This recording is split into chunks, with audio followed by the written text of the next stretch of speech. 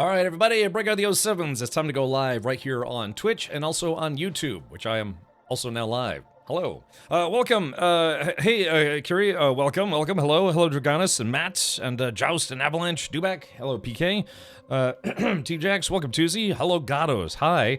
Lord Vogor asks, is the officer's uniform worth it in-game? Do they look cool or just meh? I mean, I think it looks cool. I gifted 2 subs, I think, on, who is it, Tangent's channel to get it. I actually think it looks pretty good.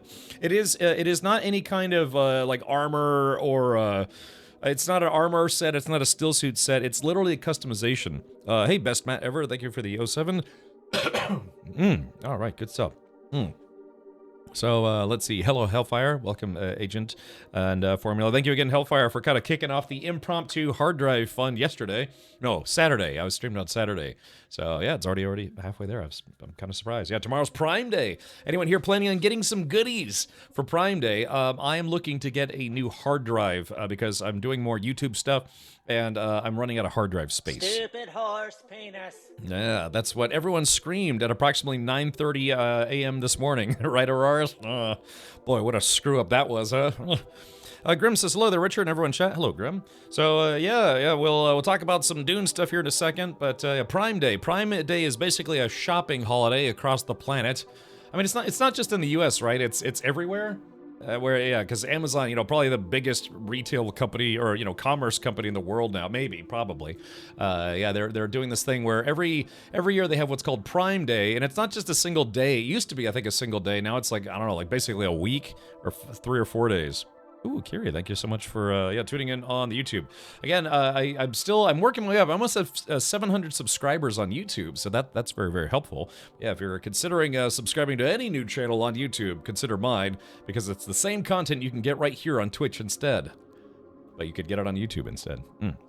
Dark days have besmirched us. Yeah, I mean, I don't want to convince anybody to stop playing Dune Awakening. I'm just going to say, for multiple reasons, today is going to be my last stream of Dune Awakening for the time being. Hello, Poacher Paul. Thank you for the 27 months. Hi, Captain and chat. Paul, thank you so much for contributing to that the hard drive fund yesterday as well. So hopefully, I guess however that turns out, I'll try to see if I can get. Yeah, hopefully, let's see. Hold on, I gotta. Is there a way to like wish list products or save products on Amazon?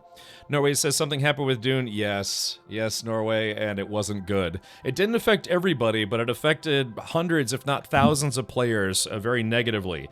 But ultimately, it was one of those things where it wasn't bad enough for them to warrant doing a rollback or affecting 100% of the player base. But we'll talk about it here in just a minute. There is a wish list on Amazon. Yeah, because it's funny. I've used Amazon for, I don't know, two decades, 1 decade, a decade and a half, and I've never actually bothered to learn if there's like a wish list system or something on there. At least I don't think so. You can also make other lists on Amazon. Maybe a list of products that I would like to have but don't actually need. Like, I don't know, like that 55-gallon barrel of lube that Mammon tried to buy once. Okay, let's see. It's a true story, actually. I think he bought it and then returned it or canceled the order or something like that. All right, let's go here. Birdie yum yums. Boy yum yum yum yum yum yum yum. Okay, let's see if we can pull this up. Shmya. Yeah, Amazon. Let's go to Amazon. Cramazon. And let's see here. Yeah, the hard drive I'm planning on getting is a...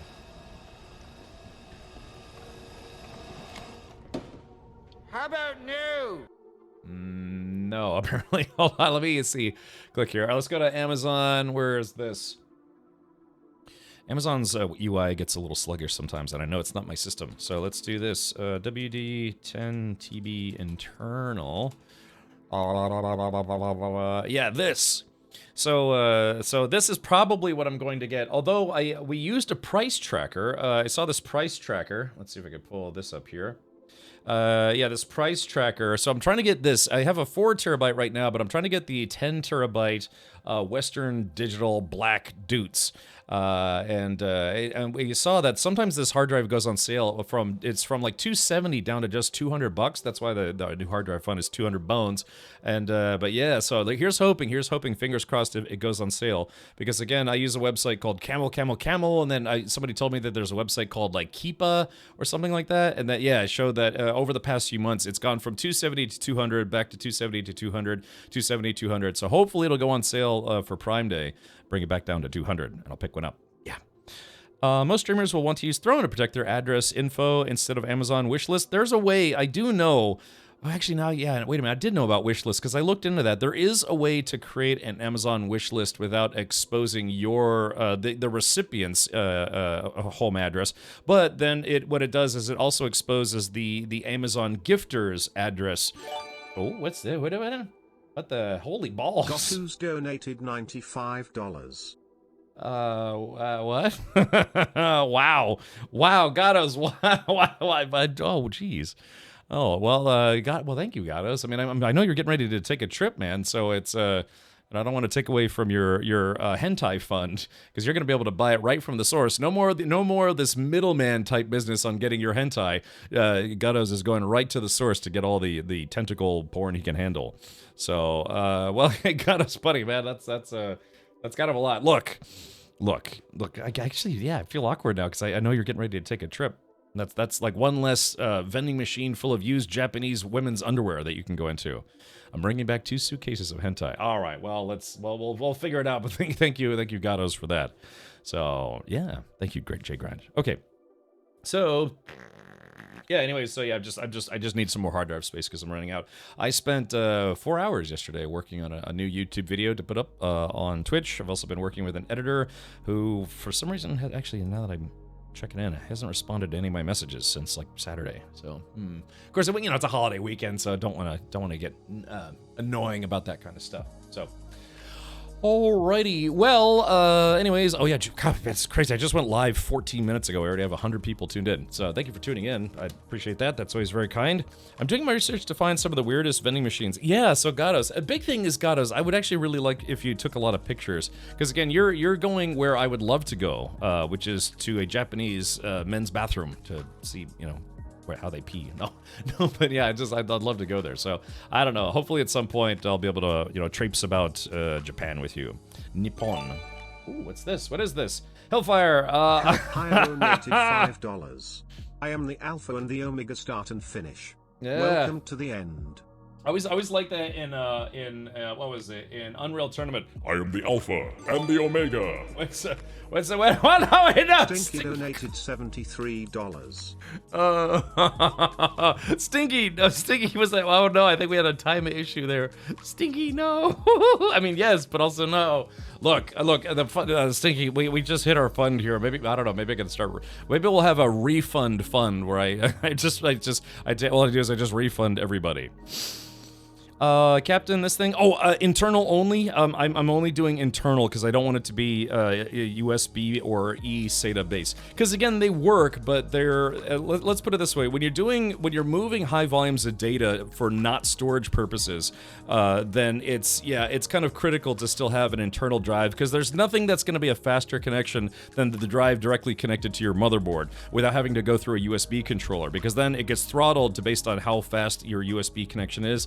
And USB 3.1's not that bad, but still, it has to go, instead of just going right from your hard drive through the cable to the motherboard connector to whatever bus the hard drive uses, to your RAM and getting processed by the CPU, all that stuff, where it then has to go through the usually slower USB bus, which that's why I would like to. Hellfire says just get a larger drive. Well, yeah, I mean, yeah, man, I guess I could. Like I said, I will go to Camel, make sure. But I got to pick up something because I have.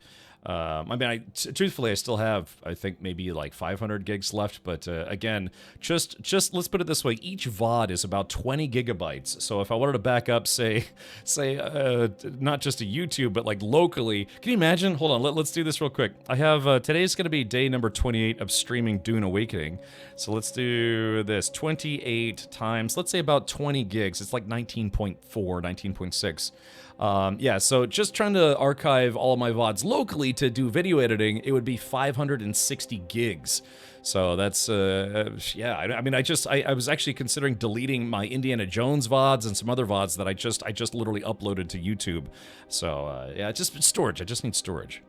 He needs a new hard drive to lib. Yes, I do. To lib. Okay. All right, well, yeah, I guess, well, fund has been funded. That was, I don't know, like I said, I gotta talk to Stinky and Goddess after this. See if maybe I could do, like, I don't know, like a partial refund or something. Split the difference. Half a terabyte of yeah, nudes as well. Yeah, a terabyte. Yeah, a terabyte. Nom, nom, nom, nom, nom. Yeah, it's the claw, the hideous claw. Okay. All right, well, good. So, yeah, so that hopefully... And I already have Amazon Prime, so anything I order should come within a couple days. Unlike me. It's a lot faster. No, that's terrible. Let's do this. By the way, today's your last day to pick up the Atreides Supersuit, if you haven't done so already. Also, Twitch drops. I was just about to... Yeah, I was just bringing that up, as a matter of fact. It is the last day...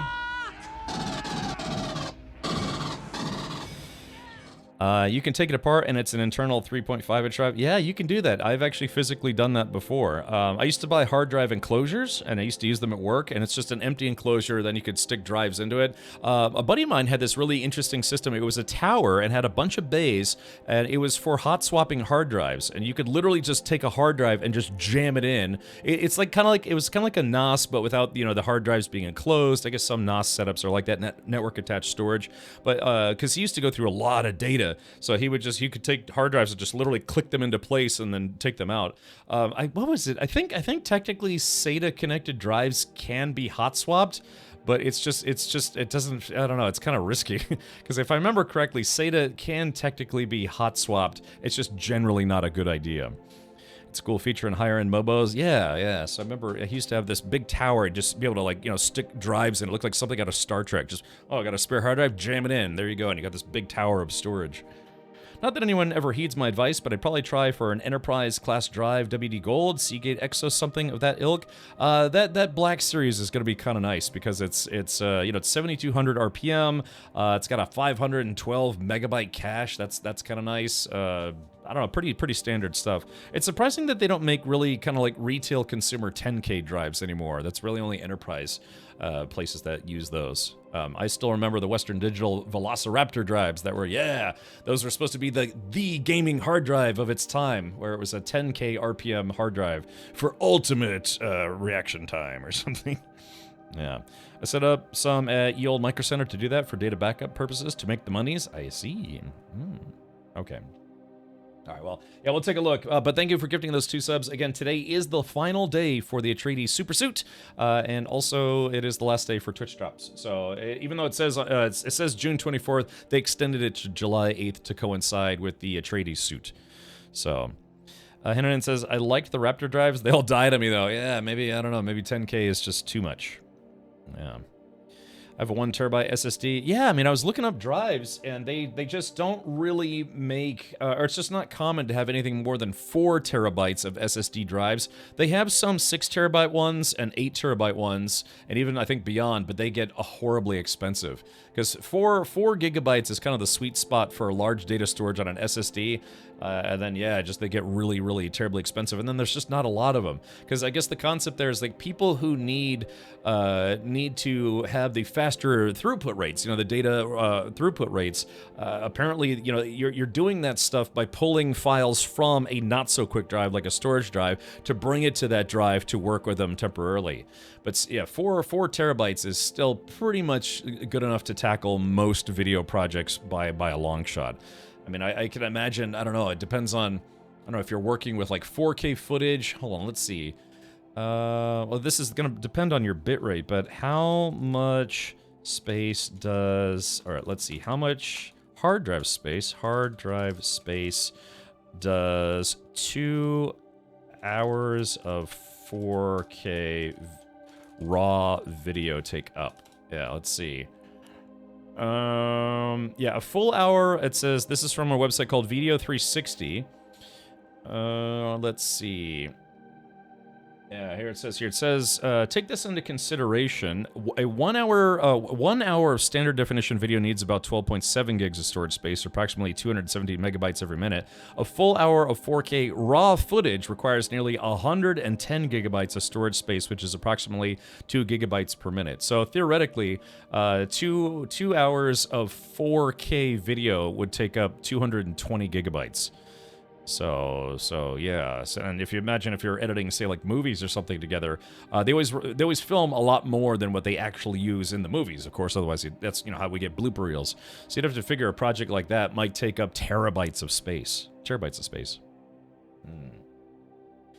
I loved my Raptor drives, but I hated the way they kept going after John Hammond's grandkids. I feel like I should get that reference, but I don't.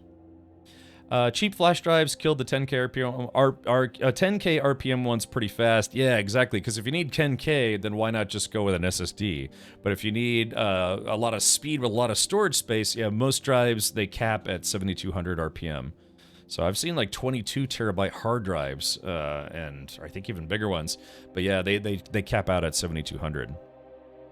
4 terabyte external SSDs, 279 from Samsung. I have 4 terabytes crucial external for pirating movies and shows for everyone in the house. Way to be blunt about that, Meat Shield. The Raptors in the kitchen. Is that? Well, yeah, that's what I'm saying. But who's John Hammond?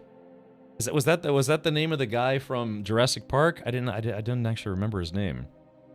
Yog says, in 2018, I paid $4,000 for a PC, and $1,800 of that was for a 2080 video card. Yeah, man, just still. I mean, even right now, I was looking up the cost of 5090s, and they're still about $2,500.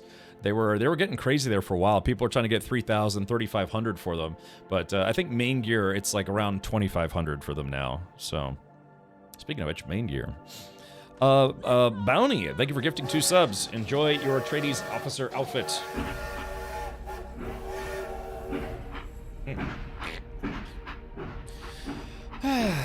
So, well, anyways, so yeah, we'll figure that out, but yeah, I've been working, God, I spent like 4 or 5 hours yesterday working on YouTube videos. That's the thing is, Twitch is way easier, man. You just press the go live button and then try to have some semblance of an idea of what you're gonna do for the day. But then YouTube, when you're doing YouTube, you're making videos, and like I said, I've edited a lot of videos in my life, a lot. It's just tedious, it just takes time. You gotta, somebody said you should be finalizing, I think it was at 1 cut per minute, and it's like, really? People who do like a lot of editing, like bulk editing, it's like, man, I could never do that. I'm way too indecisive.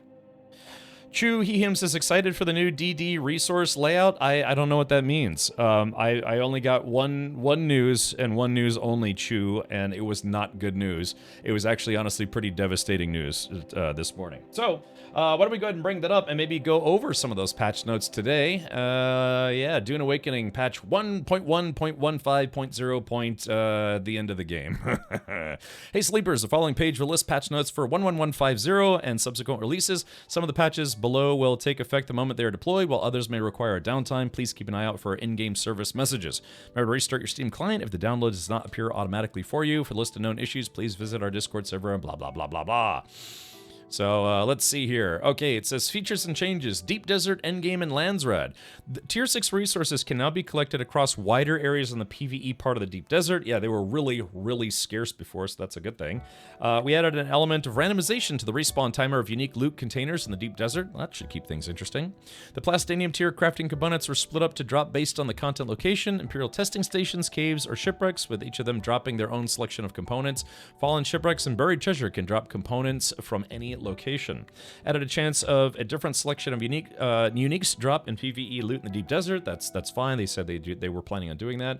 The spawn rate of medium fields increased from 5 back to 8, and of the small spice fields increased from 22 to 30. So a lot more spice. That's good. The delay for leaving a PvP security zone increased from 5 to 30 seconds to prevent border camping and allow PvP players to protect their area. And then changed Landsrad test to allow for kill and delivery contribution to happen after the task has been completed, but awarding only personal contribution, i.e. which faction won and how many guild votes were awarded are unaffected by contributions made after the task was completed by one faction. Okay. It says other improved game stability, reduced the cases where the sandworm can push vehicles under terrain, added a new audio alert for the PvP zone change. It would have been nice if they'd actually maybe fixed some of the audio problems of the game. I doubt they did that. Fixes. Fixed an issue where the Harkonnen faction recruitment contract, do you have what it takes, could sometimes get stuck and couldn't be completed if you exited the dialogue with Maxim Kazmir before selecting the line. It says here that you're looking for recruits to complete the contract. Fixed an issue where a contract rewards dropped on the ground if your inventory was full, which could lead to situations where you would miss them. Now rewards can only be claimed when there is enough space in your inventory. Fixed an issue where vehicle modules wouldn't highlight properly after the player had applied a customization variant. Fixed an issue where the positioning of a pentashield surface could overlap with an existing pentashield surface. Fixed an exploit that would allow building a vehicle with items from another player's inventory. That's an interesting one. I hadn't heard about that. I'm wondering if the sandworm pushing vehicles was why sometimes my Thopter would get its little footy stuck in the sand. Possibly. Do you have what it takes for Raban to smash your head into a star map console for giving him the news he asked for? Yeah, I know, right? That's awesome. Let's see. Imagine saying allow PvP players to protect their area. From whom? From the PvE players or solo players like me? These devs. Well, today was rather punishing, if not devastating news, because Funcom screwed up, and they admit they screwed up. Let me pull this up here. Let's see. Yeah, I got a couple things I want to pull out, whip out, touch upon. Let's see. Dune Awakening. Okay. Sorry, I got a couple things up here that I neglected to pull up ahead of time. Mostly because I was ranting in Discord earlier. From other players. Emergency, thank you for subscribing with Twitch Prime. Welcome, buddy. Thank you for saying waddle doodle. Okay, there's a... Alright, we can pull this up. Okay, so let me click on this. Let's see. Okay, so I'm bringing up the Dune Awakening Twitter page. Let's see here. Okay, it says the servers are now coming back online and patch notes for 1.1.1.1.1.5.0 are available, and blah, blah, blah. This one was the killer, though. This one was absolutely the killer, though. I'll click on this. It says, we are aware of some players receiving a connection loss generic error when trying to log into the game. We have identified the cause and will address it as soon as possible. In the meantime, as a workaround, visit another siege, then return to your own. Great. Perfect. We are also aware that a specific small area in the PvE section of the Deep Desert has a PvP rule set after the patch. This is not intended and will be fixed with the next Coriolis storm. And what happened was somebody goofed. Someone who was not apparently paying attention, or maybe pushed the button a little too soon, moved one of the PvP hold points. I guess you could say, what are they called those? The PV. It's kind of like the lands red favoritism points, or whatever they're called. I don't know what they're called. What are they called? The control points. Thank you. I couldn't remember control points. So what happened is at least one, or maybe a couple of, I don't know. Control points moved. Guess where it moved to? It moved directly onto an island where a ton of people had built their bases in the PvE zone. So what happens when you do that? Well, your entire base gets ransacked by people who log in and wait for a storm to come by. So our entire guild base, short of everything that Auroras had taken out, got completely ransacked on our guild base. Our guild base effectively got wiped out this morning. So it's one of those things where it's like, you know that your guild base is going to get wiped, so you do some prep. Usually, yeah, you know, it could be a Sunday night or a Monday or whatever to get all your stuff out. But because they pushed that update, somebody screwed up at Funcom and moved some of the PvP control points around. They moved it right onto our island where our base was, and we lost... oh, it's the wrong button there. We lost just about everything that hadn't already been moved out in prep for the Coriolis storm. Sados, the devs already confirmed, this was confirmed on Discord, they are not doing any rollbacks, and there's a reason for that, I'll tell you here in a second, but again, all of whatever mats and machinery and all stuff that we had before, that was at this sector, this specific island, and maybe others, I'm not sure, but I know this specific island, they accidentally moved ahead of time a PvP point to this island. So a number of people were actually able to keep their bases there, but yeah, there was a whole bunch of bases that just got completely gutted gutted because, well, you know, opportunists are going to say, it's like, hey, looks like this moved. It doesn't affect me personally, but I'm going to go to that location and I'm going to take whatever I can while the getting's good. Rollback versus Doom your game. Yeah, they already confirmed on the Discord they are not doing a rollback because you have to remember this didn't affect every island that players had bases on. It's just this sector D6 is kind of right in the middle, and so this island, these islands, and whatever were very, very popular for players to put their bases on because it's a central location. I think I did a count. There's like 20-something bases on this rock.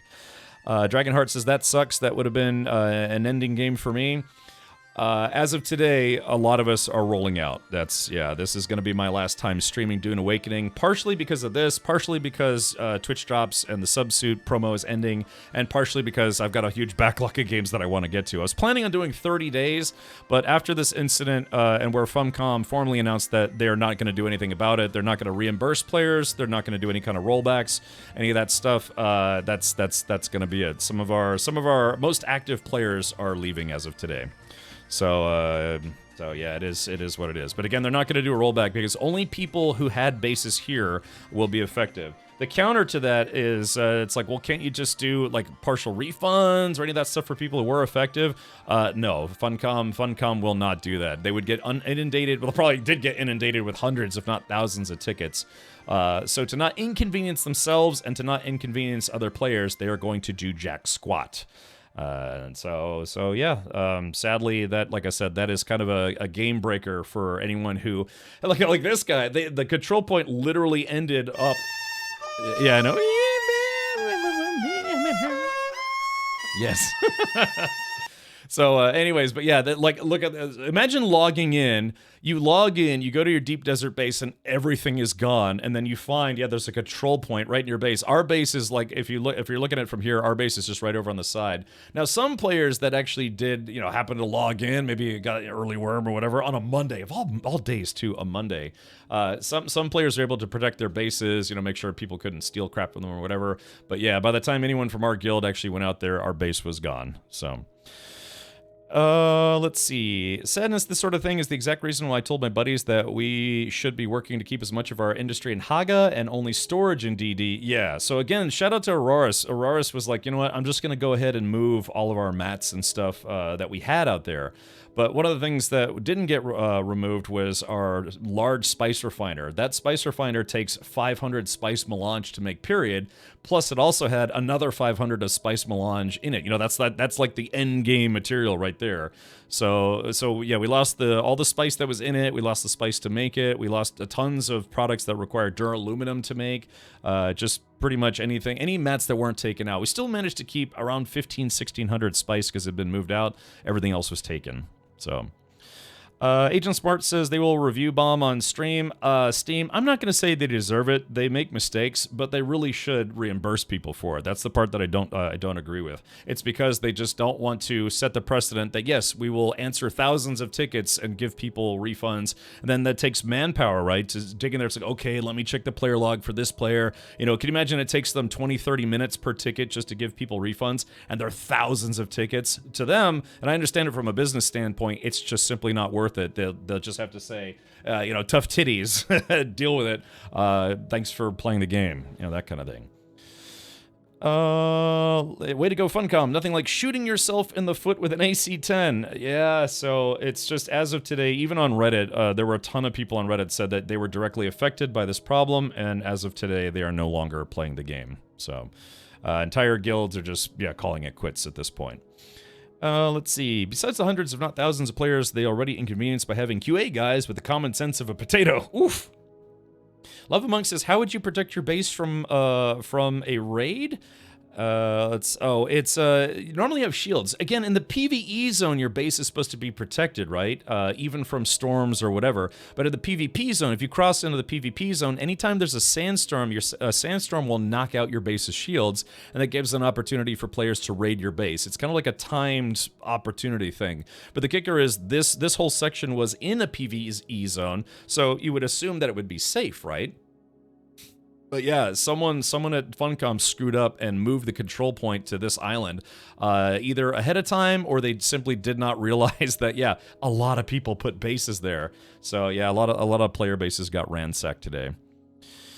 Hackers, I take it. Oh, okay. So for those who are not super duper familiar, they have control points. There's an endgame gameplay called Landsrad. That's where all the different houses, beyond House Atreides and House Harkonnen, for the control of all the elements of, Arrakis and things. Atreides, lore-wise, runs Arrakis. They took over from the Harkonnens, but the Harkonnens previously ran Arrakis, Dune. So they're very, very rich, and that's why they still have a massive presence here. But there are a lot of other houses. There's dozens of other noble houses in the Dune universe, and so again, you can suck up to those houses to try to sway them to your favor. And if your faction, Atreides or Harkonnen, gets enough favor on a weekly basis, you get extra goodies. You get like reduced refining times, repair costs, more experience gain. It's like I said, it's about swaying the houses. It's kind of like a not just a PvP combat thing, but a PvP component to keep you engaged with the game.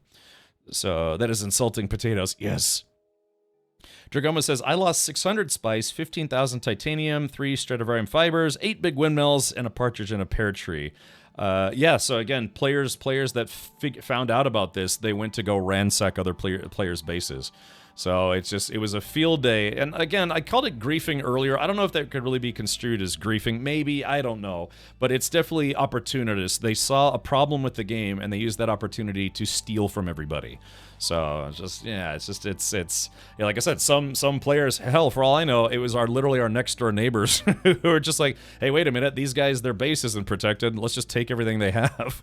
So I'm actually standing on a big Harkonnen base. Oddly enough, this Harkonnen base was completely fine. So now I'm up to speed. They messed up and put a PvP zone on the field where everyone had a base there and now screwed over a lot of guilds. Yeah, like I said, this affected hundreds, if not thousands of players negatively.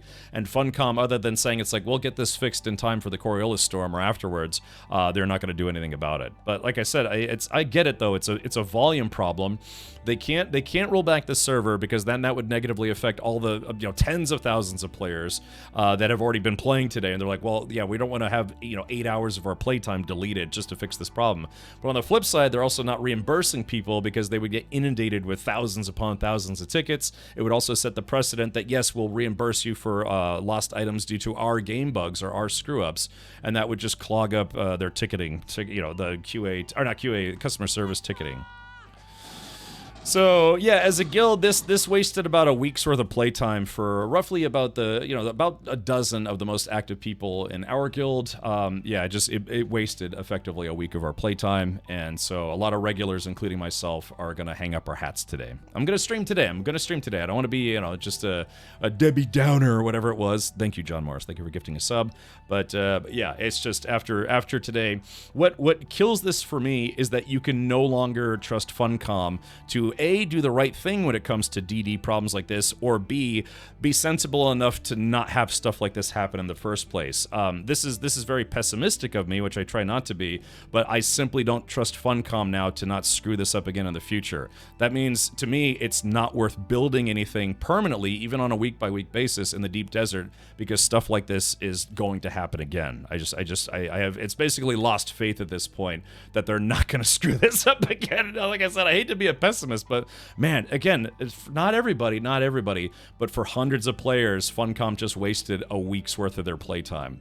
So, and for that, it's now just, if you don't want to do anything in deep desert, don't go to the deep desert, because it's not worth it.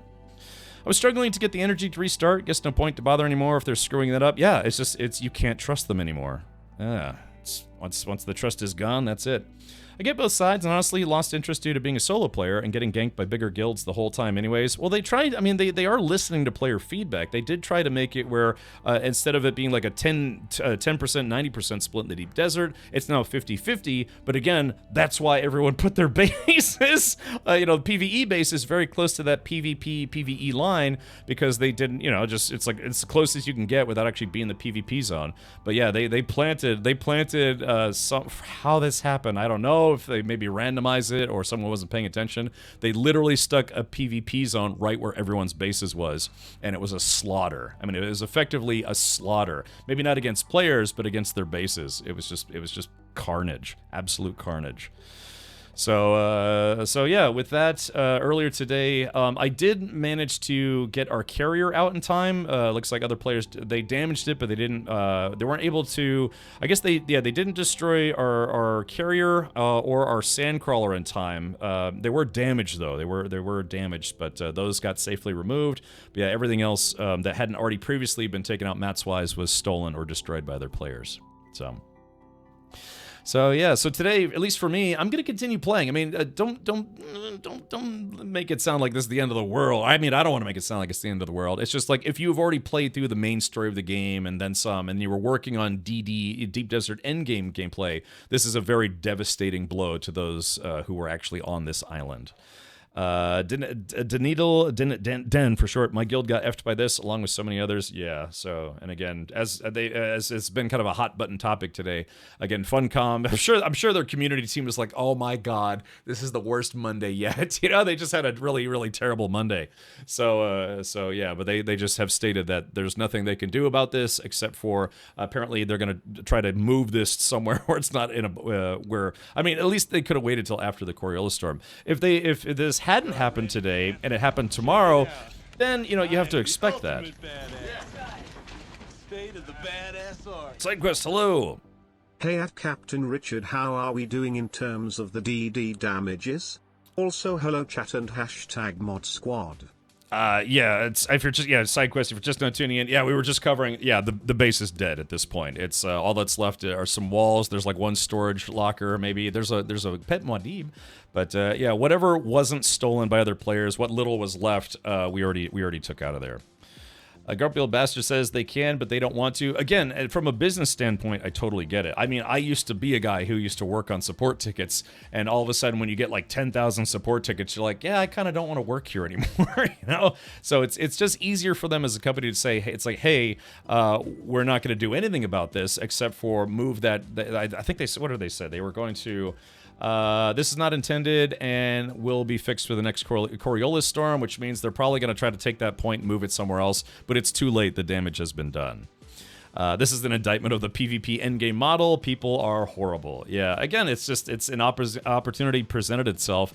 And, the lore of Arrakis, the Deep Desert, is supposed to be a very dangerous place to be, right? But yeah, it's when it's a screw up by the devs themselves. I mean, we didn't do anything wrong here. That's just it. We did not do anything wrong. Monday is the day that you're supposed to be able to take everything out of the Deep Desert so that we can prepare for the storm that wipes the Deep Desert, right? This is absolutely 100% a Funcom issue, but they're just like, yeah, we're just not going to do anything about it except maybe move that PvP point somewhere else. But like I said, the damage has been done already.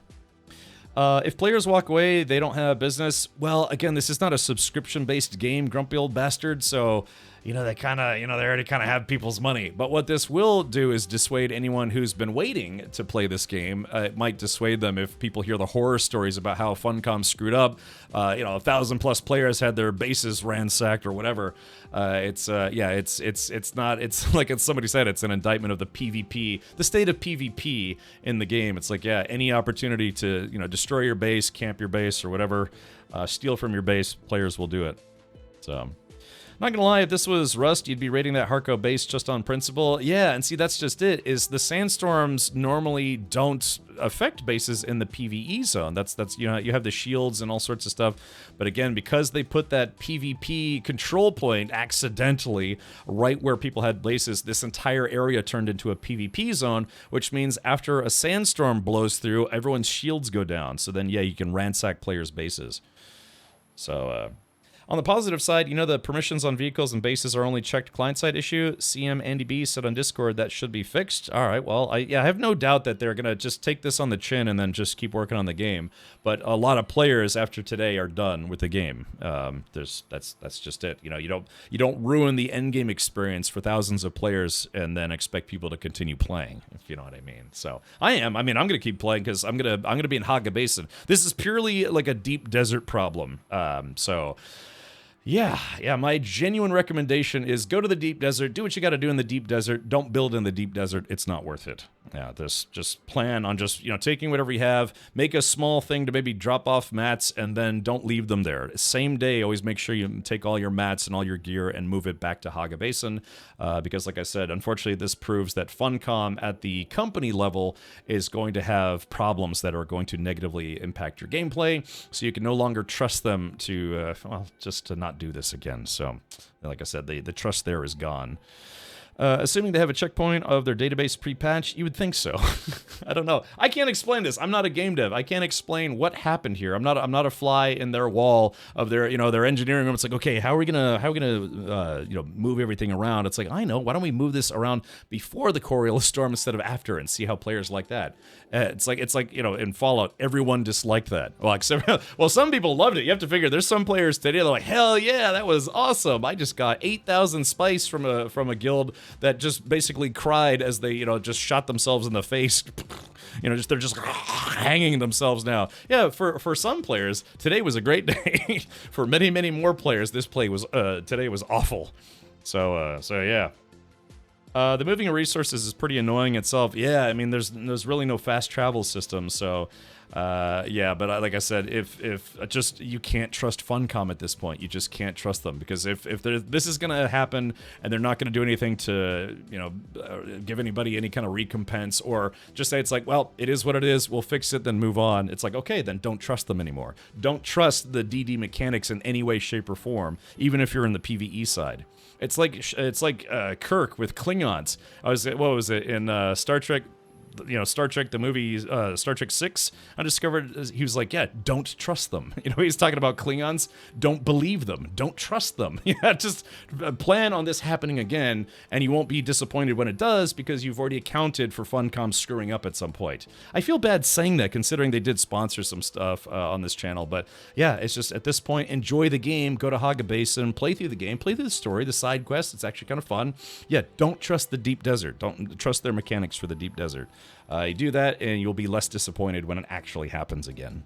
So, I put my base in G6 and logged into someone raiding my base and getting blasted with rockets while frantically building granite walls. Yeah, so yeah, it's just the whole concept of a base being there for the week before you move out. I'd scratch that, man. Just don't even bother, because you'll get too complacent, and then this will happen again. And you're like, well, I should have listened to Captain Richard. No permanent bases in the DD anymore. Yeah, the entirety of the northwest of D6 got completely ransacked. Well, not everybody.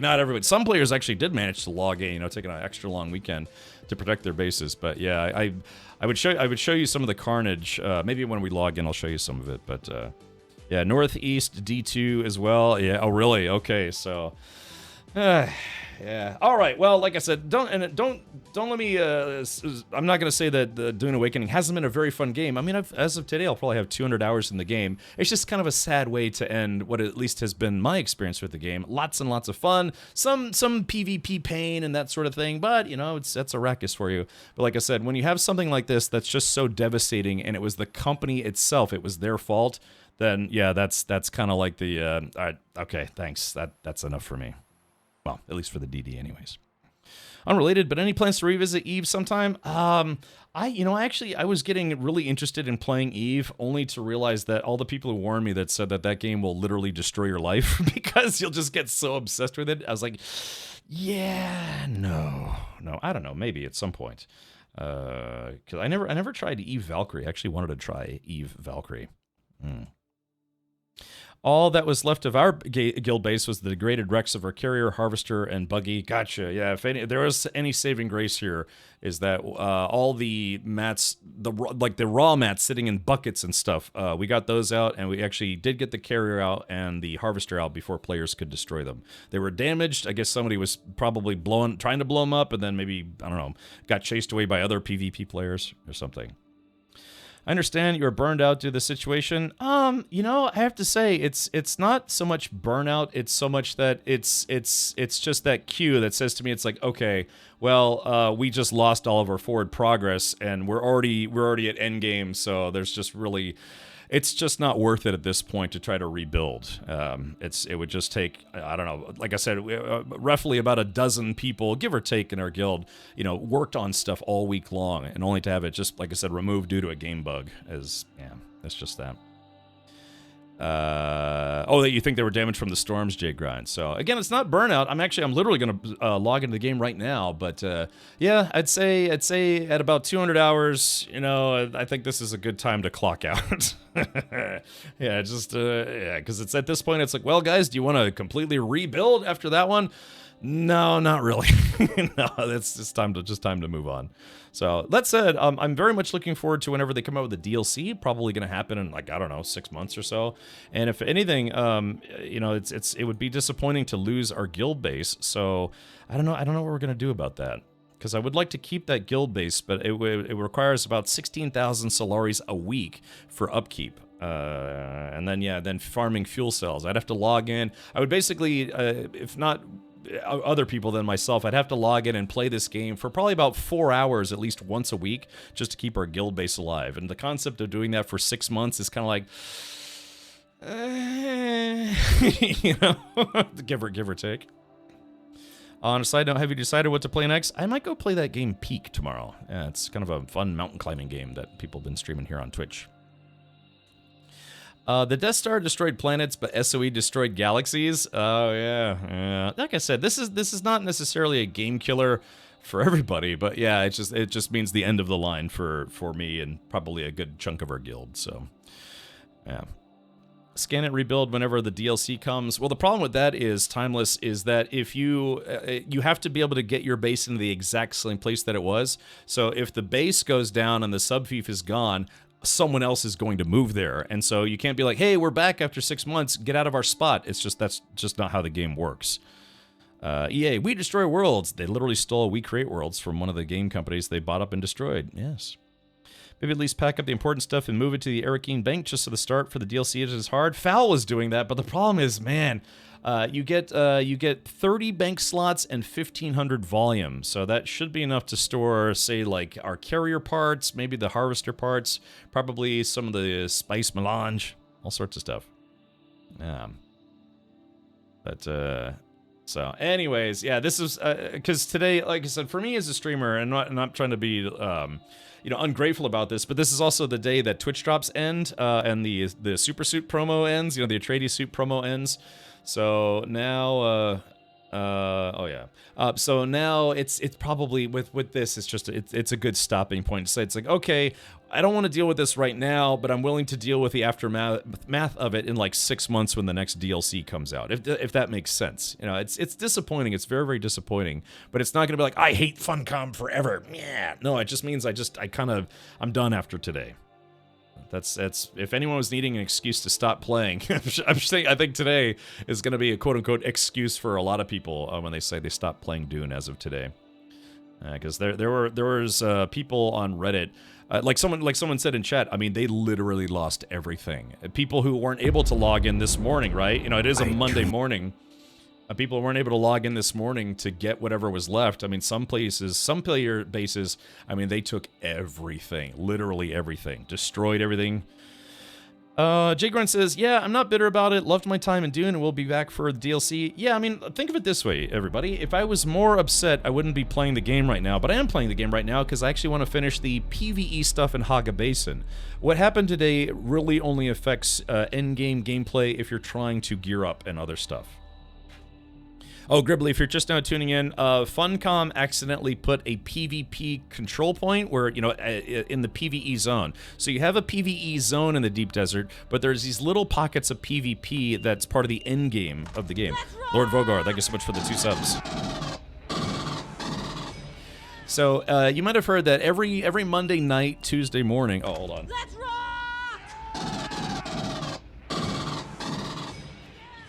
You probably heard that like every Monday night / Tuesday morning, depending where you are in the world. Oh, it's an alert. So nice. I played it thrice.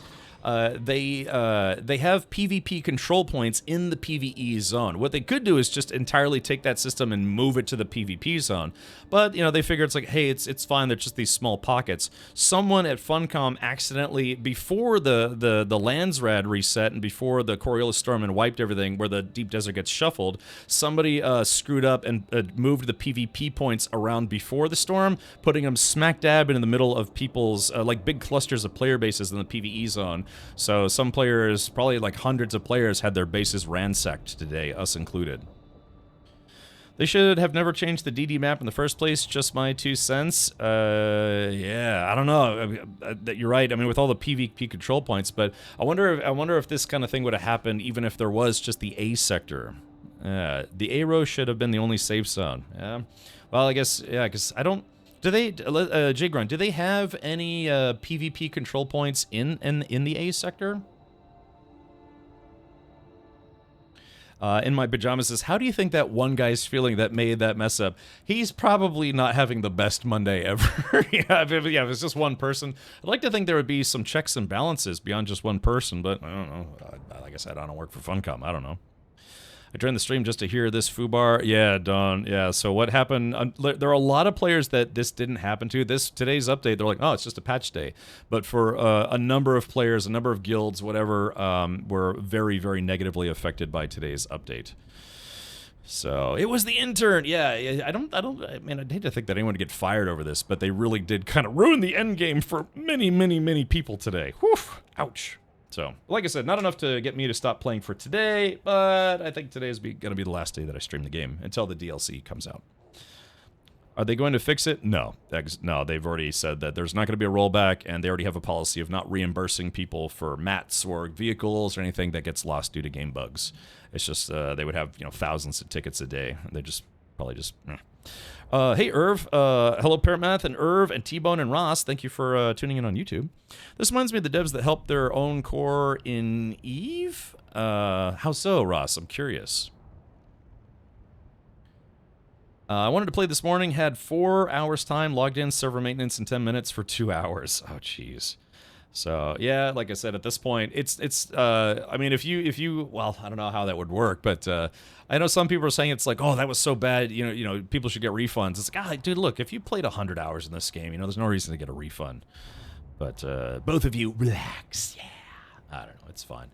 But yeah, so like, if there's anything after today, that guild base, all those guild bases that got ransacked will probably just get eaten up by the storm, anyways, and then people can, you know, I don't know, take their chances, not just with PvP, not just with the dangers of Arrakis, but the dangers of Funcom trying to keep this game working. The dangers of it. Yeah. Let's see. Who did the what now? Oh, what was going on? Who did something? Did I miss something? Sounds like a bad system put in place by management, not the single person's fault. Well, yeah, that's what I'm saying. I'd like to think there would be, you know, a series of checks and balances, but somehow, I mean, you know, like I said, that's not up for debate. Funcom themselves said it's like, yeah, this was a mistake.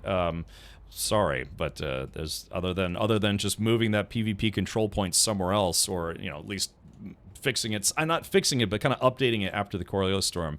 There's pretty much nothing they can do about it at this point, per their own operating terms, I guess you could say.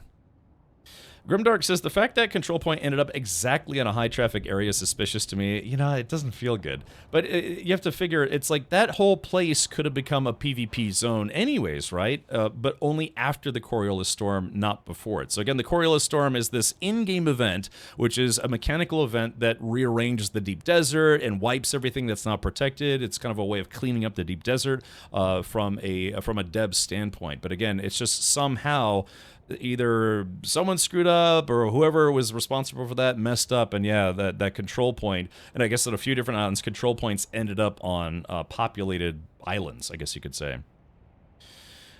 Let's see. Oh yeah, hey, let's see. Yeah, I got to refrain from name calling. Like I said, we're trying to have a civil discussion. Believe me, this morning I was full of expletives, but yeah, you know, just after a while, you kind of say to yourself, it's like, look, I've had my fun in this game. It's no reason to get, you know, I wanted to go on, you know, Reddit and just start screaming, but I was like, no, just letting people know the same thing happened to us. I wanted to go on Twitter, be like, what the hell were you thinking? Blah, blah, blah, blah, blah.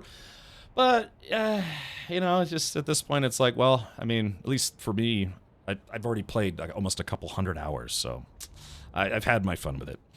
They could give everyone something. I think Funcom has done so after previous F-ups in Koning's Exiles. Yeah, I mean, well, that's just it. Like I said, for most people, this isn't, for most players, this isn't a big deal. It's going to affect an inordinate amount of people, but not everyone. And so that's why I can understand why they're not planning on doing a rollback. Because again, can you imagine if they did the patch and then, the 20,000 people have been playing for hours as today has been going by. And they're like, no, we're going to roll that back. Can you imagine how many thousands more people would be upset that they just wasted their time today, as opposed to all the people who wasted a week's worth of time that was affected by today's problem? So, yeah, like I said, it's a touchy subject. It's a touchy subject. But, other than trying to be a voice of reason and a voice of like, hey, it's not that big of a deal. Believe me, I was not happy this morning either. But it is what it is. You have to make the conscious decision to want to even do anything in the deep desert. I mean, that's where you go get your spice, more of it, all the T6 mats, what have you.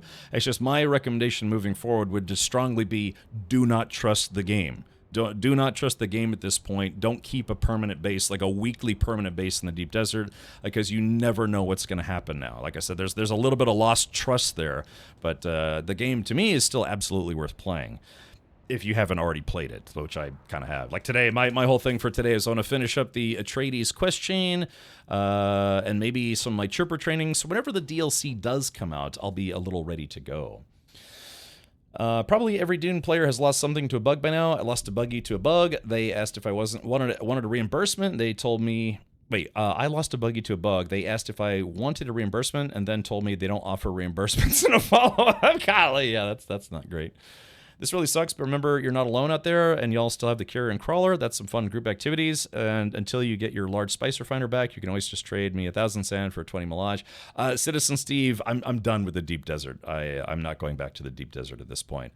If for some reason the DLC forces us to go back to the deep desert, maybe, but as of today, yeah, I'm done with the deep desert. I have no reason to go back there. So I appreciate the offer, though. Good, I'm glad I demoed my base last night. I feel sorry for others, though. Yeah, Combat Jack. Again, it was by sheer happenstance, one of our very, very studious guild members at least took all this stuff in boxes, valuable stuff out of boxes, and took that back ahead of time. I was actually surprised. It's like, why so early? Turns out Auroras apparently is a soothsayer. He can see the future. It's like, I don't know. Yeah, he looked into his palantir and saw trouble brewing. That no good can come from Monday's game, or something like that. I don't know. But, to be honest, I've been on the path of don't trust the game since I saw people's bases get eaten by worms a few weeks back. Yeah, so that should be your MO, your, modus operandi moving forward. Don't trust the game. Just at least, not going into the deep desert. One bug that people still are getting is they'll take a chopper with some mats in it, go through, the overworld, come to the other side, all their inventory is completely gone. Even after today's patch, people were still reporting that as happening. And that's also, one guy said he lost something like, I don't know, like 3,000 spice melange. I said, God, man, golly, can you imagine? Can you imagine that? That's like when you want to gouge your own eyes out. It's an ancient story about B.O.B. and a dev creating spawns to help them farm rare BPOs. Oh, interesting. You'd think they would just do enter command, give self everything. Yeah, so... Yeah, I saw that. I read it. I was like, our base got destroyed. But then some other thread was like, yeah, I lost 3,000 spice melange or whatever because of a game bug. And it's like, ooh, now that makes me feel not as bad because that's a lot of spice. Ooh, buddy. All right. But yeah, like I said, I'm done with the DD as of right now. Who knows what the game holds in the future. And yeah. So the ironic part is this just adds fuel to the fire for all the people that say that even with the current system of the deep desert, it's still forced PvP. It's like no, they have a PvE zone. It's safe from PvP. Apparently not. Even Funcom is susceptible to screwing up, and so they're like, nope, that's definitely forced PvP. Whoops. So, okay, all right. Well, that just means that, yeah. So we do have a number of people in the guild that say they're going to keep playing because they're still playing through the story. They're playing through the faction quests. So we're not going to dismantle this base. At least I wasn't planning on it. But because we still have a lot of stuff in here. Well, a lot of stuff in here. And it's like, if we, log in one day and the whole base is just magically gone, then it's like, well, okay, maybe it's time to uninstall. This game really should have still been in beta. You could tell they cut corners to release the game. Late, too, I might add. Yeah, they did delay it once. I mean, it still feels pretty reasonable. What kind of feels like they released the game without it having worked out the problem is the ability to go from Haga Basin to the deep desert, using the overland map. In multiplayer, again, they're still having a very severe bug where people are losing inventories going between zones. It's rare, but it happens. So, yeah, it's just some stuff it feels like they really should have ironed that out before the game released, but they probably didn't want to delay the game again. Yeah. So, anyways, but yeah, I mean, we've got like piles and piles of mats. So, like I said, I don't know if I really want to be. I don't know if I really want to be forced to play this game, 3-4 hours a week, just a week, not a day, but a week, just to make sure that we keep the base maintained. But we really do have a lot of stuff here. And again, for the time being, so I mean, right now, what we were able to scrounge up before our base got obliterated was we still have, about 1,668 spice melange. That's a lot for maybe a few people to make some goodies. Lots of spice residue. But yeah, I don't know what we're gonna do at this point. All I know is for today, I was gonna try to at least wrap up some of the Atreides faction stuff. How did you create that stack storage? I've tried several different components and always get the not enough support error when I try to put anything on the top part. I don't know. I didn't actually build this. Auroras built this in our guild. Oh, it's a half wall plus a roof. Oh, yeah. Okay. Yeah. Thank you, J Grind. So hard to get spice without going to the DD. Yeah, but I mean, again, it's if you want to get tier 6 gear, then yeah, you kind of have to go out to the deep desert and do some farming. That's just it though. You can, whatever you get in the deep desert, you could just bring back to Haga Basin. You don't have to keep it in the deep desert. So that's why I strongly recommend. If you're building a deep desert base, just like I said, don't trust the game. Take anything that's valuable and don't leave it there overnight. It's something could happen where you end up losing it. So they might make some other change where next thing you know, another 1,000 players' bases get destroyed. So just at this point, and I don't really want to say don't trust the company. Just don't trust the game. Just don't trust the game at this point. Do you have VODs or YT videos from your DD action? Because I was on an audio only last week because of night shift. I wanted to see what's going on there. Type in exclamation point VODs, Done. You can always see my VODs on Twitch, but they only last there for 60 days. If you go to exclamation point VODs, you can go to my VODs page on YouTube. So I don't know how I'm going to do this because I have a primary channel on YouTube, and I now all my VODs are saved to YouTube automatically because I'm multi-streaming to YouTube. But yeah, all of my VODs since the start of 2025 are in here. So things like my anniversary stream, Split Fiction, what little I played of Expedition 33, and I have 30. It's going to be 31 VODs here. Let's if you playlist. So yeah, so if you for whatever reason you're gonna ship off to Mars or something and you want like 30 streams worth of Dune Awakening content to watch, well there you go. Yeah, type in exclamation point VODs. So yeah, I don't know. I might try to move this over to my main YouTube channel because this is simply it literally is just my VODs. It's basically a backup for my VODs. So I don't know if I'll keep doing this or not. Yeah, Jump Ship, No Man's Sky, KCD2. My entire playthrough of KCD2 is on here. So yeah. I don't know. Tough stuff. Tough to figure out, man. It's so much stuff to do all the time. Alrighty. Yeah, I mean, hopefully I'm giving the impression that, yeah, I'm a little bummed, but I'm not like, oh, killed Fun Combat. No, it's like I said, if that was something where I had just started playing 2 weeks ago and then just had a week's worth of gameplay ruined, I'd probably be a lot more upset. But again, we have this glorious guild base. We have tons and tons of mats. We got all the really important stuff out except for the refiner. We lost roughly about 1,000 spice melange, and so that stings a bit, and a bunch of duraluminum. But for the most part, it wasn't that big of an issue. But yeah, so a few of the regulars are calling it quits as of today.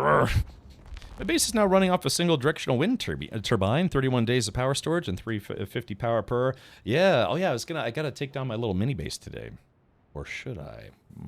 Well, maybe I'll get everything out of there. So, Let's take a look at the dump box. J-Grind, I saw somebody had dumped a ton, just an absolute ton of mat. Oh yeah, here we go again. An absolute ton of mats in the dump box earlier. Was that you, or was that someone else? Because yeah, I mean there were lots and lots of mats in here. So I'm assuming somebody emptied out their own personal base and brought it to the guild and said, "I'm done." 1,000 spice melange stings. I've never even seen that much melange yet. Well, when you have certain upgrades that cost like 200, 300 spice melange, and then you get to find out that, yeah, you need tens of thousands of spice melange to make like a full set of tier 6 gear, full set of tier 6 weapons, armor, tier 6 vehicles, then yeah, it's like, oh, 1,000 spice melange isn't that much. In the grand scheme of things, where you need like 20,000 spice melange per person, almost, sort of, maybe, to just like have full, like, to be fully decked out head to toe in tier 6 gear. Do you know who destroyed your base? No clue. Just make them your arch enemies from now on. Could be your new guild storyline. Moody Swan, yeah, I mean, like I said, I can't blame people for being opportunists and, taking advantage of this situation. I mean, that sucks. I wouldn't do it, me personally, but I take the moral high ground because I'm a snob. No, you know what I mean? It's just, yeah, in a game where there's PvP, you're always going to have opportunists to, get cheap kills on you, to gank you, steal from you, destroy your base, any opportunity they can get. Admittedly, I used to do that. Back way back, like 10 years ago when I was playing DayZ mod. I mean, I used to roll around with a guild, and we would try to find our way into people's bases. We figured out that we could take the gyrocopter and drop grenades on people's bases to break open the roof, and then just go inside and steal things. So yeah.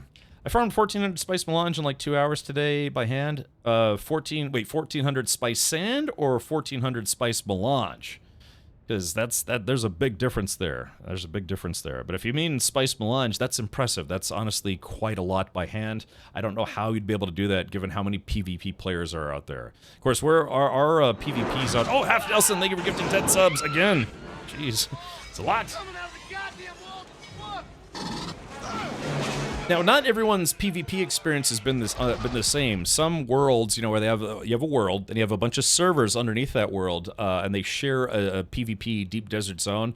Not every world has had a really super crazy PvP, activity where people are just constantly killing each other. That's how ours has been. Yeah, Limbo, for whatever reason, attracted a lot of PvP players, and for like weeks, it was just constant killing, just out there, just brrr.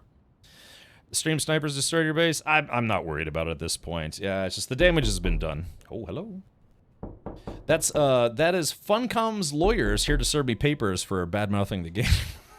So, that's fine. Like I said, it sucks. It's not fun, but at this point, it's just you either accept it and keep playing, or accept it and then don't keep playing. I mean, that's really your two choices. So, yeah, Avalanche. I was prepared for it, but.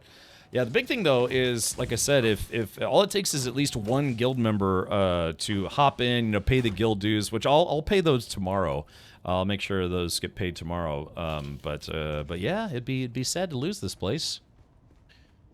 It would require literally someone to log in once a week to refuel all the batteries and to pay the guild taxes. So I don't know, because yeah, we got let's see, these generators. Yeah, we got a whole rows of generators here.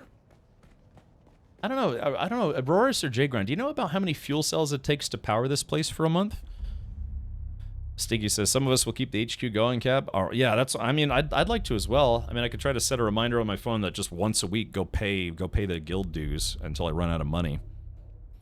You can power off everything except a single generator. It's the pentashields that get expensive, though.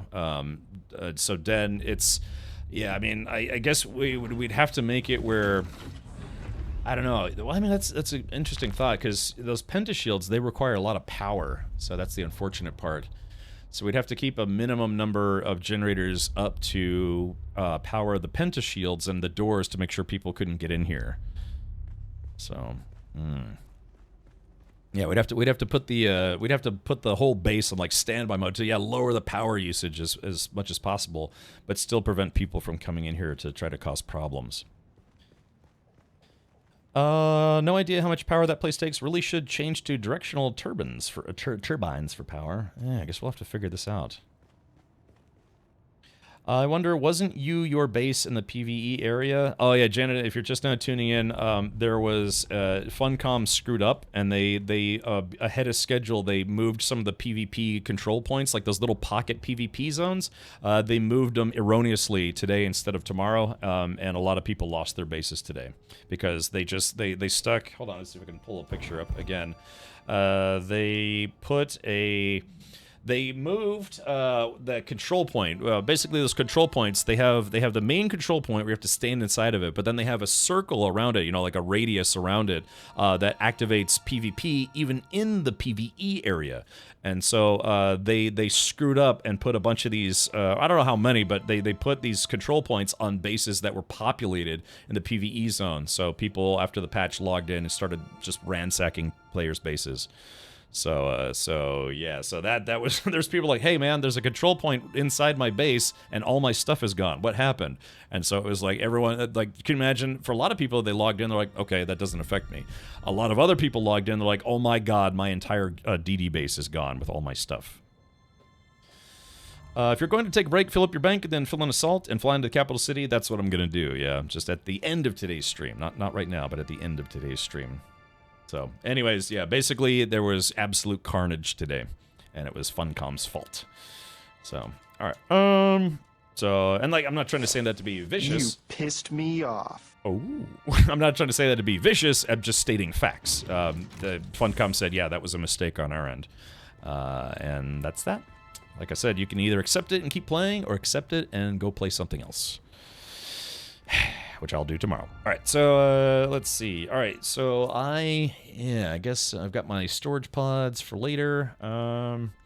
Yeah, so that's what I'll do is at the end of today's stream, I'll pack everything up into my ornithopter. It's like I'm taking my ball and I'm going home. Yeah. Oh, that was for Funcom, yes. Jay Grunt says 3 of my Mark V ornithopters were in the DD base. Oh yeah, what happened to those? Oh yeah, because we had combat choppers on standby. Did all of those get destroyed? Hawk Gaming says lost over 500 spice launch today when transferring items from Deep Desert to Haga Basin to the inventory bug. Sucks a lot, especially as a solo player. Yeah, that's another bug that's been just like I said, it's been devastating players. State of the badass art. So thank you, Teal. Appreciate that. 42-month streak as well. Perfect. So, anyways, found my first large spice field today and was promptly killed within 3 minutes of solo harvesting. Not fun losing an assault orney to ganking losers. Yeah, it's just for your own sanity. If anyone's about to start playing this game, just plan on never going to the deep desert. Maybe do like go do a little bit of tourism. Fly around the PvE zone a little while, and then just never return, and you'll be good to go. Can you imagine there's people who do that? They play through all the story stuff, all the side quest stuff, all the faction stuff, and they never go to the deep desert, and they're like, this has been the best game ever. What are you talking about? What do you mean griefers? I don't know. I don't talk about that. Yeah, this game is great. So yeah. Yeah, pretend the DD is early access alpha, right? So just don't trust the game. That's literally, again, hopefully that's not too much of a dig at Funcom, but just don't trust the game to mechanically function like it's supposed to. Either due to game bugs, bad decision making, poor design, whatever. Because the rest of the game is actually pretty great. I love this game. It's awesome. It's fantastic. But yeah, I'm not going back to the deep desert anytime soon. No. Fool me once, shame on you. Fool me twice, can't get fooled again. Yeah. If anyone gets that reference, I'll be thoroughly impressed. Overjoyed, if anything. All right. Yeah, so let's do this. Where is my Hornichopter? Let's see. Oh yeah, so Jay Grind, riddle me this. I tried to bring it up on Discord chat, but if the chassis was destroyed, I mean that's fine if it was, Mr. President, yeah. If the chassis was destroyed, what happened to it? Because I'm assuming, I know you said one of the treads was busted, but I think that might have been left over from when we got attacked. What was that, on Saturday, something like that? Maybe Sunday, Friday. Game bugs that cause you to lose hours of progress. This sounds familiar. Except this is a fully released game. They have a saying in Tennessee. I think they have it here too. Yes. I can't fool me. I can't get fooled again. I just should get a sound clip of that.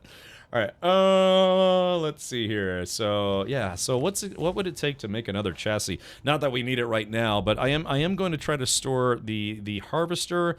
I'm going to try to store the harvester and the carrier. Maybe today, maybe tomorrow, maybe sometime this week, unless anyone in the guild wants to use it. All I would ask, if anyone wants to use it, please don't use it in the DD. It's not worth it. No idea about the chassis. I'll log in and check to make sure it's not my inventory. Okay. I mean, if it's destroyed, then it's destroyed. But yeah, I remember my ornithopter, when I got shot down, my chassis was destroyed, but all the pieces were still there.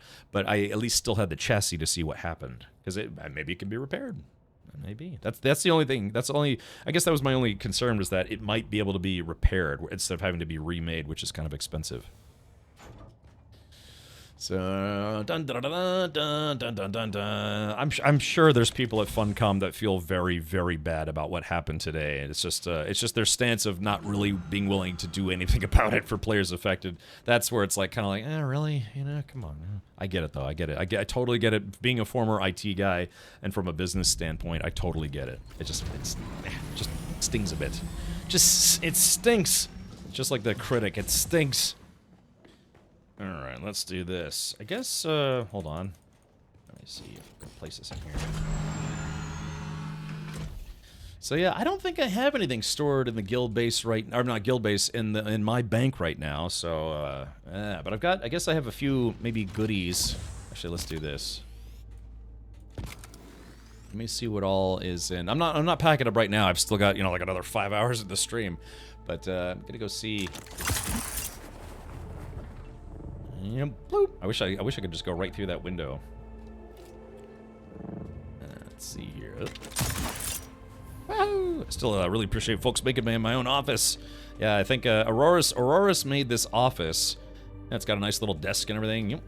This is where I just sit and toot and think about fun stuff, like how not to ever go in the deep desert ever again. But yeah, and then Fowl made me my own private hangar, which I should probably use more often. Saturday, you lost a track on the harvester when you were attacked. Yeah, so the harvester was still in one piece there, so it makes me wonder, yeah, what happened to the chassis? Because the chassis was still good to go. But yeah, if people were trying to blow up the harvester and the carrier today once the base was accessible, then yeah, maybe maybe somebody knew what they were doing and specifically targeted the chassis. Because yeah, you can't rebuild you have to basically build a whole new harvester using spare parts or old parts. Okay, so yeah, I've got this Dune Man armor. I can lose this though. That's fine. I can always make more in the future. Let's do this. So that's a spice plume. So let's see. I got it 28,000. That's almost enough to run to pay guild taxes for 2 weeks. But I think I have another 70, 80k in the guild bank. I'm definitely gonna bring my leader Johns with me. I mean, pretty much all this stuff can go.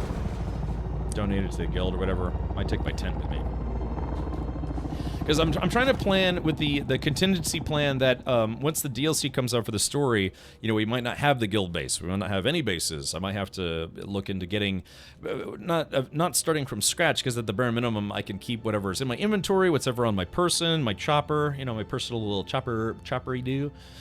But yeah, what all am I willing to lose if we end up not playing this game again for 6 months? So, okay, well, yep, the damage has been done, but that's okay. We'll continue doing what we can do otherwise, which is staying in Haga Basin. Oh, look at that. Oh, hold on. Do I? This might be my last time farming a, oh shit, I went the wrong way, crap. This might be my last time farming one of these crashed spaceships, but I'd kind of like to. Let's see. Here we go. Where's that bad boy? Okay, yeah, this might be it. This might be my last crash spaceship for now. Just for now, of course.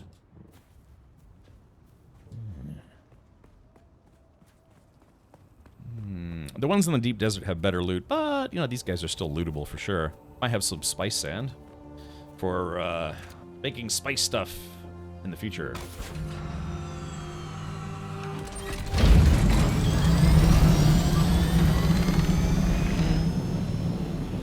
to forget a chair, the lamp, the remote control, and an ashtray. Magic wand. Is that like a really really kind of obscure The Jerk reference? No way. No way. Is that a reference to that movie, The Jerk? I should be more impressed with the fact that I actually got that one. Yes, that's amazing. Alright, let's take all this junk. Okay. Yeah, maybe right at the end of today's stream, I'll let the worm eat me one last time. Not with my gear on, of course, just, you know, in general. Ooh. Alrighty, let's see. Okay, yeah, one last wrecked spaceship. I think this was actually a really awesome mechanic, though. Alright, there it is. So did I get... no spice sand. I did get a rad suit, though. Screw you, worm. I'm leaving.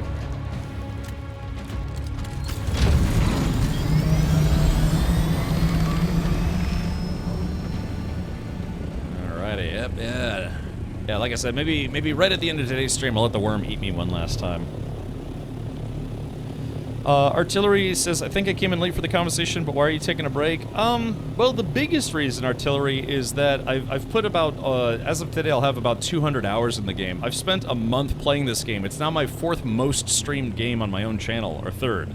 Something like that. So, yeah, it's just, there's kind of other games that I'd like to play, but there was a rather large issue today where a lot of players were negatively affected by a problem that happened with the game where a lot of people lost their bases in the deep desert, ourselves included. So kind of a rather painful loss there, and so that's probably just a good time to just kind of hang up our hat for now. Today is also... just like I said, not to be greedy or whatever, but also from another standpoint, today is the last day of the Atreides Supporter Creator Program, where you can gift 2 subs or subscribe for 2 months in advance to get the Atreides suit. It's also the last day for Twitch drops. It says the 24th, but they extended it to July 8th. So all this stuff ends tomorrow morning, but for me as a streamer, it's the last day to really kind of entice people to support a creator, that kind of thing. But yeah, it's just today's thing where, you know, we were working towards endgame gear and all sorts of stuff, and our guild base was destroyed. How do you access that suit in-game? It is actually a customization, so you have 3 types of gear in this game. You have armor, still suits, and you can mix and match, but you also have what's called social clothing. So when you start the game, you can even start, or you have this outfit, like a prisoner outfit. You can transmog that outfit into the officer's suit because it's considered social gear. So it's like if you want to dress up like Atreides while you're running around your own base or running around Arrakis, you know, there's a lot of RP players that play this game. It's kind of a fun thing to have if you're Atreides. Now I'm actually fingers crossed they'll do the same thing with the Harkonnens next time there's a DLC. To have like a Harkonnen, you know, I don't know, bigwig suit. Maybe like could you imagine if they had a Barad Harkonnen suit that you could float along the ground, or it just makes it look like you're floating and you're all pale and fat and blubbery and all sorts of stuff. So yeah, I'm assuming that yeah, hopefully that they'll have a Harkonnen outfit next time. But yeah, so Artillery, I guess it's I don't know, it's at what point do you say you're taking a break versus saying it's like, okay, I've played through everything that I want to play in the game, and then I would like to start playing other games. Again, I've been streaming this game for about a month straight, and while I'm sure there's players that could, you know, probably spend months playing this game, eventually you're just going to run out of PvE content, sort of, and then you're just kind of doing the same thing over and over and over again, right? So today's sadly not so good event is kind of a catalyst to say it's like, okay, this is probably a good stopping point. So it's, like I said, it kind of hurts a bit, you know, losing an entire, you know, at least we didn't lose our actual guild base, but yeah, we lost our DD guild base, Deep Desert guild base, due to a game bug, or a, I don't know, bug, or someone's bad decision over a Funcom. Or, yeah, in fact, it's something that kind of blew up a lot of the Discord and Reddit stuff today. So, yeah, would you guys like to see that suit one last time? Well, I mean, sort of, maybe one last time, at least. For now. Last time for now, I should say.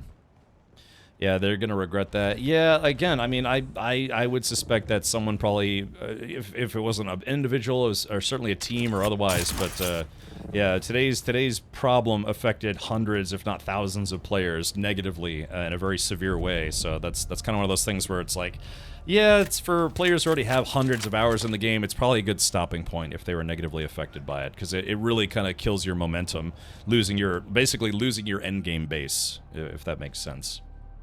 So yep, like I said, it's like, all right, that's probably a good point in time to stop for now.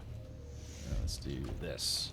Okay, so yeah, so they have they have garment social, so that's what it's called when you have an outfit that you can wear for RP purposes. And again, the very first outfit you wear is actually your Mala prisoner suit once you start the game. So let's go ahead and slap this bad boy on. Now I've already pre-customized it, so you're gonna see me wearing this outfit as soon as I put it on. But there's that right there. There's that right there. So there it is. So that's what the outfit looks like. There's a customization for it, and yeah, you can turn it different colors. Like you can turn it at least with the color swatches I have. You know, black or gray, kind of whitish gray or blue. So yeah, it is actually kind of a nice looking suit. So if you want to pretend that you truly are with House Atreides and feel like you're one of their kin, then yeah, that's what the outfit's good for. So again, Funcom. Hopefully you will come up with something equivalent for Harkonnen players next time around. In fact, that might be something that they create to entice people to come back to the game. It's like, oh yeah, we finally have the other suit. Come back to the game. I've been thinking about doing the same thing as that other dude on my server, set up a yard sale and downsize to a tax haven base. Yeah, somebody was talking about that just last week. You know, somebody who's already probably played 200-300 hours of the game. They're like, yeah, all right, just need to downsize. You know, just either give away a lot of stuff or sell it for cheap. I was actually wondering if we should maybe just sell our carrier, because we could sell the carrier and the harvester, and that would undoubtedly give me enough Solaris to keep paying the guild dues, or you know, the base taxes every week. It's just like I said, I'd have to log in every week for at least an hour or two to just get all that done. Oh no, it'd probably only take me about 30 minutes. If I had the cash on hand, I would just stay at the guild base, fly to Arakeen, pay the taxes, fly back. That would take me maybe 30 minutes once a week for the next 6 months. Maybe. Is it once every? Oh, is it 2 weeks? I thought the guild or I thought the lands or the emperor taxes were weekly. No selling cap. There's still people in the guild still going to play. Well, yeah, that's what I kind of figured, Stinky. Again, if like I said, if we leave the harvester and the carrier behind, please don't bring it to the deep desert. Just please do not do that. It's not worth it. Just if you're going to use it to farm jasmium a little quicker, or even maybe farm some spice a little quicker in Haga Basin, go for it. But yeah, please don't bring that stuff to the deep desert. It'll just get destroyed.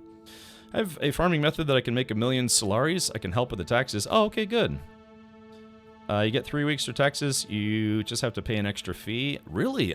So we can pay a little ahead of time. Well, maybe, why don't I do that today then? Just log out next to the tax man.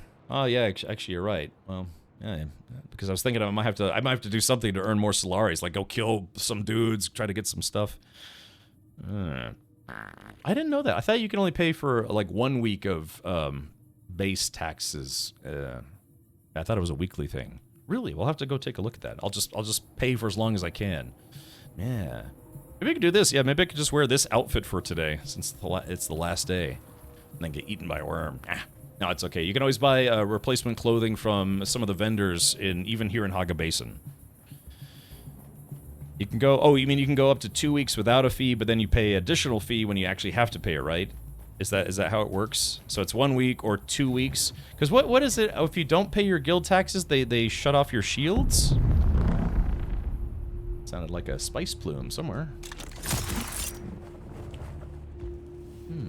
Where's that? Spice plume? Oh, there it is, right there. Yeah. There it is. Yeah, I mean, actually, if anything, there is quite a lot of spice to be had in Haga Basin. You just gotta be quick. You gotta be snappy about it, because everyone can see it. You could just make Rad Suit Mark IV and sell them to a trader for 6,000 Solaris. Mark V Rad Suit is 17,000 Solaris. Okay, gotcha. Well, we'll figure it out. Yeah, maybe what I'll do is I'll make one small box in the guild base, and then it'll just let everybody know that's the Solaris donation box to just pay the guild taxes or the base taxes. Okay. Alright, good to know. Actually, I probably can't wear this, otherwise I'll get killed very quickly. But yeah, so anyways, this is the outfit. If you had not actually seen this yet. Wow! Yeah, so you can see what this looks like in the sunlight. I like coloring this, they have kind of a orange and copper kind of color. Let's see. Yeah, there it is. Dookie Leto Atreides. Yeah, it looks good. I think it looks good. Let's go to customization. So yeah, they have a kind of a white outfit, whitish gray, then you can go blue. I like this one, yeah, it's kind of the blackish, bronzish kind of business. Borp. Alright, yes, there it goes. Yeah. Yeah, this is this Spice Team Zero officer outfit. Yeah. That's you kind of use that sunset dye on a lot of things. I'd have to be honest, after seeing the base, I actually was kind of shocked to see that the carrier was still alive, because it's like, if you're going there just to steal stuff, that's one thing, but you know, players just blow up stuff to blow up stuff, so I was actually quite surprised. There was a little bit of damage on the right-hand side, like somebody had fired some rockets at it, maybe, and then just, could have been that maybe they got chased off by another player that was trying to prevent them from doing more damage to player bases. Alrighty. I'll tell you what, let me go put this, I'll go put this suit away. Yeah, this suit's coming with me. It's gonna go in my guild bank. Okay. But, so Jay Grind, why don't we do this? Just to do it, I guess. Do we want to try to rebuild the Harvester today? We'll make sure that the carrier's in good shape and the Harvester gets rebuilt. So if anyone does want to try driving it, you know, preferably only here in Haga Basin, then at least it would be back. But yeah, we'd have to remake it if the chassis is either fully destroyed or can't be found. Well, or in general. Yeah. That's my story and I'm sticking to it. Okay, so alright, so we have to build a new chassis today. Okay, well that's good. That's, well, I mean, it's not good, but hey, it gives us a plan for today. I want to finish the Atreides quest line today if I can, rebuild the Harvester, start bringing some, at least my personal goodies to the bank, and then we'll jump into a worm's mouth and then pee in it. For laughs. So yeah, we got a whole day planned for today. Let's see, there is that guy. Yeah, so yeah, I wonder what happened to that chassis. Lost to time. Not a big fan of rollbacks, but I think this would be a case for one. So Magic Juan, again, the concept here is that what happened negatively affected a bunch of players, but not every player. So I would say that this probably only affected maybe 10%, 10-15% of the player base. That's a lot. I mean, that's still a lot of players, but it's still not... Oh, Whiskey Jack, thank you for gifting 2 subs to get your Atreides outfit. Doing a rollback would affect everybody. It would affect everybody, including people who were not affected by today's screw-up. Would that be the duping thing that's in reference to? I heard something about it. There is duping in the game. I have never done it, but if someone were to say, it's like, hey, I just lost a bunch of gear, and Funcom won't do anything about it, I'm going to dupe to replace it. And maybe then some. I personally see that as not cheating, but simply fixing a problem that Funcom wasn't willing to fix themselves. Like I said, I've never done any duping in the game, but after today's travesty, where some players lost hundreds, if not thousands, of Spice Melange, amongst many other things, then yeah, I would say that they would be fully within their right to dupe the stuff that they lost, if they're willing to go that route. That's just my personal opinion. I know that's not going to be the opinion of a lot of people, but that's just how I feel about it. Just like when you use a game save editor to fix problems with a game as opposed to using it to cheat. So, Whiskey Jack says they fixed the dupe glitch last patch. There were people on Reddit just today saying that there's apparently either they still got that same one working or there's another way to do it now. So players are quick, man. You got to remember, there's always going to be those players out there that are like they know how to reverse engineer software or they know how to look for bugs and things. But yeah, even after the patch, it's apparently still a thing. Bow Wow Mooman says, wait, people lost stuff even if they weren't logged on. Yeah, Funcom goofed, and they moved a PvP control point right in the middle of where players put their PvE bases, and so a lot of people lost their DD bases today. So, yeah, that was a spicy meatball for a lot of people to log on today and find that out. So, but yeah, like I said, I freely admit that I use a save editor for No Man's Sky, but it's not because I want stuff. It's because sometimes you just have to have a save editor to fix problems with the game. This game doesn't have any save editors that I'm aware of because I never looked into it. But yeah, like I said, if the duping glitch still works and people want to use that to give themselves back like the thousands of Spice Melange or other products that they lost, go ham. Yeah, go ham, because Funcom's not going to fix that for you. I guess that's just their policy, you know. But like I said, from a business and, you know, game company standpoint, you know, business standpoint, I get it. I really do. I honestly do. It sucks. It's like, well, you know, do we burden ourselves with thousands of tickets, have to spend more money to hire more people just to handle those tickets, customer support, or we just say it's like, we're sorry, but we're not going to fix it, and then there goes that. You know, it's I mean, really, I used to have to be in ticketing, so if someone's like, if you could just say, tell people, it's like, yes, we'll answer these tens of thousands of tickets that we're getting right now, or just say it's like, sorry, our mistake, but too bad, you know. If I was working CS right now for Funcom, I'd be like, yeah. So like I said, from a business standpoint, I totally get it. Ugh. It sucks when you're on the receiving end of the bad news. Thank you, Zybok. Yeah. Captain, we've detected a problem with the Funcom video game. We are going to abandon ship. Yeah, today is probably the worst Monday that anyone on their community team has had. Yeah, probably the community team, the customer support team, and probably, I don't know, the game director is probably not having the best Monday ever as of today. Yeah. Okay, not a terribly happy, let's see, Monday for all the players that got raffle pwned by today's patch. Oh, yeah, there is. Yeah, someone had said in just global chat, they're like, happy Monday. It's like, yeah, about that. Yeah. Okay. All right. What am I doing? Oh, yeah, I'm dropping off some mats and some other goodies. Let's see. Funcom up and put a PvP control point right in the middle of a PV island where a ton of players had their bases. It was total carnage today. Alright. So, alright, just put all this stuff, all these goodies away. Let's see what else is there. Scrap metal. A big old storm is coming, looking gnarly out there in my neck of the woods. Yeah, stay safe, and then, I don't know, I've been getting those kind of weekly myself. What is that gong? I don't know, it's just, it's something that I feel like, maybe they got that from the original DayZ music, because there was something kind of similar. I don't know, maybe they just came up with it on their own.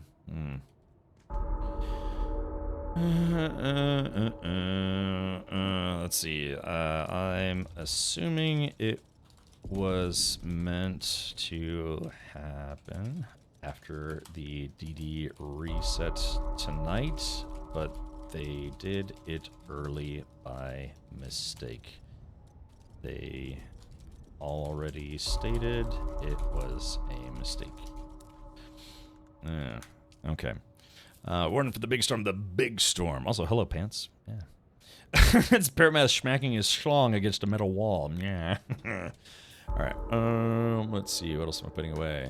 Got some armor. Sorry, I'm just trying to tidy up here in case, like I said, there's any, some guild players are, you know, obviously are not done playing the game. Because we have people that are in the guild that never did any of the Deep Desert stuff, so again, they largely weren't affected. At least on a personal level, if that makes sense. But yeah, some people spent a lot of time working on that DD base. Hi, Dad, yes. Okay, what else do I have that I need to put away? Oh, yeah. You know, did we ever... Yeah, we've got 827 of these ship manifests. Did we? I guess we never participated in the Landsrad to turn these in? Not that I'm mad, I'm just curious. I take it we never did that, huh? Interesting. Let's put this outfit back on. Like I said, still a very, very fun game. Let's see. Yeah, just a bit of a shame, Chuck Norris flicking boogers at a steel wall exactly rattles the whole building. Brr. Alright, with that, let's do this. Okay, I put everything away that I'm gonna do. I spent an hour today sorting guild-based stuff, just in prep for, you know, to put it, for lack of a better phrase, abandoning ship. But, let's see. I guess I'll put the chopper storage. What's the, is there a Mark V scout storage? And if so, does it hold more space, or what is it? Amp pointers for new players. I mean, I'm guessing you meant to say any pointers for new players. Just enjoy. You know, if you're starting off, don't be in a huge rush to get out of Haga Basin South as quickly as possible. Alert. A large sandstorm is approaching. It's a sandstorm.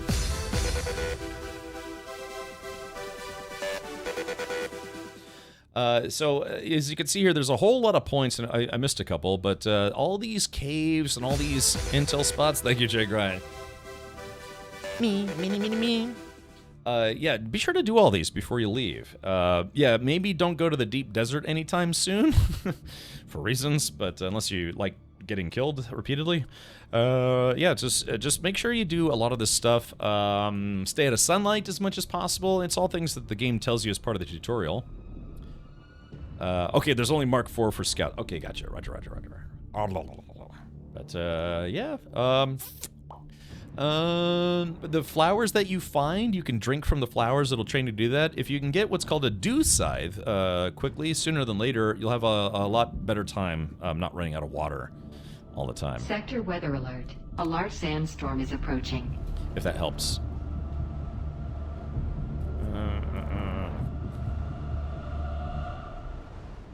Yeah, it's like Stinky says, many players and guilds have already lost too much spice in endgame mats. Yeah, and it's not just today's incident either. It's just there's a lot of problems going from Haga Basin to the deep desert and back. Yeah, most people move bases 3 times. Yeah, don't get attached to your first base. In fact, a little bit of a spoiler, part of the tutorial is it teaches you how to tear down your base and then move to a different location. But yeah, don't skimp on actually doing all the little bases and things here in Haga Basin South. I've done most of them because you get intel, you get a lot of mats, micro sandwich fabric. You're gonna need a lot of that fabric, so don't skip out on that. And it doesn't feel very grindy. It's actually pretty fun getting these micro sandwich fabrics. Let's see. Is my stream dying? Yeah, I'm dropping frames. Maybe Funcom called my ISP and said, "Hey, tell him to shut up about all the problems today." All right. Let's see. Can you guys still hear me at least? Going once, going twice. Is my stream dead? Oh yeah, I'm dropping a ton of frames right now. Oh no. Welcome to Twitch, the PowerPoint presentation. Hold on. I'll just pause for a second. It should let up in a bit. Yeah, unless it's okay, there we go. It looks like it's recovering now. Yeah, it looks like it's recovering now. Just it's been nope, man, my connection's roller coastering super bad. Yeah, we can hear you, but beefy frames. Yeah, it's just like I said, this has been going on. It's kind of been repeatedly happening around this time too, where my bandwidth it starts roller coastering really bad. It's not dead, just slow. Yeah, probably, like I said, getting a PowerPoint presentation. It should clear up in a few minutes here, but at least I hope. Yeah, again, it's the stormy season here in Florida, and apparently it's causing problems with the, I don't know. I actually don't know what the problem is. It's stuttering. Okay. And today is, today's been a tough day. It's been a tough day. All right, are we back? So I'm just watching my, yeah, it's weird. It's literally roller coastering. It's going up and down and up and down. My bandwidth, I should say. And I know it's my ISP because it's happening both to my connection to Twitch's ingest server and YouTube ingest server. So that's definitely an ISP issue. Let's see. Yeah.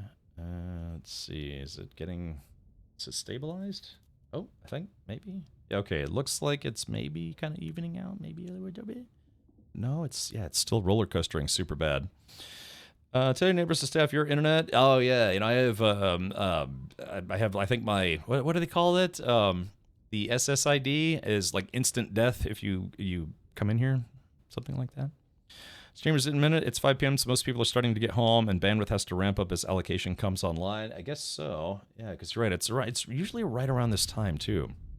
Talk about storms. I was almost able to launch my boat off my driveway here. Oh no, devastate. How are you dealing with all the flooding stuff? Is it how has it been down there? I know it's not been good. People have been getting raffle-pwned, and heard funding was cut for what was it, like the NOAA?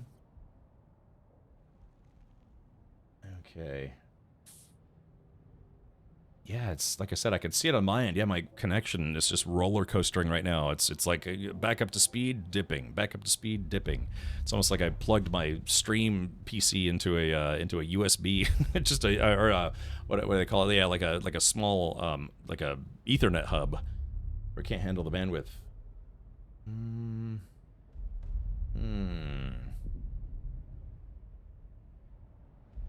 Yeah, usually only takes a couple minutes and then it kind of fixes itself, but yeah.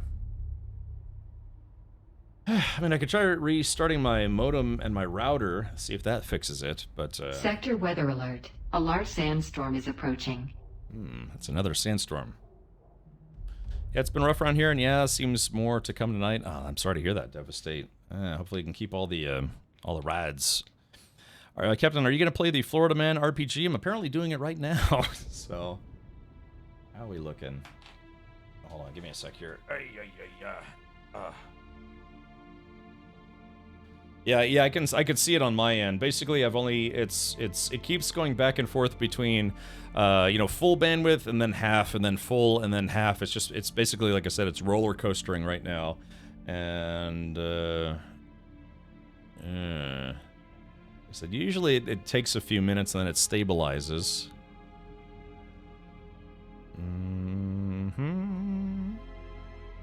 Okay.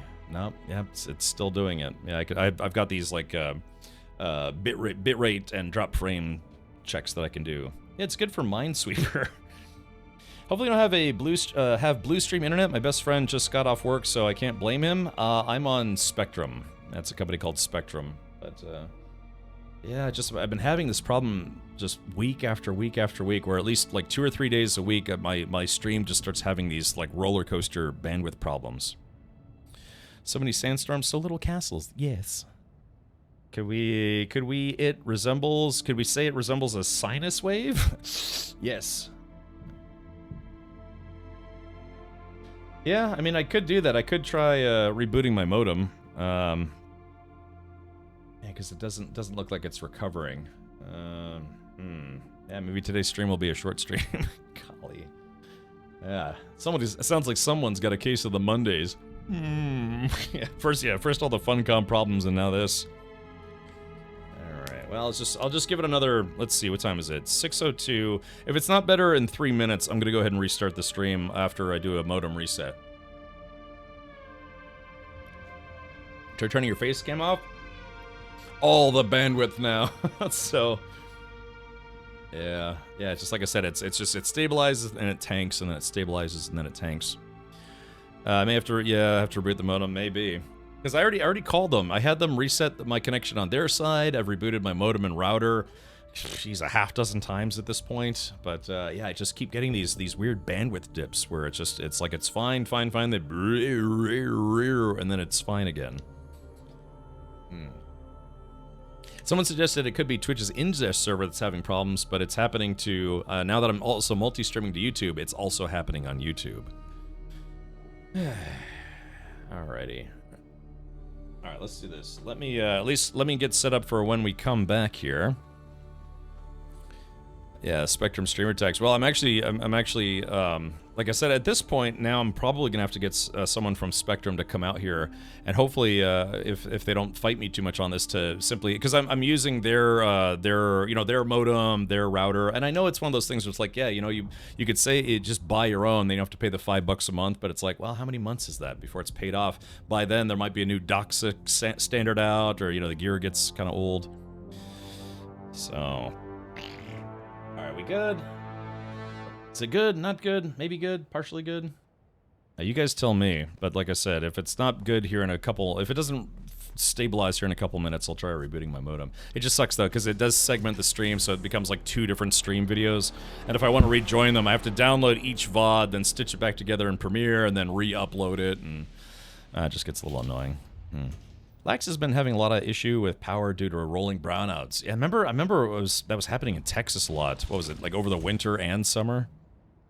How did you make that shelf for the storage containers? I didn't do it, but people told me that it was, you make, what is it? Like, it's a half shelf, you make a half wall, and then put a roof on it, and then apparently that works.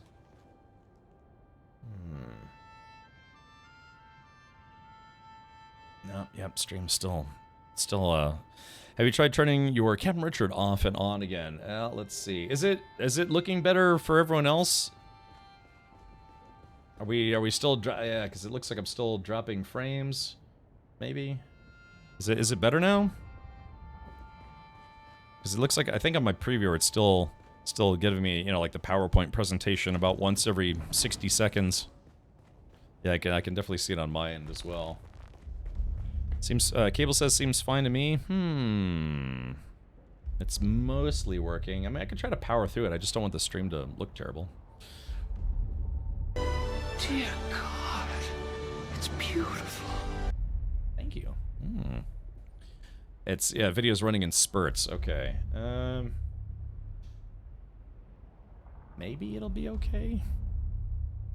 All right, you guys tell me if it starts getting like really, really bad. Just let me know, and I'll just go ahead and reboot my modem. That means I'll be offline for about 5 minutes while it reboots. Why do cable modems take so long to reboot, anyways? Okay, alright, well, yeah, I don't want to do anything too intensive here, so let's do this. For the journey, I am still trying to finish the Atreides quest chain today. So, Atreides Ganon, I have to enter the Sandflies base, track down the container, report to Andrea Ganon. And alright, let's do that then.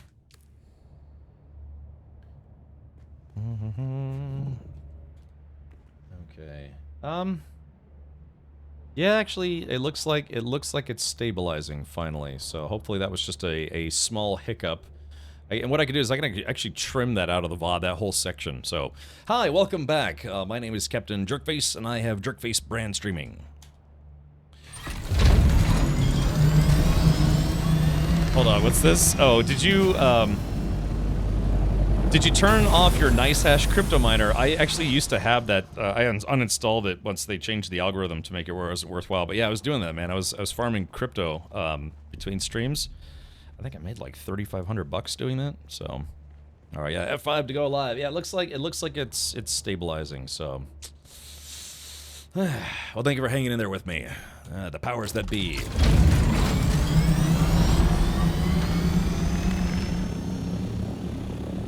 Okay, so we're looking to go beat up some sandflies, are we? Oh, well, that's easy. Stone sand. It's literally right there. That's convenient. Waldengar, thank you for subscribing with Twitch Prime despite my internet issues. And Manny Man, thank you for the 2 gifted subs. That is correct. Today is the final day. To get the Atreides outfit and your Twitch drops. So keep that in mind.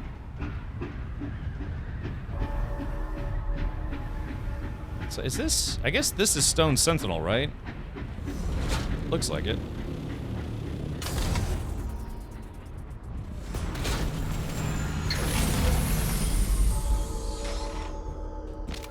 Alrighty, let's do this.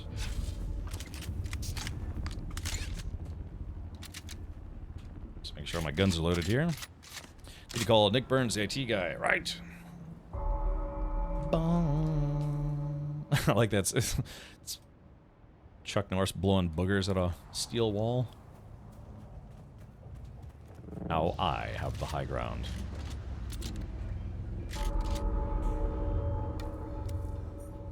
Okay, so this is a Sandflies base.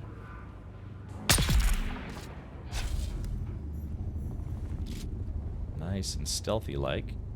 Oh, damn, they moved right at the last second. I like trying to be stealthy on the way in.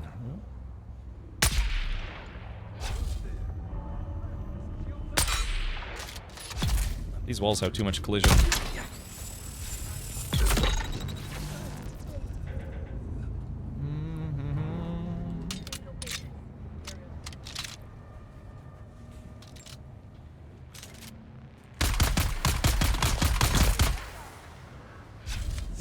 Alrighty. What's on the gaming docket tomorrow? If I can convince some of the Mod Squad members to join me, we might be playing a game called Peak. I'll have to get them a few copies of that game.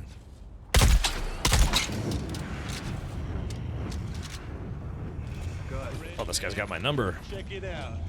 I am the ultimate badass. State of the badass.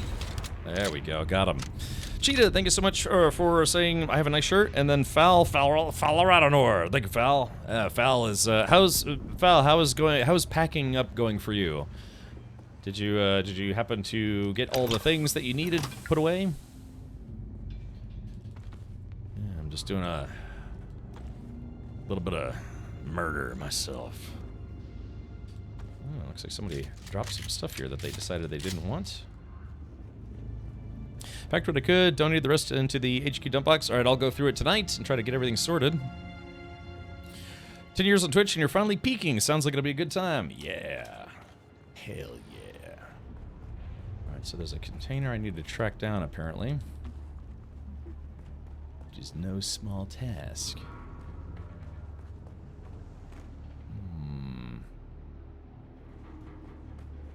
So this is Sentinel Shitty.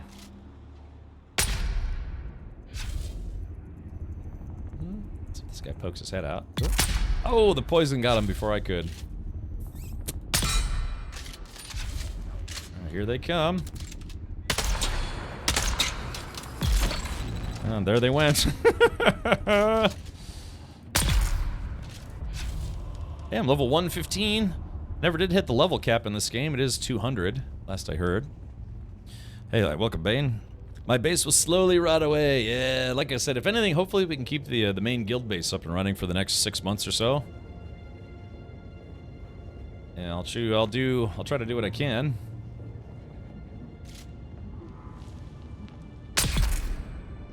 Imagine you're just standing there, all of a sudden you get brained and don't even know it. You'll never know that you died. Depending on what you believe in, I guess.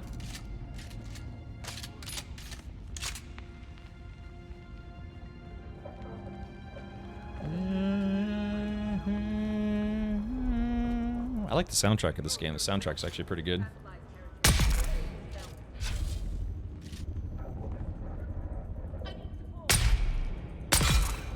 Yeah.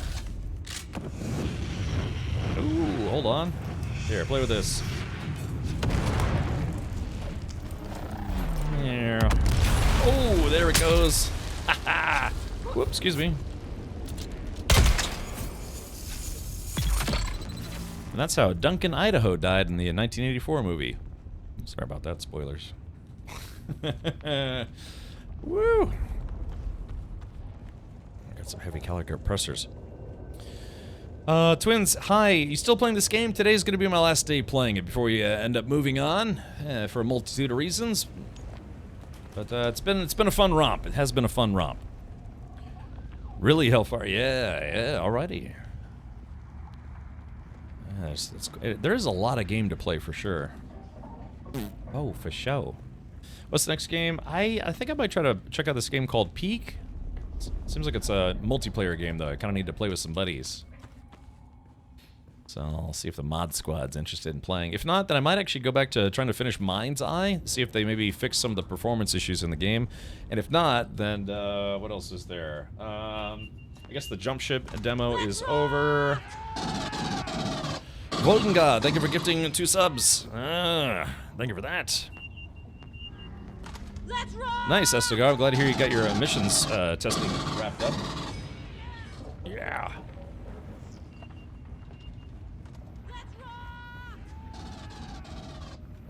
Let's see. Salute. Let's see. Oh, Marshall. I speak a little bit of German and even less English, but if that is French, I apologize. I don't actually know any French other than French kissing. Mammon can prove that I know that. So, Oh yeah, that's right. The Goblin cleanup demo. Yeah, I guess it's the same. It's the same demo, but I guess we would get to see the improvements. Yeah, maybe we could try to do that. Maybe we could play a little Goblin kissing simulator, and then maybe some Peak, then maybe some OnlyFans the video game. That might be kind of fun. Okay, looks like our nice stop is. Ooh, there you go. Sounds like somebody might be coming in behind me.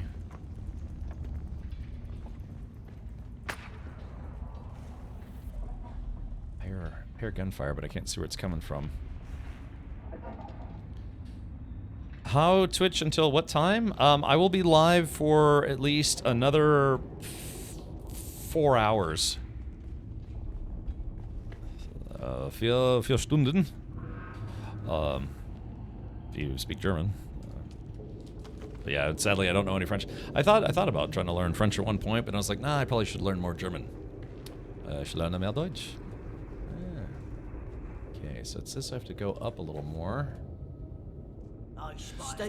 Woo! I did not realize there's a whole gaggle of dudes here. Here, play with this. Whee! And play with this. That, my friends, is one of the perks of playing Trooper. You can dump a whole lot of pain into a lot of people very quickly. Helps if they're not super shielded, though. Oops, I didn't mean to pick up those blade parts. We're gonna drop those guys. Don't need those anymore. It's Sir Whip us. So Matt Rodeo, that game has apparently a lot of Twitch what do they call it? Integration. I would need to set that up. Oh man, my game's starting to get kind of choppy. Yeah, I would need to set that up. Peak is a 4-person game, so yeah, that's what I'm saying. I would see if the mod squad would be interested in playing. I'll get them some copies of the game. Yeah, but yeah, I've kind of missed out on a few. I never played the altars really, so I could go back and try to play the altars. I've heard it once you get used to the game, the campaign's a little on the short side, but that's okay.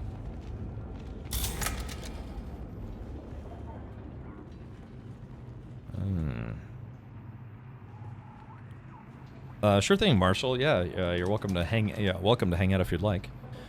The base is a frame drain. Happens to everybody. Okay.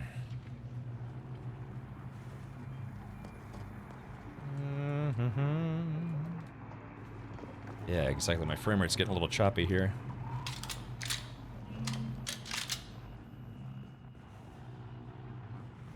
Okay, so there's the loot room, but I need to find the armband. Here, watch this.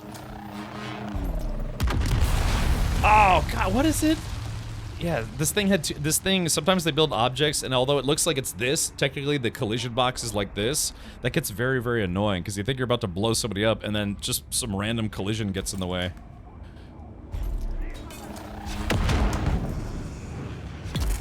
There it goes.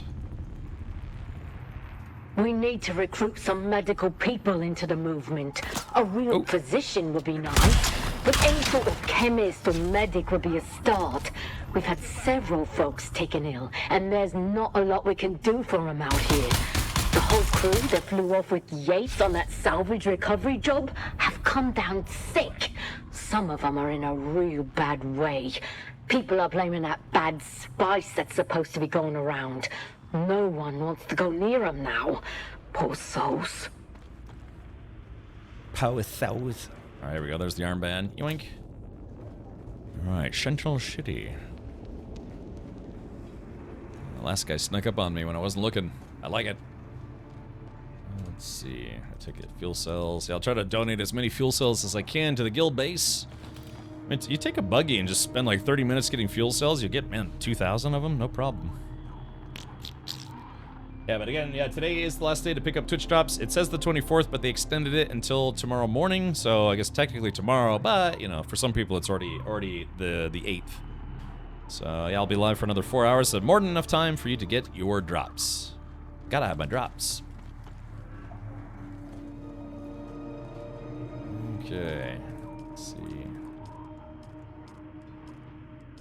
Alright, there we go. Alright, so let's track down the container. Ah, this must be it here. Got it.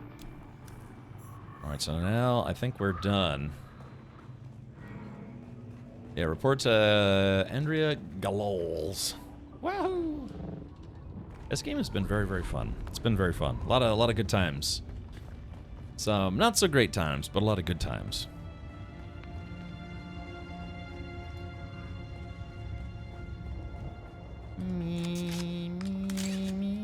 Oh.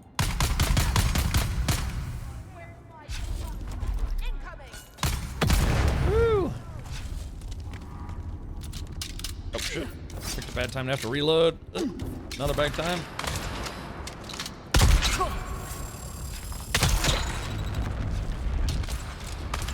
Ow, ow, ow, ow, ow. Oh, everyone's respawning, everyone's respawning. Shit. Grab, grab, grab.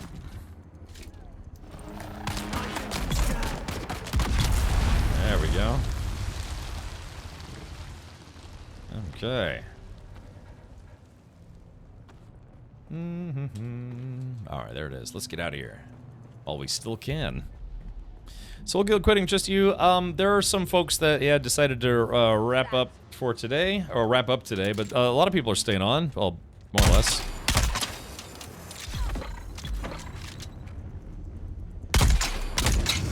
Ooh.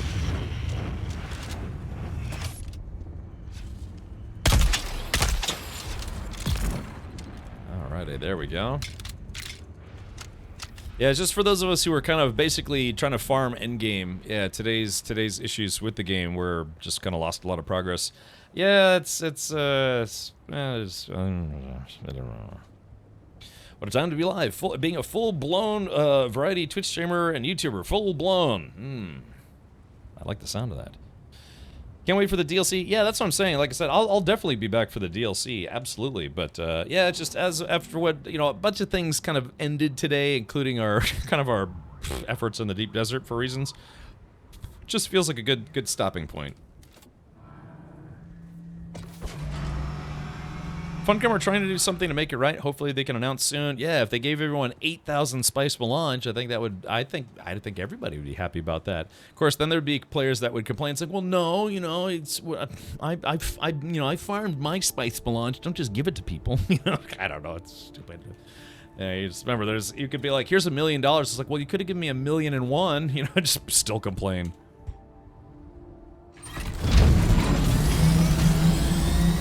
Oh, Cheetah says, oh, I missed what happened. Okay, so just a brief recap here.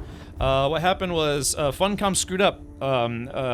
Normally on Monday evenings, Tuesday mornings, whatever, they have the Coriolis come by. It destroys everything that's not protected in the deep desert. And then they kind of shift around the deep desert a little bit.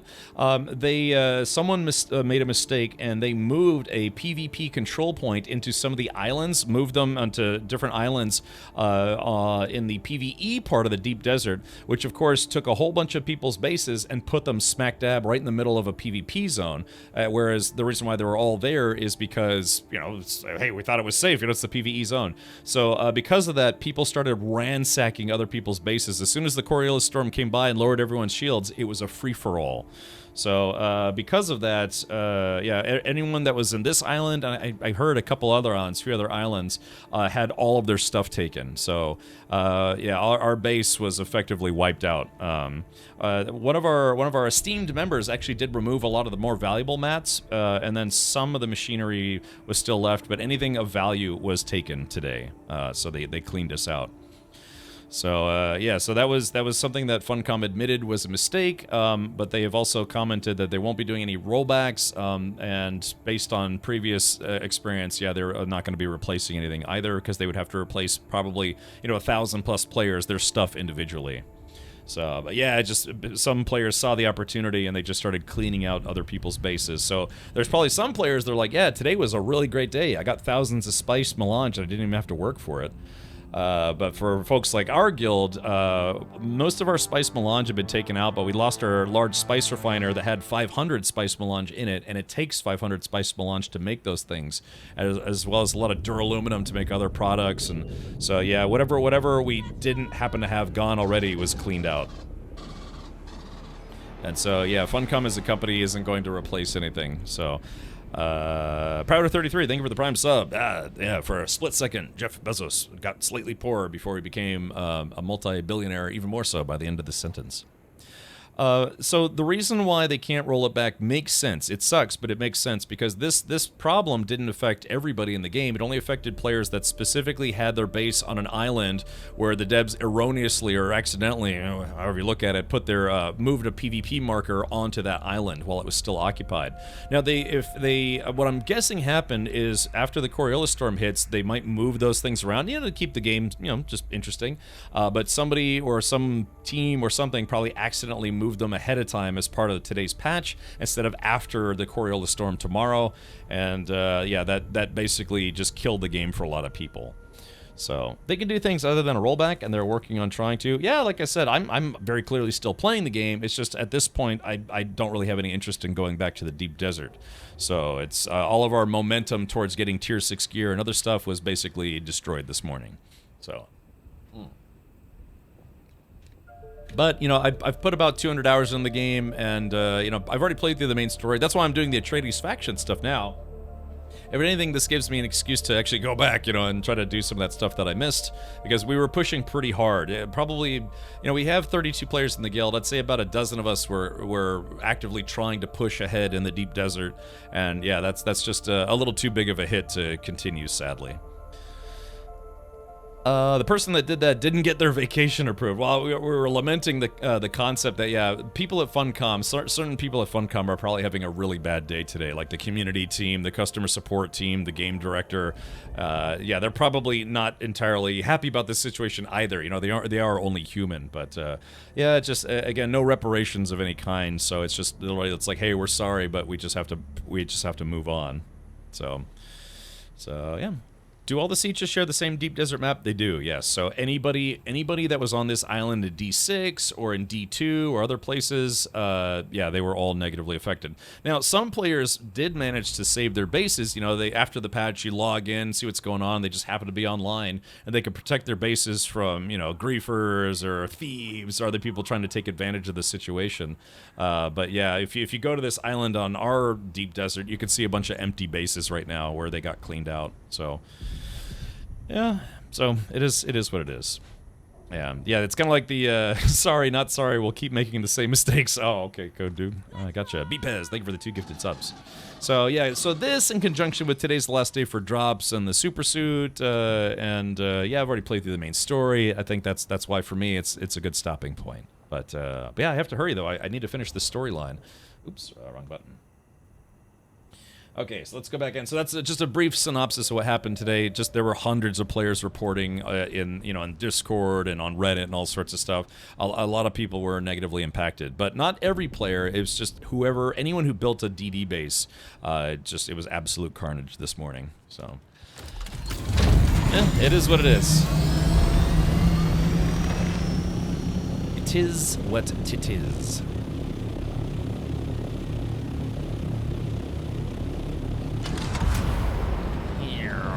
Alright, so I gotta return to Andrea Martin, or whatever her name is. Which I believe she is over yonder ways. So, yeah, what did they say? It was roughly, they're planning on having the first DLC come out in about 6 months? I logged in, there was a sand dune in my living room. Then it glitched away. Better sand in your living room than a bunch of players stealing all your stuff. So... Yeah, when I was flying around earlier, I actively saw players going from base to base to base, trying to see if they could still get into players' bases to see if anything was left. It was just easy pickings for anyone who actually played the game earlier today, on a Monday, no less. So, yeah, it's it was a free for all. Yeah, crazy. I saw it, man. I saw it with my own eyes. I was sitting, like, floating here, looking. It was when I took this screenshot of where it was smack dab in the middle of someone's base. I saw players jumping around from base to base, like probably 2 or 3 different people, just going around to see if there are any bases they could still get into to find stuff. I'm sure there's people who are upset that they missed out on the opportunity to steal lots of things from other players. Reading the Discord at work after these last few patches has been what gets me through my Mondays. People going berserk in there. Yeah, for some people, they're just like sitting there with popcorn. It's like, yeah, it didn't affect me, but this is fun to watch. So, yeah, so it is what it is. Oh, do I have any gas? Oh, I'm out of gas. Whoops. That's okay. I should be able to get back to the base in time. Hey, look, I actually landed where I'm supposed to instead of right here in the courtyard. Oh, well. Just a bit of a tough pill to swallow for some folks. I mean, there were people that were posting horror stories of how much stuff they lost in the deep desert. Yeah, far eclipsing our guild by a long shot, but still, it's still pretty brutal to see. I did not calculate seeing you today. I didn't calculate our guild base getting deleted today, or our deep desert guild base, but yeah, we're all full of surprises. All I could find was some spice residue from the shipping canister. So here it is. Deliver. Interesting. Let's see what you have. That does fit the profile of the Sandfly's illegal spice trade. A possible dead end, but I will have the sample tested. I calculate you're ready to participate in a deeper level in the game I play. Congratulations. Oh my. Yeah, Red Rally and me too. I hate I missed the whole thing. I would have been first in line to steal all that loot. Well, yeah, there you go. So again, for some people, today was their lucky day. For many, many other people, it was probably about the worst thing that could happen. So, Sato says, don't own the game, but popped in their Discord to see the carnage. Yeah, just like I said, their community team is kind of taking it on the chin today. Yeah. Either, you know, from a pugilist standpoint or a Pornhub standpoint. Golly. Whoops. God, why does my brain come up with stuff like that? Yikes. All right.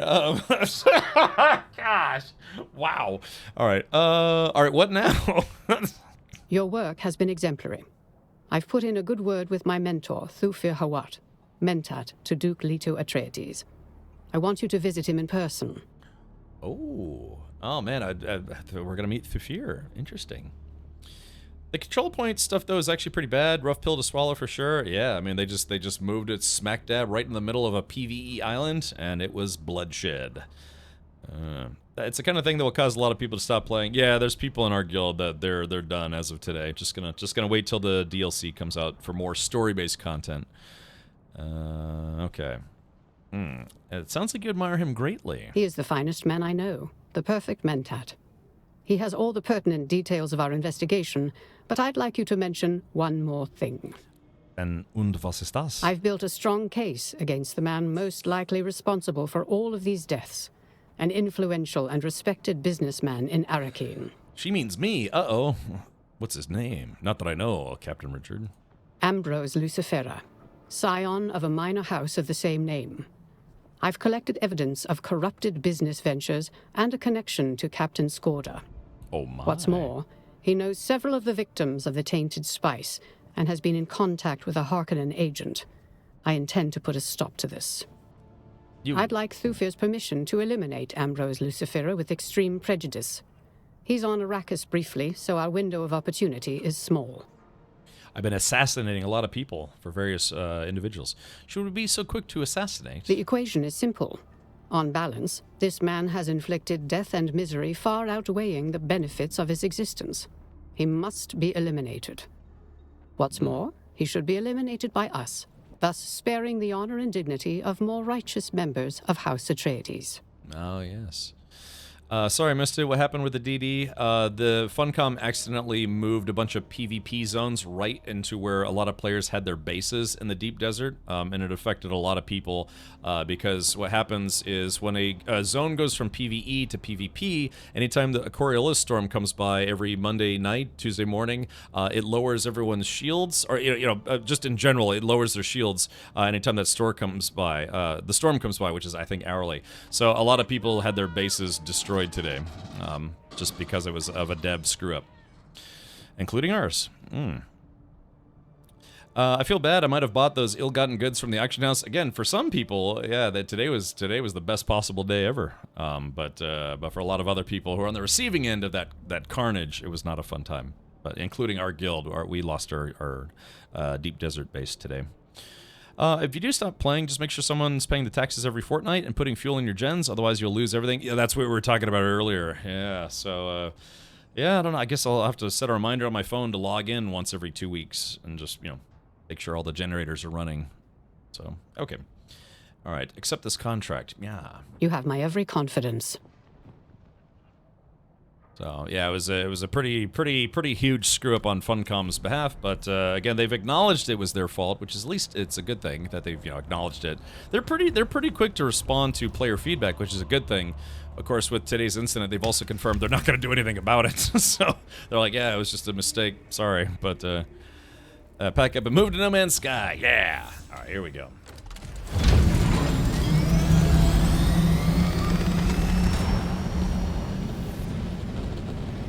Yeah, like I said, from a business standpoint, I get it. It's just too much volume to try to fix a mistake of that magnitude.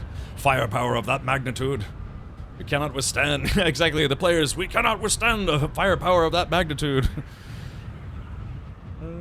So, well. Yeah, it's just, yeah, it sucks, but there's pretty much nothing that can be done at this point. Like I said, it's either accept it and continue playing the game, or accept it and go play something else instead. Yeah, it looks like they updated No Man's Sky. Yeah, I'm looking forward to the new next expedition or next expansion. That's always a good time. Also looking forward to the next time they do Twitch drops. For personal reasons. Okay, let's see. What kind of junk do I have to disperse?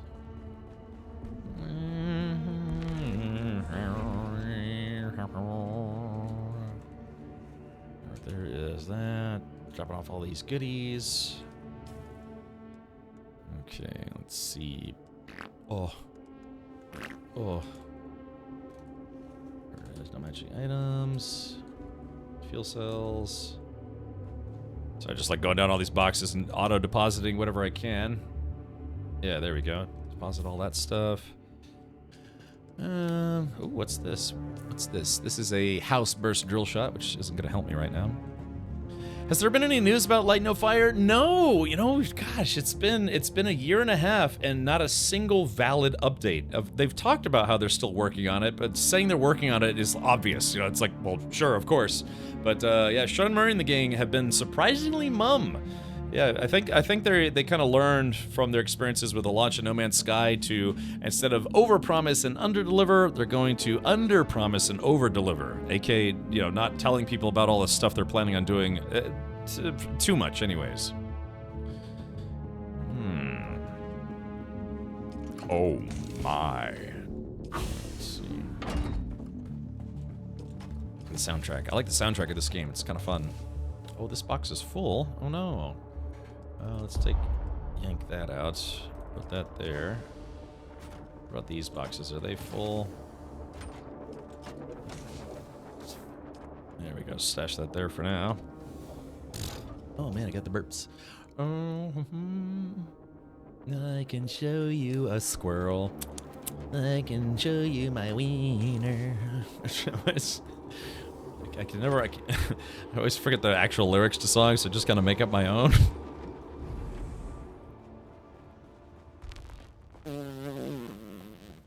Yeah. So what I think I was just reading that Funcom has a 10-year plan for this game.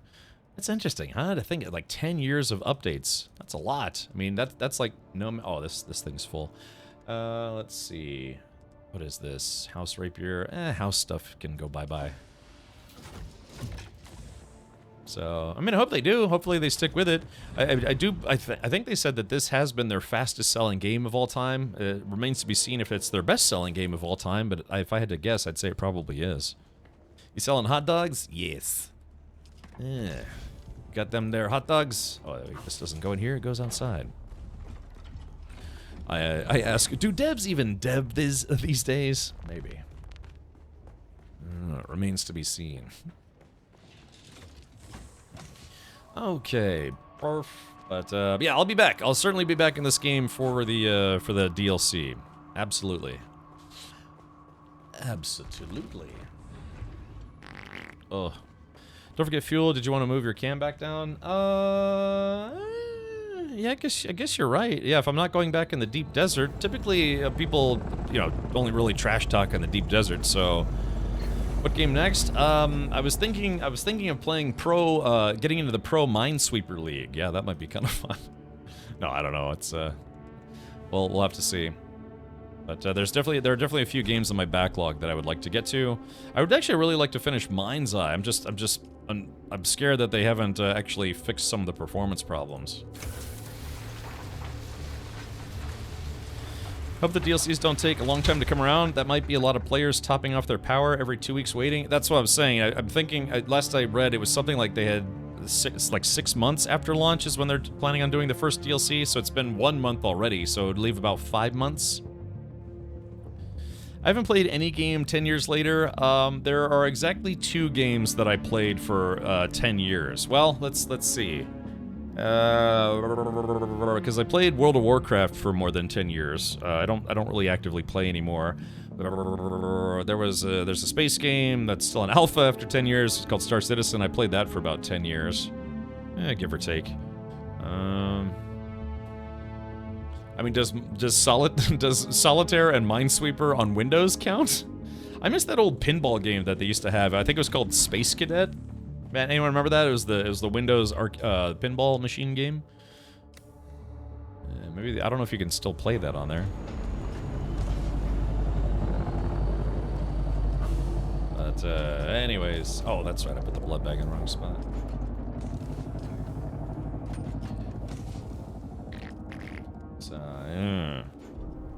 Yeah, I've played No Man's Sky since 2016. Yeah, so it's coming up on 10 years. Then I can add No Man's Sky to that list because I've been playing that since launch. Yeah, off and on since launch.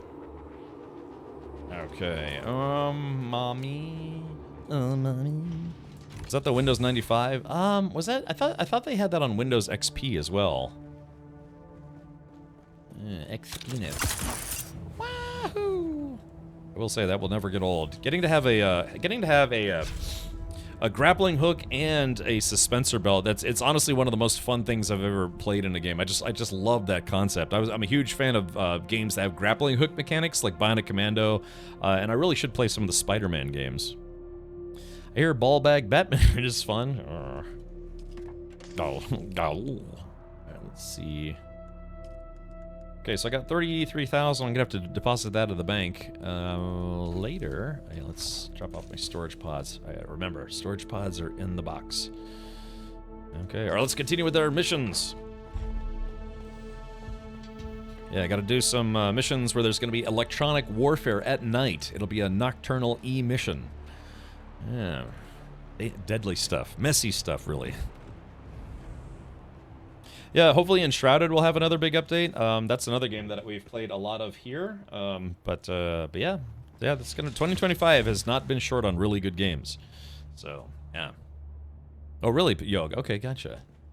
All right, let's go find this jerk that I have to assassinate.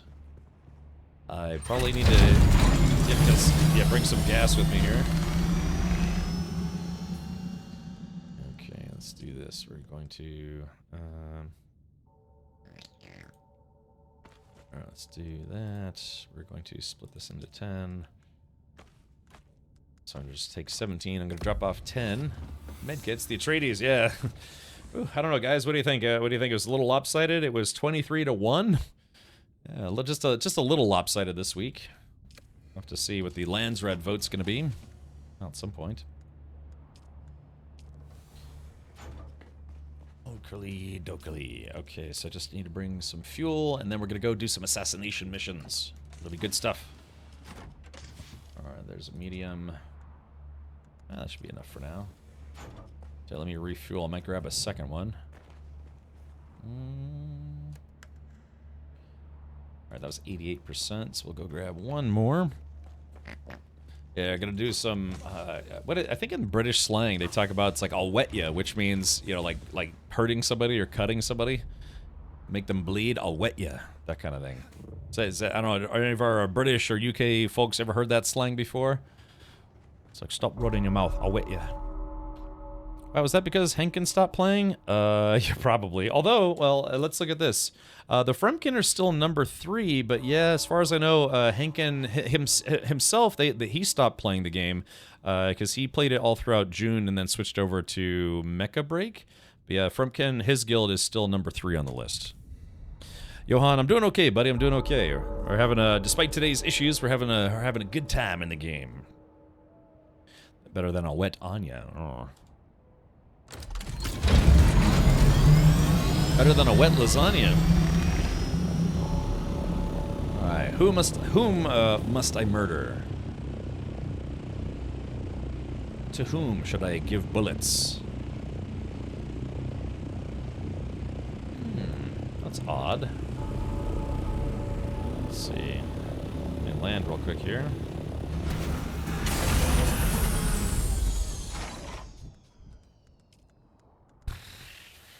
Let's see. Meet Thufir. Oh, Thufir is at Arakeen. Okay, this looks like I'm heading to Arakeen. Roger.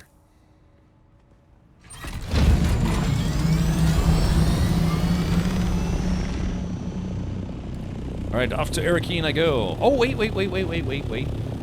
No, I'll do it later. I was gonna say, well, if I'm going to Arakeen, maybe I could bring the harvester parts with me? No, we'll leave it there. Yeah, we're gonna leave that for people who still want to play with it. Moist work. Yeah, it's a little moist down here in Florida.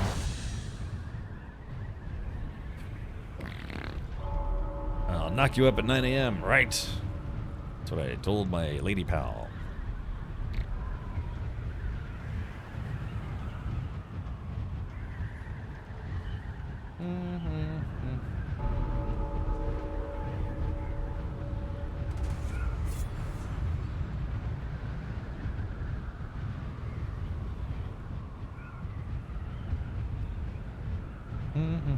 I hate all the back and forth from missions.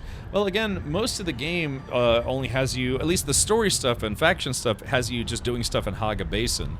I didn't remember having any missions that forced you to go to the deep desert. The world map gets old very fast. I don't mind it as much. It's just the concept that people are losing inventory going between zones due to game bugs. Yeah, I can imagine it's like, oh, I just loaded my chopper up with, 800,000 Solaris, then you have a game bug, it just deletes everything. That kind of stuff is kind of hard to swallow. Speaking of swallowing, I had some pudding earlier and it was great. I put some cookie crumbles on it. I had some beef taquitos for lunch today, and then I allowed myself one small goodie snack a day. So I had a little cup of pudding, and I crumbled some cookie on it, and then some whipped cream, and then it was some deliciousness. The calories for the day, I'm only at like 800 calories for the day, so I should be okay. I had some grits for breakfast with a slice of toast. And then, like I said, some taquitos and a pudding cup, and that's all I've had today. After flying between cities 10 times in an hour, I welcome a drop-down menu and simple loading screen. Yeah, that might be kind of nice. Oh. Oh my goodness. Wow, yummy. I found out about The Isle. Have you played it? It's the survival dino game. I've wanted to play that game. In fact, I think I wishlisted it. But yeah, it's the dinosaur survival game. I don't know, I'd like to check it out at some point, but yeah, I know what it is, I just forgot about it. I watched another player play it, it seemed kind of fun.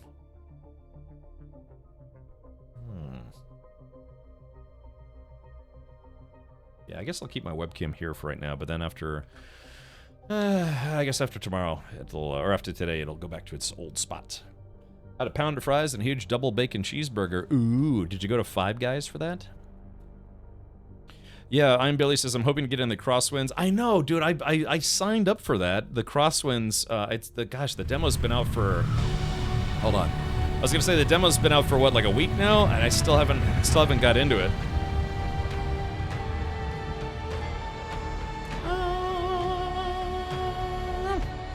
Yeah, Bikeman is who I watched play that game, so that's I remember the trailer for it, and then yeah, I know he's played it.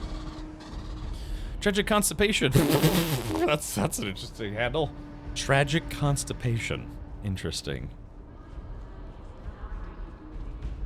I think the world map is how they are going to add stuff to Dune for DLC. Probably. That would make it the easiest way to go about it. Oh, you're in Canada. Okay, Roger. Wait, do they not have Five Guys in Canada?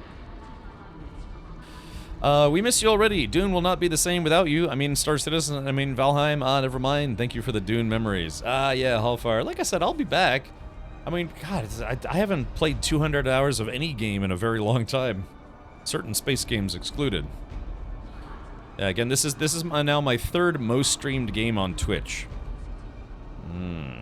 I'm curious, did Funcom indicate they were making policy/testing procedures so that what happened to the misplaced PvP control points can never happen again? I'm sure they'll probably try to acknowledge or follow up on that, but they just basically straight up said it was a mistake and they are going to fix it after tonight's Coriolis Storm reset. Arg says, yes, they have Five Guys in Canada and Ontario. I really like Five Guys, but man, they've got expensive. True story, I used to live where that place started, in Arlington, Virginia. I've actually been to the original one. And then, of course, you know, they had more locations. Now, then they really blew up. The problem with that is they got more expensive. I remember back when they were kind of cheap, but yeah, it's hard to get out of Five Guys without spending 20 bucks on a burger, fries, and drink now. Bpez, can you recommend a server to play on? Oh, JGrind, what's that website that has the list of servers? So Bpez, I have two modes of thought whenever people ask me that question, or someone asks me that question. It's like, are you looking for PvP or you're not looking for PvP? Because if you're looking for PvP, then you want to go to a high pop server under a high pop world. If you don't want PvP, then you want to go to a low pop server and low pop world. Let's see. All right, here we go. Let's do this. Good. Ready, man. Check it out. I am the ultimate Thank you, JGrind. State of the badass art. Hello there, Kappa. General Kenobi. All right, so yeah, so again, that's the concept. Yeah, sort population.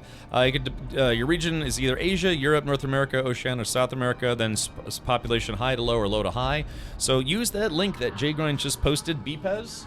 And let that guide your decision, because if you want to go where there's less PvP, go to a low pop server under a low population world. So you have a world region, then you have the world, and then you have a bunch of servers underneath that world. So for instance, looks like Harmony in North America is kind of higher population. Yeah, it's got almost 900 players out of 1,500 online right now. That's actually kind of a lot considering today's not a holiday or anything. So.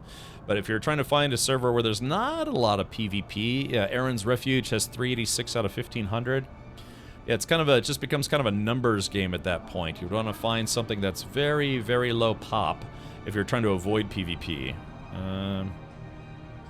Worm site, yeah, sorted by popularity. So it looks like Hyper Batas only has 311 out of 1,500. Carpathia is at 306 out of 1,500. Siege Tabir is offline. That's not good. At least in that one. So, yeah. But if you want PvP, then what you'd want is you'd want to go to a server under a world that has a lot of players, because it increases your chances of finding people to fight against. Yeah, Uranium, yeah, I'm very much looking forward to it. Yeah, I'm very much looking forward to that. I'm a big Aliens franchise fan. That's why you have some of my emotes are Aliens themed, that my alerts are alien themed, all sorts of stuff.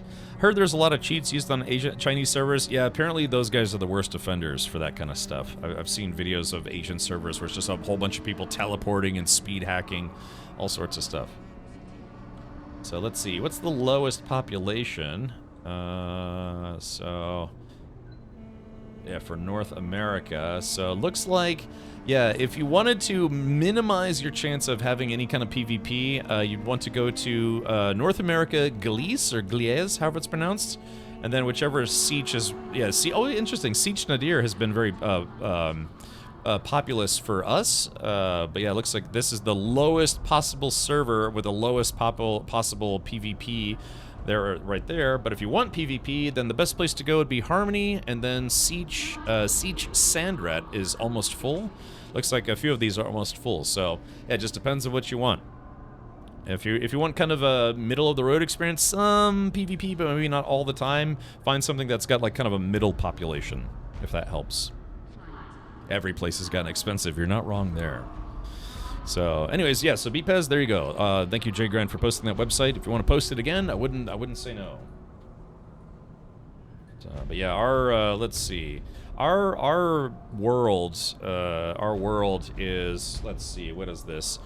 1, 2, 3, 4, 5, 6, 7, 8. It's the 9th most popular North American server. Nottingham Skifter, thank you for gifting 2 subs. Ooh, Uranium Fox got one. There you go. But yeah, so our world has had quite a lot of PvP players, but I can imagine on Harmony there's probably just an absolute ton of them. Yeah, it's so there is that. There was only Alien films. Oh, okay. So Imagination, did you watch Romulus? If so, did you not like it? I thought Romulus was like 95% awesome, but then they tried to do too many throwback lines in it, and then the ending was kind of stupid. The ending was just like a generic monster movie type stuff. You're like, okay, but I thought the rest of the movie was actually really good at kind of doing world building, as they call it, for what it's like living in the Aliens franchise future.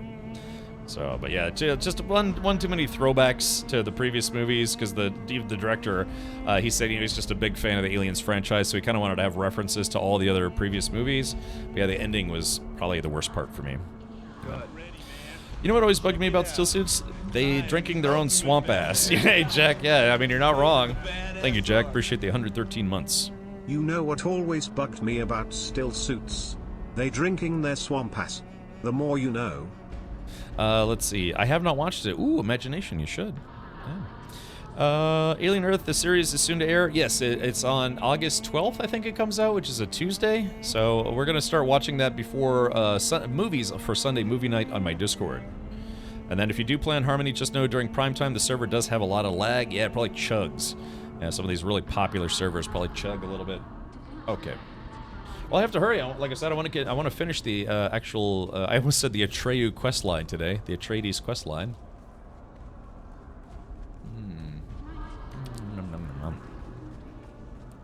Picante flavor. Yeah, can you put like hot sauce in your still suit to kind of spice things up a little bit? Yeah, it's called Alien Romulus. It came out last year. Like I said, it was not bad. There was, like I said, a couple not great spots in the movie, but otherwise it was kind of fun. But like I said, the ending. What can I say about the ending that isn't a spoiler? Probably not much. So it's I guess I'll just have to leave you to it. But again, the director kind of had a lot of throwbacks to the previous films, including Alien Resurrection, which is by far the worst film in the franchise. And the ending specifically kind of, in a way, references Alien 4, which is really cringy. I just watched Romulus and it was okay. Yeah, like I said, I thought the world building and set design and some of the acting was decent, but yeah, there were just a couple I don't know, a couple spots where the writing was a little rough, and then yeah, that's okay. The ending was awful, super generic and predictable. Like I said, yeah, it was a fun movie, but yeah, they just kind of did a really cliche ending to it, and it was just like, oh boy, we've seen this once before, and it was terrible then, and it's terrible now. So hopefully they won't make that same mistake in the next movie. They actually are working on a sequel to Alien Romulus already, so we'll have to see.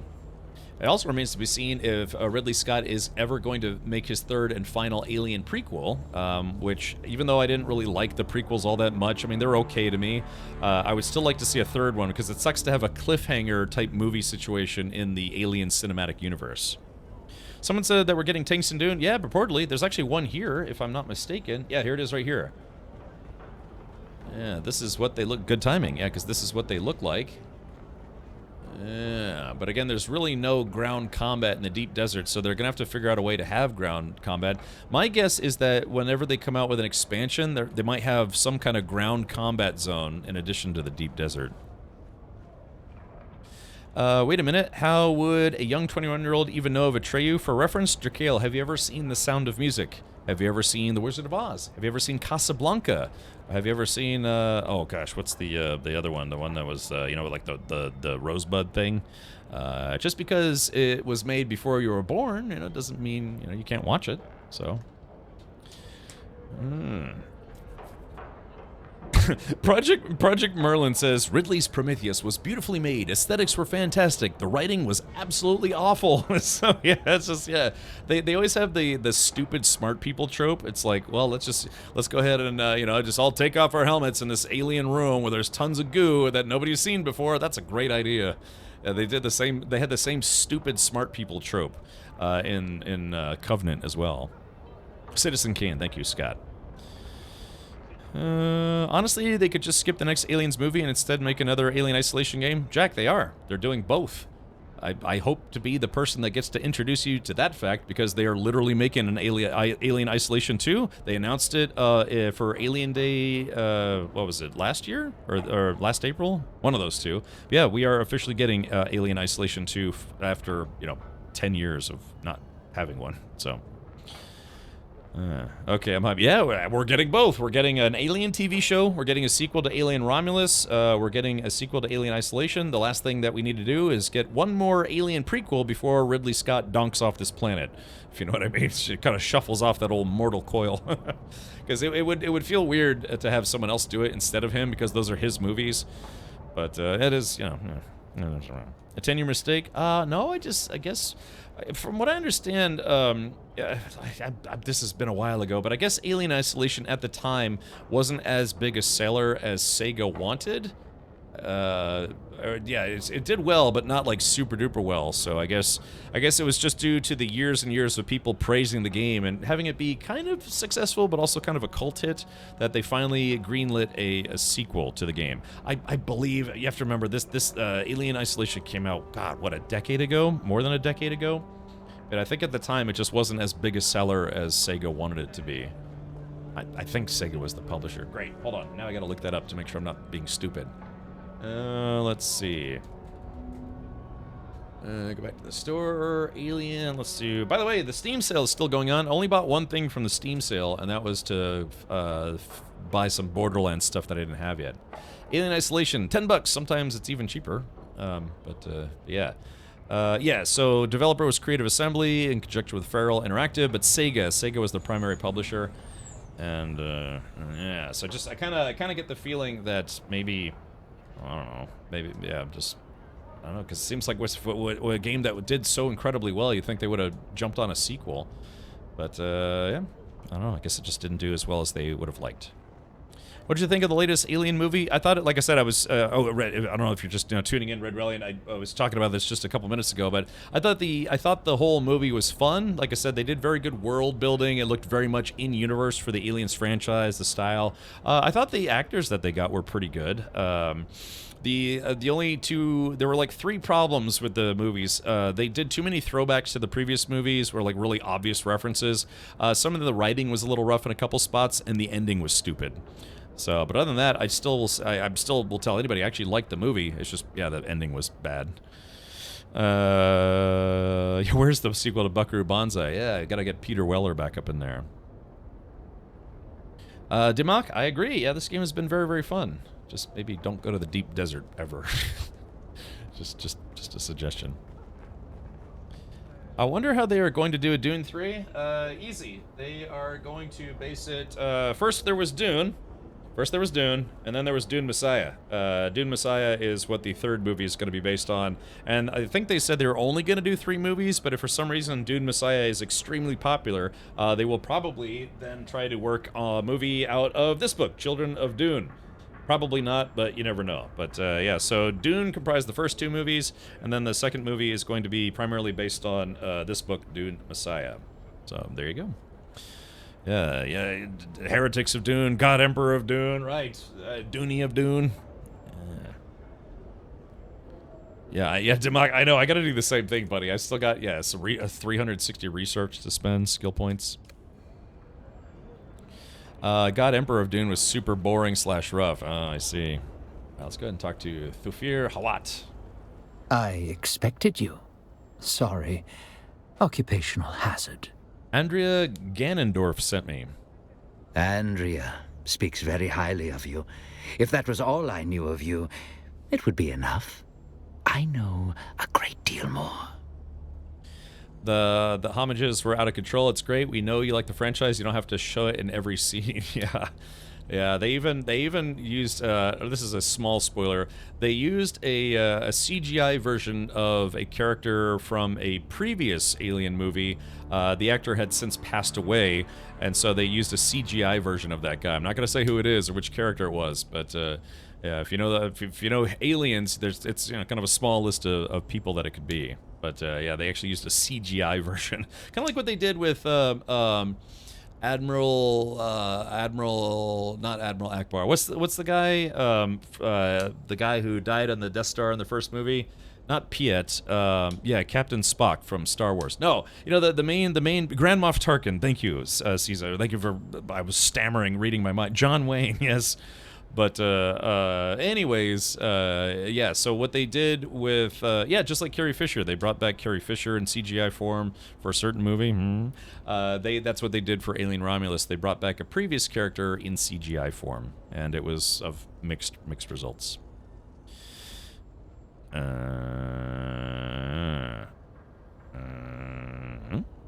was Bill Clinton. Yeah, Peter Cushing, but yeah, I couldn't remember Grand Moff Tarkin.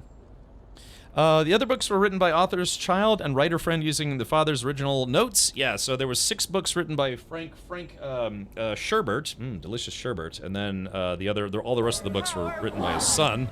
The power of Dune, the power of Thank you, Jake. Oh, that's fun. Yeah, it's like Tupac at Coachella, right? Your file grows daily. I'm quite pleased with the investigation into Scorda and the tainted spice. I look forward to the results of the analysis. Cheeseburger, Big Mac, Big Mac, Big Mac, Big Mac, Whopper, Whopper, Whopper, Whopper, hamburger, cheeseburger, Big Mac, Whopper, hamburger, cheeseburger, Big Mac, Whopper, hamburger, cheeseburger, Big Mac, Whopper, hamburger, cheeseburger, Big Mac, Whopper, and a side of fries.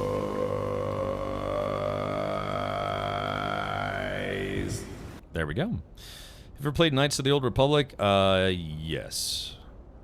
No. Yes. No. Yes. Yes. No. Yes? I never played the sequel, though. I know that one. I know that for sure. Autumn Sex says, Dune is superior to Star Wars. Well, I certainly agree with you for only considering the sequels. Alright, this war of assassins takes a terrible toll, doesn't it? One more thing, Andre wants permission to eliminate Ambrose Lucifera. You're more right than you know. This war inflicts wounds upon my duke and his people that cannot be seen upon the flesh, only behind the eyes. But I must remind myself that this war of assassins is also the scar of a miraculous survival. It is. Our arrival on Arrakis was a very near thing. The first step in avoiding a trap is knowing of its existence. That's how we survived. That's how we continue to survive. Every day is a victory. So remember, in the book and the movies, it was shown that, of course, Dr. Yue was it was an Atreides guy, but he was technically a spy for the Harkonnens. And so that's, in the movies and the books, the House Atreides fell at the Battle of Arrakeen. But in this game, because this game is an alternate timeline version, as suggested by Paul Atreides himself, the Battle of Arrakeen was not lost by Atreides, and that's how they exist in this universe. Was that a Sprite challenge? Man, that Sprite challenge is easy. I saw people on there, it's like, oh, can you drink a whole Sprite without burping? It's like, how many Sprites do you want me to drink without burping? that's not hard. I'd do that all day. Of course, I've spent my whole life drinking seltzer water, but go figure. Okay. If in the Flash it's called Flashpoint, this must be called Dune Point. Sure, why not? One more thing. Andrea wants permission to eliminate Ambrose Lucifera. She thinks he's responsible? Permission denied. The evidence is circumstantial, and he provides financial support. Assassination would be hasty. I shall tell her. Andrea is my most promising protege. She may seem to have a machine mind, but she's as human as you and I. Barely. She does not show it, but she takes the tainted spice deaths personally. She sees it as a personal failure to compute the truth rapidly enough. Okay, goodbye. Stupid and dangerous challenges these days? Oh, Sprite challenge? No, it's like, for some reason, some people are convinced that you can't drink an entire bottle of Sprite, like a 20 ounce without burping. Now, if they said, yeah, try to drink an entire 2 liter without burping, that would be a little tough. Yeah, but a 20 liter, no, I could do that all day. All day. So, okay, well, I guess, yeah, Thufiris Hawat said no. Yeah, there's still the scar of the Battle of Arrakeen. Again, in the books and the movies, House Atreides lost the Battle of Arrakeen to their severe detriment. In this video game, they survived based on changes to the storyline. I forgot the point of that little black lip thing. It's to let people know that they are a mentat, probably in service to a noble. Yeah, it's just a mentat marking. That's why they had 20 ounces easy, right? Dimach. But yeah, it's normally, like in the movies, it was kind of expressed that they had the lime, but also like the Sappho's juice that they drink. I forget what the Sappho's juice does. I guess it helps them, like, I don't know, to lube their loins. I can't remember what the Sappho's juice, but it stains their lips. So this game takes its lore from the books, but it does actually use some themes from the newer movies. That's why some of the styles and designs, like the ornithopters and things, are straight out of the movies. So that's why you see the name of the movie company when you start up this game. They did work with them for some of the design, some of the music, some of that stuff.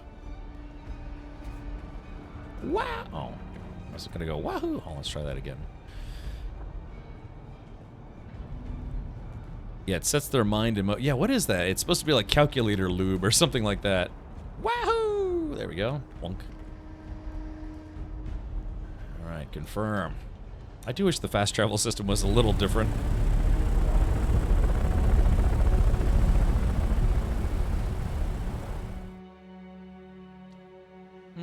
Tough, but fair.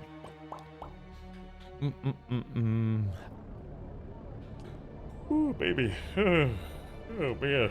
Golly, I wish I could sleep better. I do like the ornithopter designs, as that is how I imagine them from the book description. Yeah, Kiwi. The Dune RTS games, like was it Dune 2000, Emperor of Dune, or Dune Emperor?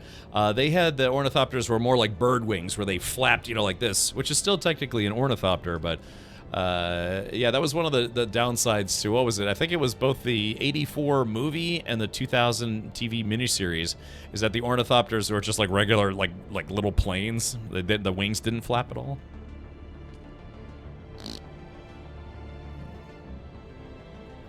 There we go. So we're heading back to Flaga Basin. Or confirm.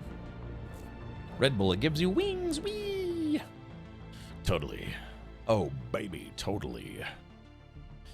Dimog says the TV series sucked, but I thought the original movie was amazing. I have seen it, but I honestly don't really remember a lot about it. I just remember the CGI being kind of bad, but apparently they tried to stick closer to the actual book than the 1984 movie. The 1984 movie, the director kind of took some writing and story liberties. It's still the basic same story, but like the ending is a little different, and some of the other components are a little different. But it's still overall the story of Dune.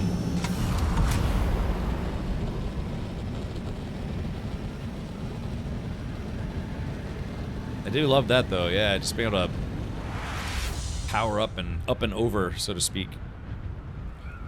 Yeah, the ornithopters in the 84 movie were terrible. Yeah, they look like ships out of oh god, what was that other like 80s movie?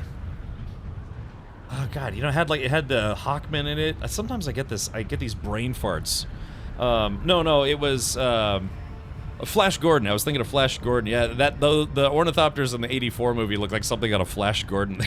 They looked kind of well, the interiors look good, but the outside was basically just this flying box with wings. It's time to buzz the tower. Yeah. Negative, Ghost Rider, the pattern is full.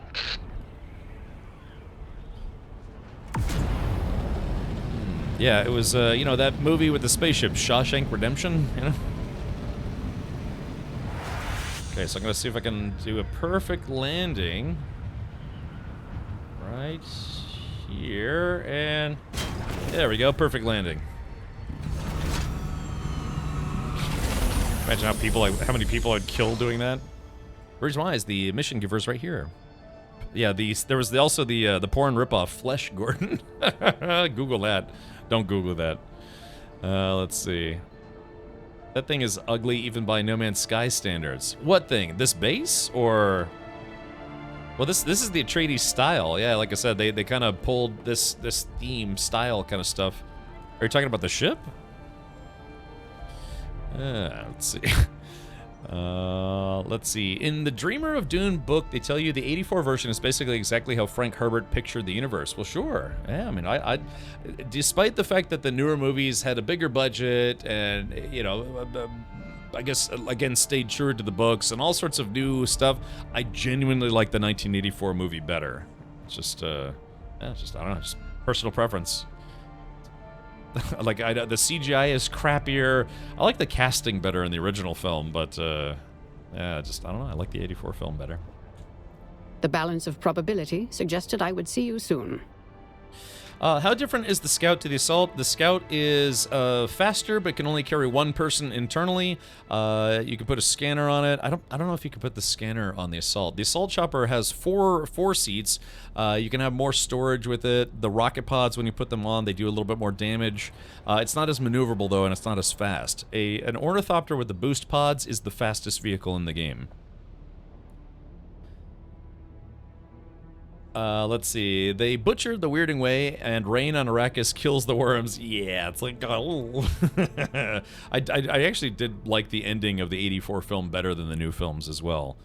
I don't know, just, you know, watching Sting get all nuts trying to stab somebody was kind of fun. Assault carries things, that's about it. I mean, you can put rocket pods on there, and you turn it into a fighter, but it's just, yeah, the current meta is definitely Scout Choppers with rockets. What deeper? Yeah, Hadouken. You know, the stupid weirding modules.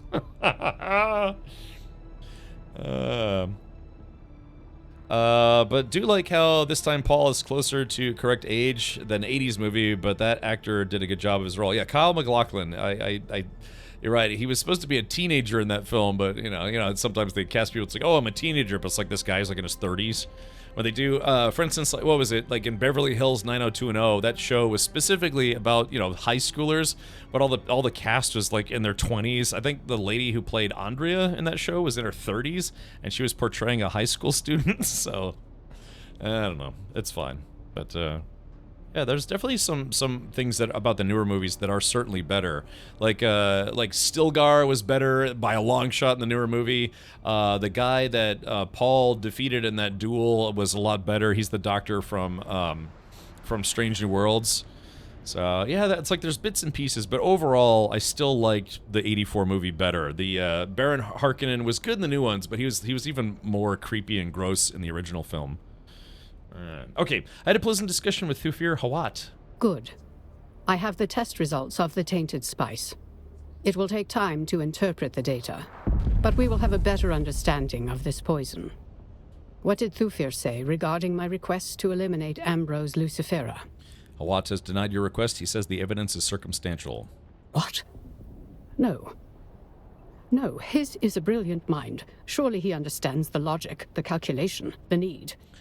He said, Lucifera is a corruption, a cancer. The only kindness is to cut him out. The only solution to the equation is terminal. Why doesn't he compute that? It would seem you're not a completely cold computer after all. And what if that's true? I have a mind of meat and electricity like anyone else. I just have to think, to collate. Thufir is rarely wrong, but he is wrong now. Ooh. We must act before it is too late. We will take the initiative, and I will take full responsibility. Is this insubordination isn't right? How can Ambrose be so important? On the surface, Ambrose Lucifera appears to be a wealthy, if inconsequential, reveler.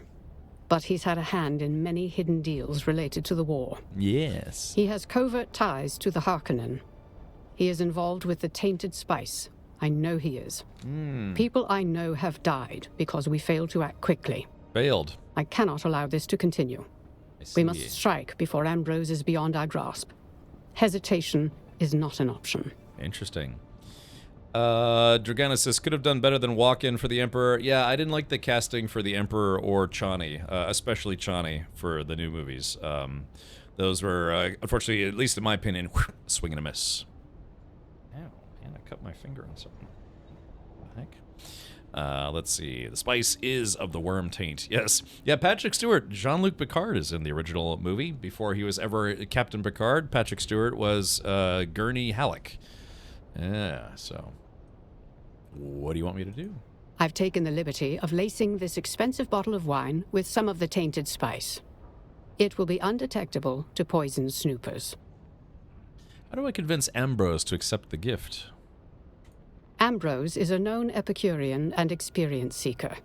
Convince him that this bottle of wine is a singular and exclusive experience. I'm too well known in Arakeen, but you can make sure Ambrose drinks this. Take the bottle. Say no more. I know you'll do the right thing. She had one face for both movies. It was just, I mean, I don't think she's a bad actress, but she was a really bad choice for Chani. Just did not play that role well at all, in my opinion. That's just my opinion. But speaking of, what is it, actors who are seemingly in everything, and don't forget we do Sunday, oh, something just happened. Something happened in the game. We watched a movie called Prospect last night, featuring Pedro Pascal, who is also an actor who is in literally everything these days, including the upcoming Fantastic Four movie. But yeah, this movie is a low budget sci-fi movie. I say low budget; it was made for about $4 million, but it's actually a pretty good movie. It's if you can kind of get past a little bit of the jankiness and the fact that it kind of feels like a low budget movie. This had Pedro Pascal, Sophie Thatcher, who's been in a bunch of stuff as of recent, Jay Duplass is in it, but yeah, it's about a father and a daughter who are prospectors that go to some alien world to farm this very rare like mineral stuff from alien goo. But yeah. I still need to watch Dune 2. Oh, you mean Part 2? Yeah, we watched on, remember, every Sunday night we watch movies on my Discord, so come hang out if you're bored on a Sunday evening. Yeah, we watched the 1984 Dune, then Dune Part 1, then Dune Part 2, then we watched Sinners last weekend, and then, or the previous weekend, and then yesterday we watched this movie called Prospect. Did you park in the courtyard again? I did. Yes, I did. Yeah, it's basically Icarus. Yeah, you're right. Yeah, that's funny. It kind of feels like the game Icarus in a way. They really need to let you carry a pug into PvP as House Atreides. Oh, well, you can't even fly a chopper with multiple people in it into the PvP zone. So I'm not sure, well, at least in the deep desert. So, but yeah, I was just bringing up actors who are in a lot of things these days. Yeah, Pedro Pascal was in this. It's meant to be a space western. Like if you ever watched Firefly or maybe The Mandalorian, it's meant to be kind of like a space western type feel. So a lot of the dialogue, it almost feels like almost like a western film. How would you rate Prospect out of 10?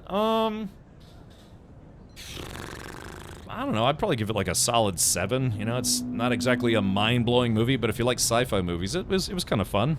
So the ending was a little predictable, but that's okay. Still had fun. Yeah, for Halloween month, we're gonna be watching 28 Years Later. I think last Halloween month we watched 28 Days Later, 28 Weeks Later, and then October we'll watch 28 Years Later, which I still want to see. One of my favorite space westerns is Outland with Sean Connery. We actually watched that movie for Discord Movie Night. Again, every Sunday starting at 7:05 p.m. U.S. Eastern Time, we do watch movies. Oh, she's pegging me while I wasn't looking. Yeah, I was just like, ugh. Yeah, hold on, chat. Wait, hold on. Let's back up just a little bit here. And then... yeah, it's like, yep, chat, there is pegging in Dune. Oh my gosh. Oof. Kinky. I think the movie on IMDb has like a 6 out of 10, that Prospect movie. I liked it. The one thing that was visually annoying, though, is to kind of make it feel like an alien world, because they wear spacesuits and they have to wear these filtration systems. They have this this kind of like almost like purple dust on the screen all the time, and it's very clearly like kind of like a low-budget visual effect, so that was a little visually grating. But yeah, surprisingly, Prospect was not a bad movie. If you like sci-fi stuff, it's worth a watch if you're bored. Kevin Bacon's just one of those it actors who gets cast in everything. Outland was kind of fun. Alright, so I gotta go kill a guy. Alright, so where is that guy?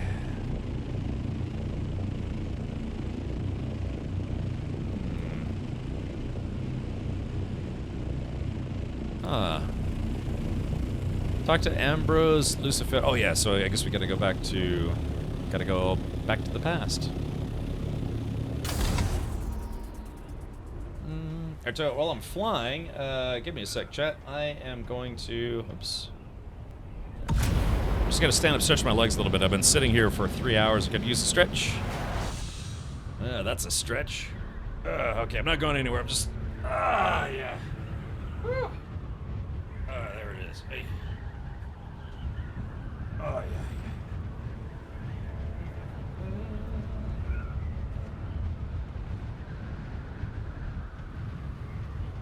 Oh. Alright, there we go. Oy. Both of my knees popped just then. They were like crunch, crunch. Okay. Alrighty. Anyone here have a fun 4th of July weekend? For those of us who are in America, we celebrated Independence Day again a few days ago. So, anyone lose any fingers or eyeballs or anything? Can you only break shields with melee weapons, or can guns do it? There's a gun, well, technically any gun can wear down the shield eventually, but they make a gun called a drill shot that specifically drills through shields. And it's typically you only get about 2 shots, but for most NPCs in the game, except for when you get to like tier 6 enemies, you can either 1-shot them or 2-shot them. It's called a drill shot, and those are pretty good. Apparently also disruptor, like late game disruptors are pretty good at taking down shields. Meh, I slept. Okay. Well, I'll tell you what, let me park right here because, for reasons, let's see. If you are thinking about, plug incoming, if you are thinking about getting a new PC, or, you know, just maybe trying to play around with a configurator, see if maybe you want to get a new PC in the future, Main Gear is still doing they're still having their 4th of July sale, so to speak, where they're doing some pretty steep discounts on custom PCs. They also have pre-built rigs and some other discounted stuff as well, but Main Gear is our PC partner here. In fact, here's a plug. Do you want to save up to $600 on a custom PC like this one? Summer is here, and so is our 4th of July sale. And now's your chance to save on a custom gaming desktop, custom gaming laptop, or a custom workstation. With tiered discounts ranging from $100 to $600 in cash savings. But these deals won't stick around forever, so be sure to head to maingear.com and start customizing your system today. What are you still doing here? You're still watching? Go buy a PC. Go. That's true. So yeah, check them out. Type in exclamation point Main Gear in chat. Feel free to tell them Captain Richard sent you by using promo code Captain Richard on checkout, and it'd be kind of helpful. But they are extending the 4th of July sale since it is now the 7th of July. Just a little plug for our partners over at Main Gear for your awareness. Okay. All right, yeah, some epic Dune music for that plug as well. See. All right, here we go. Coming right in. Well, was I dropping frames again just then? Figures right during a plug.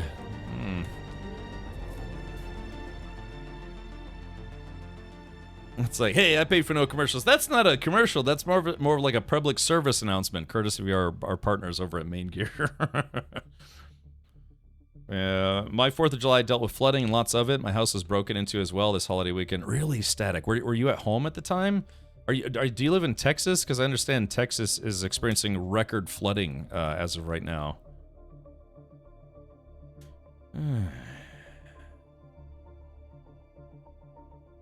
Gosh, yeah, man. I remember somebody tried to break into my apartment when I was home one time. It was like 1 o'clock in the morning. That was not fun. But, yeah. Was it like their garage or something? I'm in Texas, yes. No, I was not home at the time. Oh, really? Did they take anything of value? My parents had a... Oh, hold on.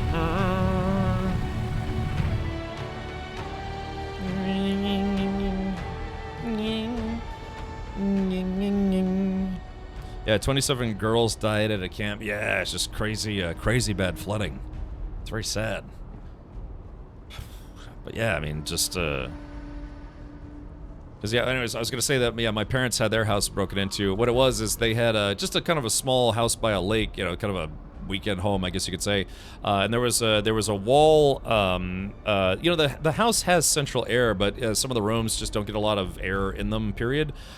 So my parents had put in an air conditioner in the window. You know, it's just simply you put it in there, you rest it in there, you put the joiners on. There's that and the other, and it'd been fine because it's actually a gated community, but people had somehow, I guess, got in the neighborhood or saw that they pushed the air conditioner and went inside and they stole a bunch of stuff. So just not anything like valuable, well, at least not too much, but yeah, just a bunch of jerks. But broke in. They didn't even like break in, they just pushed the air conditioner inside. Master bedroom shattered. 95 people in total lost their lives this past weekend. Oh, okay, so they broke into your master bedroom. Did they take anything like TVs or I don't know, like your collection of priceless horse porn? No, of the the horse memorabilia with no porn at all. Maybe. not my collection. Ragna, thank you for gifting 2 subs to Fjordizzle and Ruberdaki. Interact. Search Kavak's quarters in Arakeen. Interact. What? Oh, am I guess I had 2 missions to do here? Nothing was taken. The alarm sent them running, I guess. Well, there you go. The system works. Yeah, that's good, man. It's never fun when people steal stuff from you. I had a car stolen once. It's very upsetting. Thank you for the 2 gifted subs. Be sure to thank your anonymous sub-gifter if you want to. They took your fleshlight collection. Terrible news. Let's rock! Okay, so let's see. So how do I... It's almost like I have multiple things to do in here. Okay, there's that. Oh, the missing peon. Investigate the Mas Karet presence in Arakeen. Oh, so that's what I was doing. I was going to the wrong one. Okay. Yeah, the magazine Horsing Around, yeah. Sponsored by Mr. Hands brand horse engagements.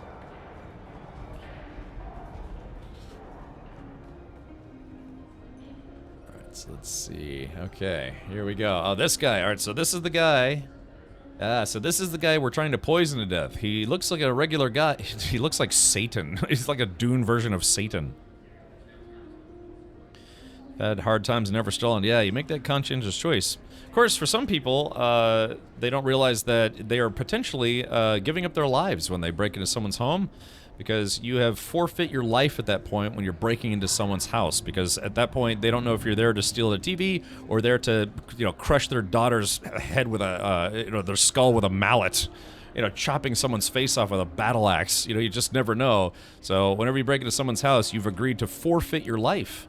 Once you've done that. And sadly, that actually happened to one of our community members. Someone tried to break into his house, and he fired in self-defense, and that person died.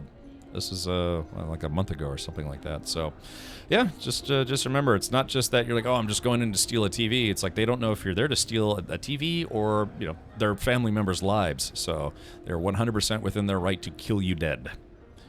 Is it bad that they stole the fleshlight collection and returned it the next day used but unwashed? That's just rude. R-E-W-D, rude. Let's see. Consider your choices very carefully. Let me know if you want more info.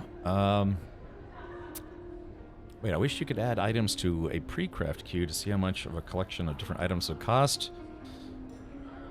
Wait, I'm sorry, Avalanche, this kind of seemed like 2 different statements? Yeah. So... the kids that broke in were on camera and known to the community. They go tell their parents they need to raise their kids better, though, and explain to them exactly why breaking into people's homes is a good way to end up dead. I mean, really, especially if you live in Texas. It'd be an interesting debate to see which state is more heavily armed per person, Texas or Florida. They call Florida the gunshine state. But yeah, I'm a firm advocate for being able to protect yourself and your family members inside your own home. So, yeah, just I don't know, that's just how I feel about it. But again, everyone's entitled to their own opinion. All right, let's see. Okay, so this is the guy that I have to break into his body and murder it with poison. I can already tell we are going to be fast Montana friends. by miles. Unless we already are, in which case it's so good to see you. How long has it been? It almost sounds like the guy who played that twink vampire guy in Baldur's Gate 3. Native Floridian, and I've never heard that. Never heard what? Oh, the Gunshine State? Well, I guess it depends on what certain circles you travel in, I suppose. It looks like it's like Vincent Price, the younger years. Well, Daisy May, yeah, I know the UK is a vastly different place, but there's a reason why the United States separated from the UK. just putting that out there. Yeah, yeah, we just sort of celebrated, in fact, our Independence Day, where we celebrate by blowing up our own country. That's the ticket right there. Yeah, like I said, you just that's the problem, is you just never know. They could be coming in there just to steal your PlayStation or to cave your skull in with a crowbar because they're out of their mind on drugs or otherwise. So no. Yeah. Again, they have a thing where you can get what's called less lethal ammo. I mean, the better thing would be to incapacitate somebody, right? You know, you catch somebody in your home, incapacitate them, whatever. You know, to keep them in place until the police can, you know, come pick them up and do with them what they will. But you just never know. You just never know. How many story quests are there in Dune Awakening? I don't know, like 20 or 30 maybe? Captain Denton says, tasers, yeah, tasers are certainly an option. Of course, you don't know if the person breaking your house is high on PCP and won't feel any of that. They'll just be like, shrug. You can watch videos of that kind of stuff. People are just out of their minds on coke or PCP or something. They just shrug off tasers like they're just nothing. But, yeah, that's what Panda said. I don't know. Let's put it this way. It's a situation that I hope none of you ever have to be in, and myself as well, because, yeah, it is a very, very bad situation to be in all around. So I'm of the ilk that says it's like, yeah, they don't get any second chances. You break into my house, you're toast. You are gone, sir or ma'am. Let's be gender neutral there. Remember, Chad, it's 2025. You have to be gender neutral when talking about people that you blow their heads off when they come into your house illegally. All right, Ambrose Lucifera, a secret admirer, sends their regards and this gift. Well, far be it from me to look a mysterious wine bearer in the mouth, but perhaps you ought to tell me who your patron is before I accept. Please note the year of this Caladan wine. Ooh, Caladan. What of it? An unseasonal, unprecedented cold snap locked the sugar into the grapes. Unprecedented, you say? No one on this entire planet will taste its like tonight. Caledonian wine. A rare experience. By Jove, I like you. I'm going to a party later, and sharing this will make me the belle of the ball. Uh-oh. Do you drink while on duty? Don't answer. Let me tempt you not. I'll shield you from this devil's ambrosia. Just a selfless soul, drinking for two. This rare wine is meant to be enjoyed by you alone. My patron insists. Now that sounds very sketchy. My recourses aren't pulling from storage. Did they change that? My recourses? If someone breaks into my place, I just use thoughts and prayers, right? Yeah, good luck. Alright, let's see. Are the drops also available for watching Dune streams? Twitch isn't giving me any feedback that I'm getting any. Luposity, so originally they had it set where Twitch drops were only available until June 24th, but they extended that to coincide with the supporter creator program. So I actually still have that open, and just in case anyone asks me about that, boom shakalaka.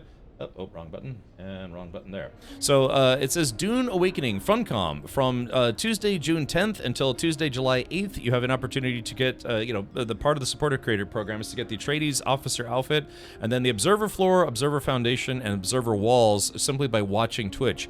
If you're not getting progress, you might want to try logging out of Twitch, closing your browser, then opening it, obviously your browser, and logging back in, and see if that fixes it. If it doesn't, log out of Twitch, then delete all your cookies from Twitch, which you can find is if you go to your URL on the top, like right about here, and then it'll say cookies and site data. Just click on that and delete your cookies, and then try to log in, and hopefully that will restart your progress or start it in general. McCabe says, UK law allows for reasonable force to evict the person once outside your walls. It gets a bit messy. Well, yeah, if you get them outside of your house and can keep them outside of your house, then you're good to go. I mean, like I said, if you can get the problem out of your property or your vicinity, then sure, by all means do so. But if you do that and they try to come back in, that's game over.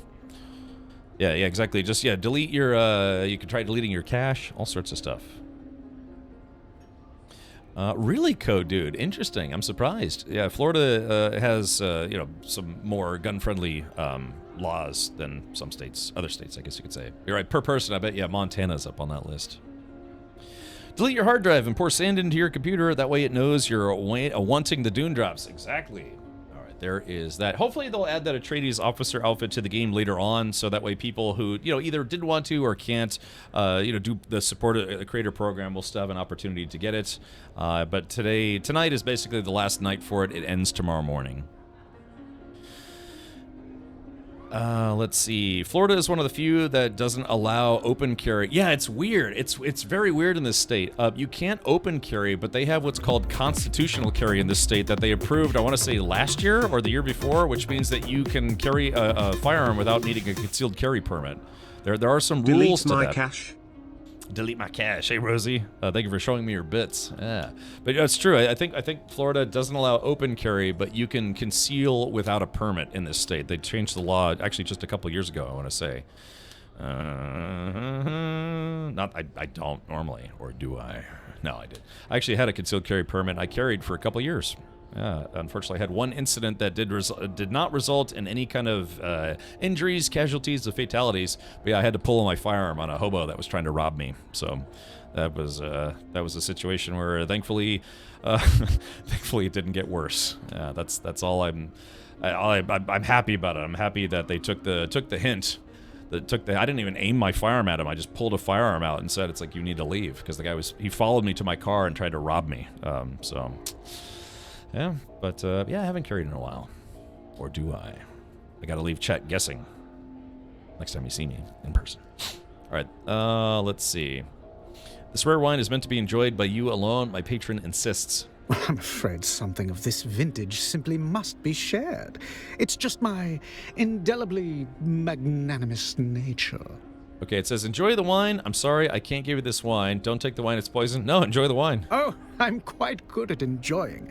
When it comes to indulgence, I'm second to none. So there we go. So that's a choice. That's a choice that you have to make whether or not... because it sounds like this guy's going to share the wine and a lot more people than him are going to die. So I'm probably going to get in a lot of trouble for this, but I'll just pass the buck and say, don't blame me. Blame Andrea Ganon for this mission. She did say she would take the blame if something went wrong. 357. No, I had a Celtic 32 at the time. That was my pocket carry. So, yeah, I used to carry daily. But I don't know. I don't really get out of the house much anymore, so I kind of stopped carrying. Once I became a full-time streamer, I was like, yeah, I don't really need it or like to carry it on me around the house. You know what I mean? I was like, yeah, that's just weird. But yeah, I don't know. I actually used to every day. Something small I just have on my person. It was like a slingshot, except with bullets. Yeah, the code dude, that was the general idea as well. No AR-15 for the trip to Walmart? No, you go to Walmart to get the AR-15. No, actually, my local Walmart, I think, stopped selling firearms. I think a lot of them did. They still sell ammo, but I think they stopped selling firearms. Yeah, show that couch who's boss. Yeah. The stories I would tell, but yeah, I admit people would think more poorly of me if I did. Crazy how you Americans think a lot of guns makes things safer. The one funny bear, I have 19 firearms, and I hope I never have to use any of them except for going to the shooting range, and that's it. That is 100% a situation that I never want to be in. You might say, why so many? It's like, well, one, variety is the spice of life, and two, zombies. You know, you got to make sure you have plenty of firearms when the zombie apocalypse happens. I'm being facetious, but yeah, like I said, that's never a situation I want to be in. I've been shot at before. That was not fun. I used to live in a bad part of town, and yeah, guys in a minivan drove past and started shooting at me. That was unpleasant. Thankfully, gangbangers typically have really terrible aim, so I was not injured. Yeah. I like collecting pew-pews. It's like Pokemon, but more expensive. It's terribly expensive. Yeah, I stopped at 19. I was like, oh, do I need to go for 20? In fact, I've had my eye on a pistol for years now, and I've just decided, every single time I've talked myself out of it, because it's like, look, this is getting ridiculous. I used to sell firearms. If you're ever wondering why I seem to be fairly nonchalant about the whole firearm thing, is I used to sell firearms. I worked a gun counter, I guess you could say. And then, yeah, I used to have a lot of firearms back then. So, yeah. I'm been able to carry because I work on base, and I'm at work more than anywhere else. Static green, it's funny. Obviously, you can't, you don't want to bring firearms into military buildings, government buildings, whatever. But I used to keep one in my vehicle, and they actually used to allow that at the military base I used to work at. But after a while, yeah, they changed the rules. After I stopped working there, they changed the rules because they will do what's called random inspections. Just to inspect your car, make sure you're not like driving bombs or something. And it's just random, and they do everybody. Anyone can be randomly searched, and I had that happen a couple times. And then, yeah, I would keep my firearm in my glove box when I wasn't carrying on me, and I would tell them it's like, hey, totally okay for random inspection. Just know I have a firearm. It's in the glove box. It's locked at the moment. They're like, okay. But yeah, eventually they did change the rules. They said you couldn't bring any firearms, unregistered firearms, for the base onto the base. So, yeah. You'll get that 5.7 someday. Yeah, all I have to do is sell like 1 or 2 firearms and then just buy one with the money from selling those. Because, yeah, at one point I think I had like 27 or 28 firearms, and, yeah, I whittled it down from about 28 down to 10, but then I came to Florida and it went back up again. It's just, yeah, I don't know, like I said, I've done range shooting ever since I was a kid. So I just, first start off with BB guns, then pellet guns, and then, 22s, and...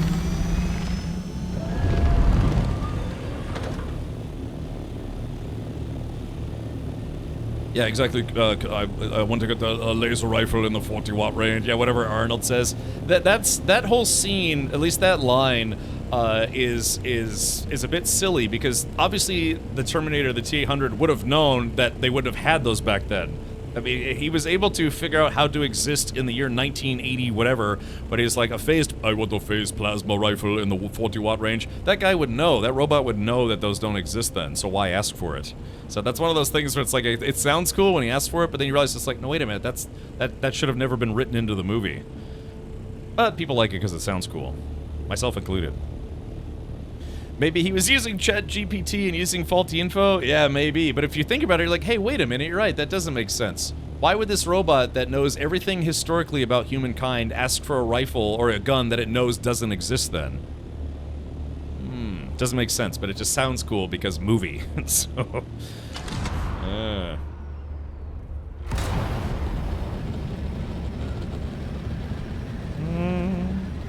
He was making sure it wasn't an alternate reality. Yeah, maybe the wrong timeline. 35% of households have firearms in Florida, 45% in Texas. Ah, Texas beat us, huh? Well, I'm gonna have to change that personally. Yeah, a gun for you. Yeah, start handing out firearms for Halloween.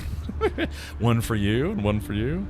Yeah, you get a gun, you get a gun, everyone gets a gun. Whee! All right, where am I going?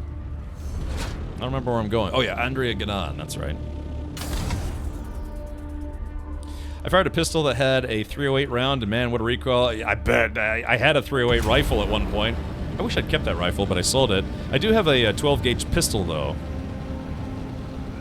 That also has some pretty spicy kick to it. If you think about a 12-gauge shotgun, and then you literally having a 12-gauge pistol that shoots the same rounds... There we go, so it's coming in, let's see... Alright, perfect landing.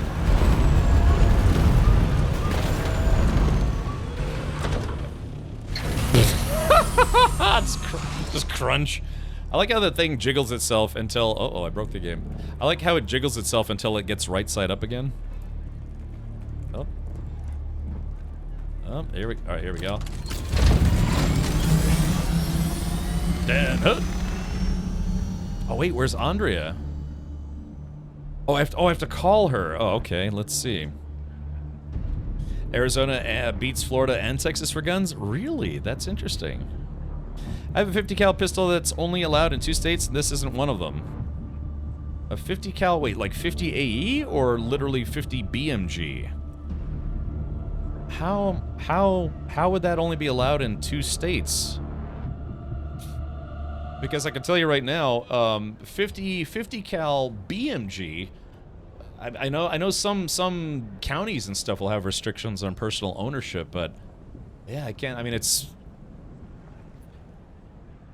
Oh, it's from. I was thinking in a real life sense. Like I said, I used to sell guns. I used to sell guns for a while. So, yeah, black powder muzzle loading. I know. I was just thinking about the restrictions. What movie is that from? Because that doesn't sound familiar. Let's see. Yeah, she's on the run for homicide. Right. Her plan got a lot of people killed. All right. Let's contact her. Good work. You rid Arakeen of its greatest parasite, and I'll bear the consequences. Unfortunately, it seems like our collaboration has come to an end, but your work is not done. Thufir Hawat will want to know everything we found. Go find him. This is my last task for you. Oh, man. Oh, man. I didn't have to leave Arakeen for this? God, I misread it. I thought it said go back to her. Well, yeah. Wait, but that was kind of a... That's kind of what the Telltale games got accused of a lot. It's the illusion of choice, where it's like I could have chosen to give that guy the poison or not the poison, but, yeah, but they basically implied that he was going to accidentally poison a lot of other people. I don't know. Let's go talk to Thufir about that. But crap, that's on me though. I came all the way back here when I didn't need to, and that's kind of I really wish they had a fast travel system in this game that didn't involve flying or teleporting or hiring a taxi.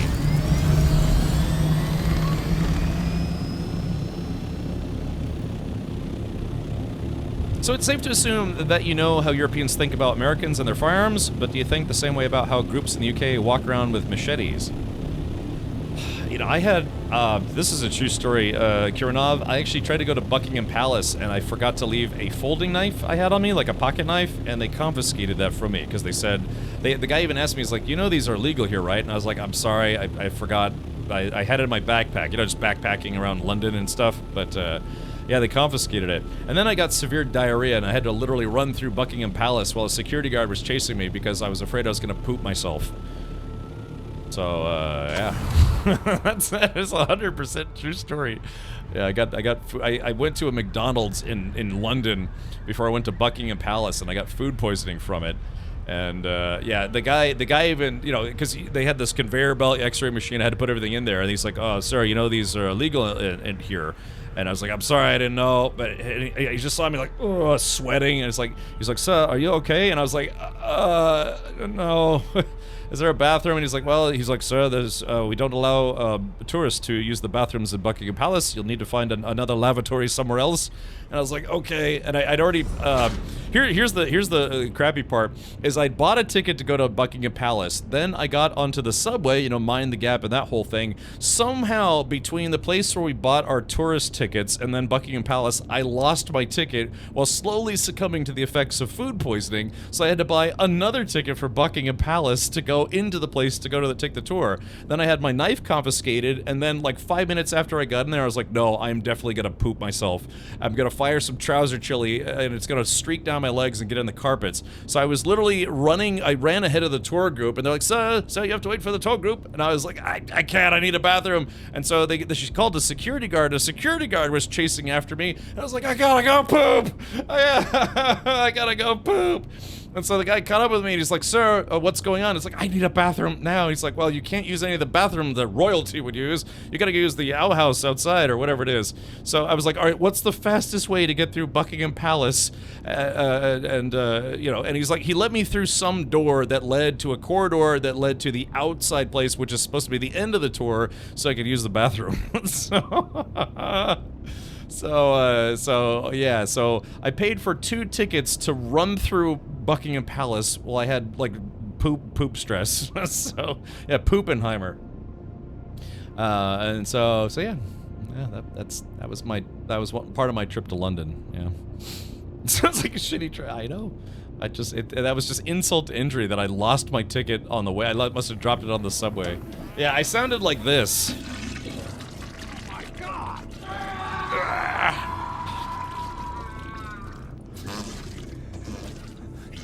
Ugh. It burns. I'm bleeding. I'm bleeding. God, that's rich.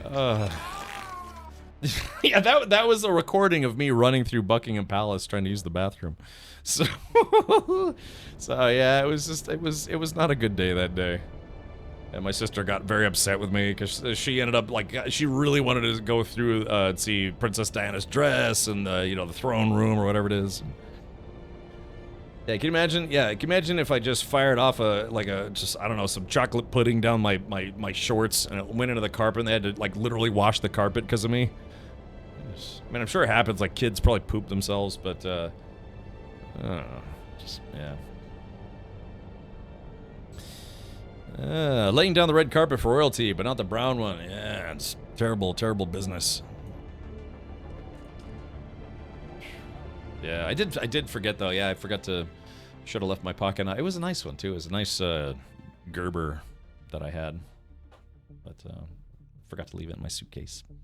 An international incident. I'm just glad that a guy didn't like tackle me. Could you imagine if the security guard thought I was trying to do something nefarious? But I think the fact that I was like wobble running, you know, that you know, that like wobble running that you do when you're like trying to clinch but also run. You're just like, so I think he kind of got the memo there. He saw I was like sweating profusely, holding, like trying to stick my thumb in there like a Dutch boy on a dam, you know, just golly. So, but if he tackled me, it would have just been horrible. It would have been like a Jackson Pollock painting on the carpet, man. That would have been brutally embarrassing. I mean, it's already brutally embarrassing, but what can you do? Yeah. Could be worse. My mom worked at the Dutch embassy somewhere, and the Queen came to visit, and when she went up to shake her hand, she tripped and spilled red wine on her. Not bad. Amazing thing is that during Gettysburg, the Confederates had 250 pickets out in front of about 7,000 men, and the Bredon sharpshooter killed all 250 with one volley, which made the 7,000 men run away. What's the Bredon sharpshooter killed all 250 with one volley? What is that, like one of those grape shotguns? I would have paid to see the tackle. Yep. I don't know. I had fun. Yeah, I took a tour of Ireland and the UK, and it was a really good trip. Just that was supposed to be my last day there too, and it kind of ended poorly because I got food poisoning. And well, what can you do? All right, let's see. Where Thufir Hawat. Oh, okay. Looks like my journey has come to an end. What happened? Hopefully I didn't just come out here for no good reason.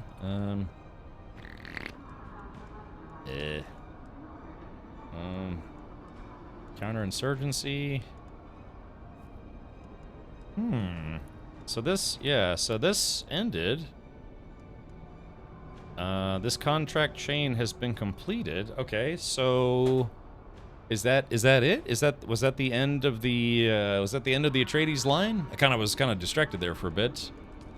That's counterinsurgency. Trooper, I need to finish my advanced training.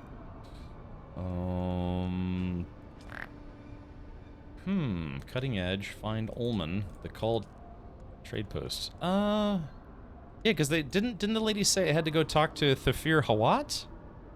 They gotta go meet the Dookie. Okay, let's do this then.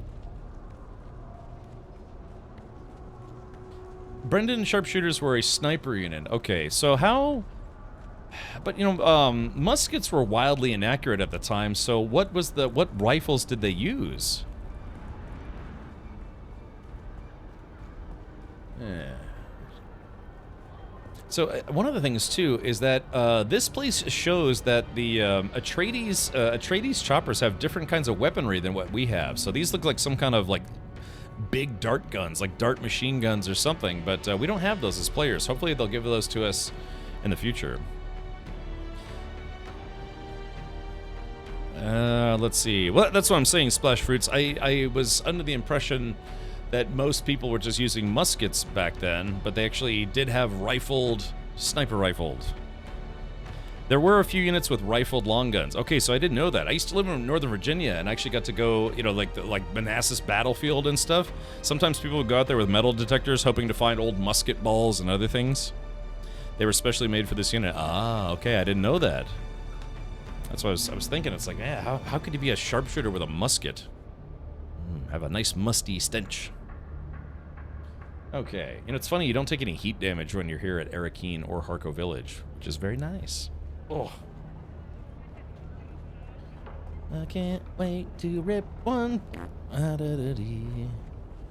I guess get a little disruptor though. All right. I expected you. Sorry. Occupational hazard. Andrea sent me to poison Ambrose Lucifera. I carried out her orders. Yes. I didn't initially expect her to move so fast, but I've taken action. What do you have to say for your part in all of this? I was put in a difficult position. I was merely following Andrea's orders. Let's say I was put in a difficult position. Yes, you were in a difficult position. However, at this level of the game, one is always in a difficult position. You must show better judgment. People nearly died in the fallout of this stunt. A useful contact in several blameless bystanders. They survived by only the narrowest of margins. Okay. So what happens now? Andrea turned herself in, claimed complete responsibility for everything. Loyalty still means something to her, and a willingness to face consequences. Her actions took me aback. Ambrose, you see, was my double agent, feeding misinformation to the Harkonnen. Oh no! Oh no! He was a double agent for the Atreides. Oh no! Ambrose, you see, was my double agent feeding misinformation to the Harkonnen. Oh no! So it turned out he was actually on our team. That place sucks. The traffic is horrible. I lived there for many years. To make this unit, you had to target at 200 yards 9 out of 10 times. Not bad. They whore green. So, so I wonder what would happen if I had chosen to not poison that guy. Oh, that's why I said consider choices carefully. Well, it doesn't affect me any, so just, yeah, she got in trouble. What will happen to Andrea? There will be a disciplinary action. Then I will place her on other cases far from Skorda. She faced her misconduct with honor. Our work isn't done. And what happens to me now? Now you work for me directly. You have Andrea to thank for that. She made the case to keep you on. She made it very well. A process cannot be understood by stopping it. Understanding must move with the flow of the process, must join it and flow with it. I can only teach you what comes next by throwing you into the flow directly. Perhaps, in the process, we can save my Duke and his house. What's our next step in investigating the tainted spice? Oh, if you didn't poison him through fear, would praise you. Okay, but do I get any more loot? That's the important part. Poison or no poison, do I get the loot? Let's see. He said the flow thing. Yeah, the spice must flow. What's our next step? Understanding the origin of the tainted spice is vital. Taint. Taking in all of the data, I detect Imperial influence, though I do not know from whom. We must trace the links in the chain back to Skorda. It is from him we will get clearer answers. The man recently appeared in Erekine. How do we... Oh!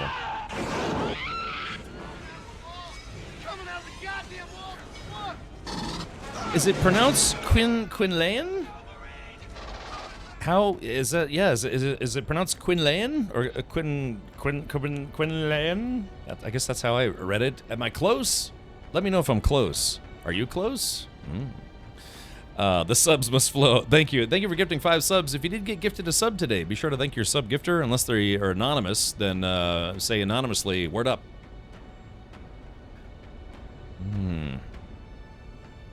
Good point. During the quest line, I got 2 of Thurfir's best. Ooh. Oh, Quinlan. Okay, closer than usual. Ah, okay. Yeah. Is it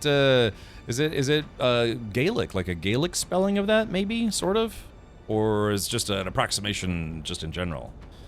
So remember, I'm taking Duolingo for German, but I also did read some of their articles on Gaelic, which is apparently a very tough language to learn because of the interesting pronunciations of letters and words and stuff.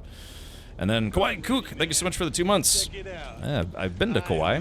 It's been a long time, but I have been there. No. I went to Kauai in 2019, 2020. So, It's EverQuest Elven, which is to say kind of stolen from Welsh. Okay, so Gatos knows his stuff then, because Gatos was, I was thinking maybe Gaelic, but Gatos said Welsh, and so, yeah, interesting. Yeah, good job, Gatos. Oh my god, I totally forgot my YouTube chat has been offline this whole time. Let's see. Oh my gosh, I haven't checked YouTube chat in like 2 hours, or an hour. Let's see, unless the government had those guns. Oh yeah, maybe. Sorry, crap, I keep forgetting to check my YouTube chat. Sorry about that, for all of you watching on YouTube. I'm still getting used to it, Unholy Donut Man. I see what you did there with your name.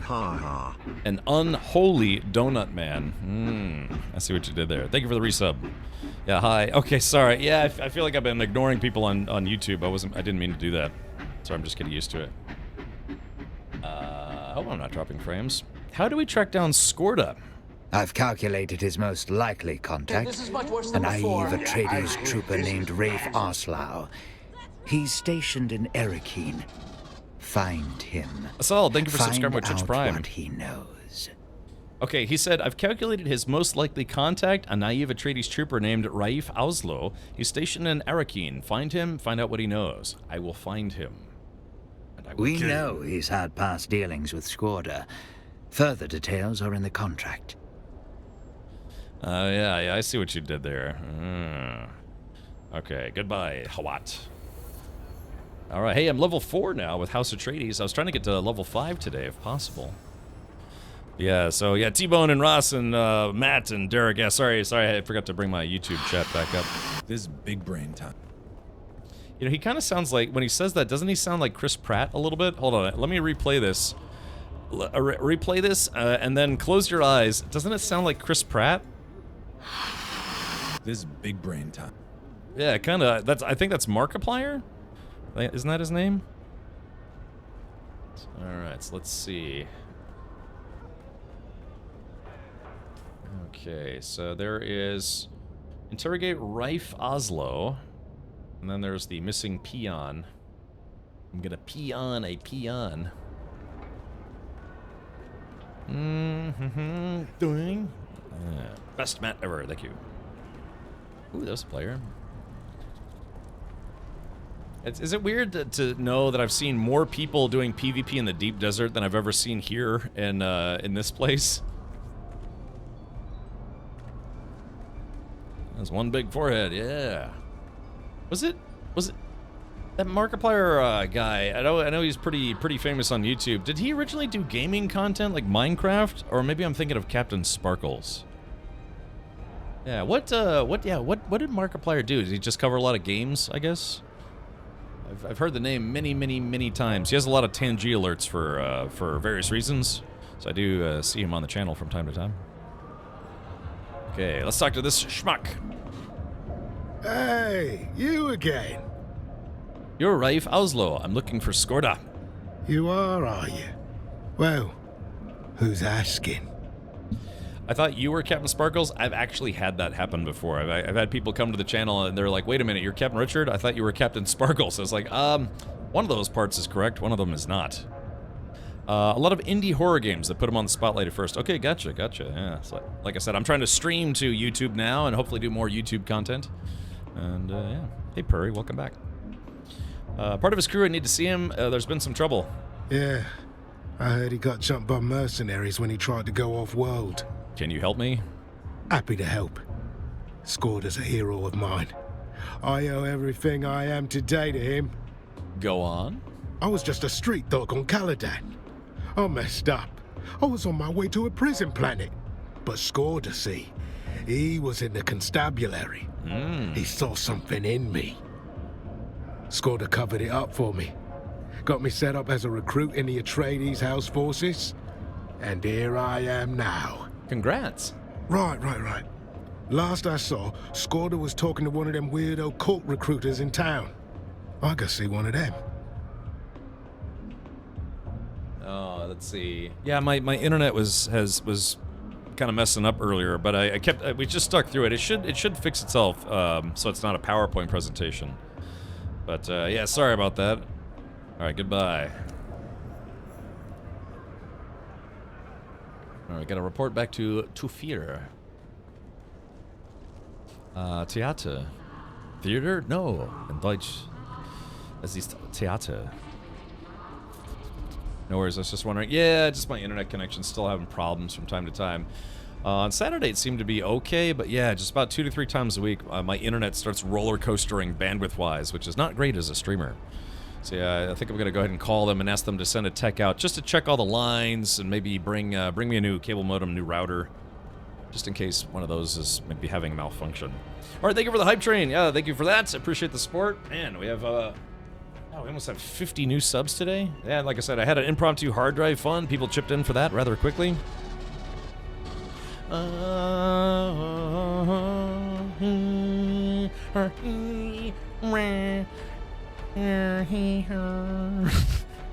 a reason why I never got asked to write soundtracks for video games. Never happens. I expected you. Sorry. Occupational hazard. Rive squealed. He saw Skorda talking with the cult. Here's my report. Well done. The cult in question is the Masquerade. Strange cult. Even stranger rituals. But why would Skorda be talking to them? What's our next course of action, boss? Speak with one of their cult recruiters. See how far you can get by playing an eager new recruit. Oh, yeah, exactly. It's doing the same thing it did earlier. It was fine, but then it just has these, like, starts roller coastering. Goes up, down, up, down, up, down. All right, let me do this. I'll do my best. Their practices may seem strange and even nonsensical, but don't fall into the trap of underestimating them. It's a bad habit. Yes, okay. You know, I'm actually, Crom, I'm actually pretty sad. I used to have a lot of squirrels in my front yard, but this year, they didn't come back this year. Yeah, they used to have nests in the big tree I have in my front yard. I would feed them peanuts and other goodies, and some of them, one in particular, a little female, she would actually eat out of my hand almost every day, but yeah, for some reason this year, all the squirrels are gone. I see them in the neighborhoods, it's just that, yeah, but it's a lot less of them. We do have a lot of hawks here, though, so I'm wondering if maybe they just got munched on a little too much, but yeah, it's sad. I've got this big bag of peanuts by my front door, and just, no one to give them to. Is it because of the guns? No, I like squirrels. I try not to shoot squirrels, but hawks are another. That's another story. I actually got my pellet gun out of storage because, again, what was it? A hawk ate one of my pets. So, what was it? Yeah, there was one of those guys. Yeah, and they would like eat the lizards off my house, which I guess is okay. All the squirrels are gone, and the Captain Richard's gray. Get down on my knees, and with man, my lord, I'm hey. Yeah, hawks munched on them too much. Yeah, man, I'm not kidding. I had a hawk eat one of my pet lizards.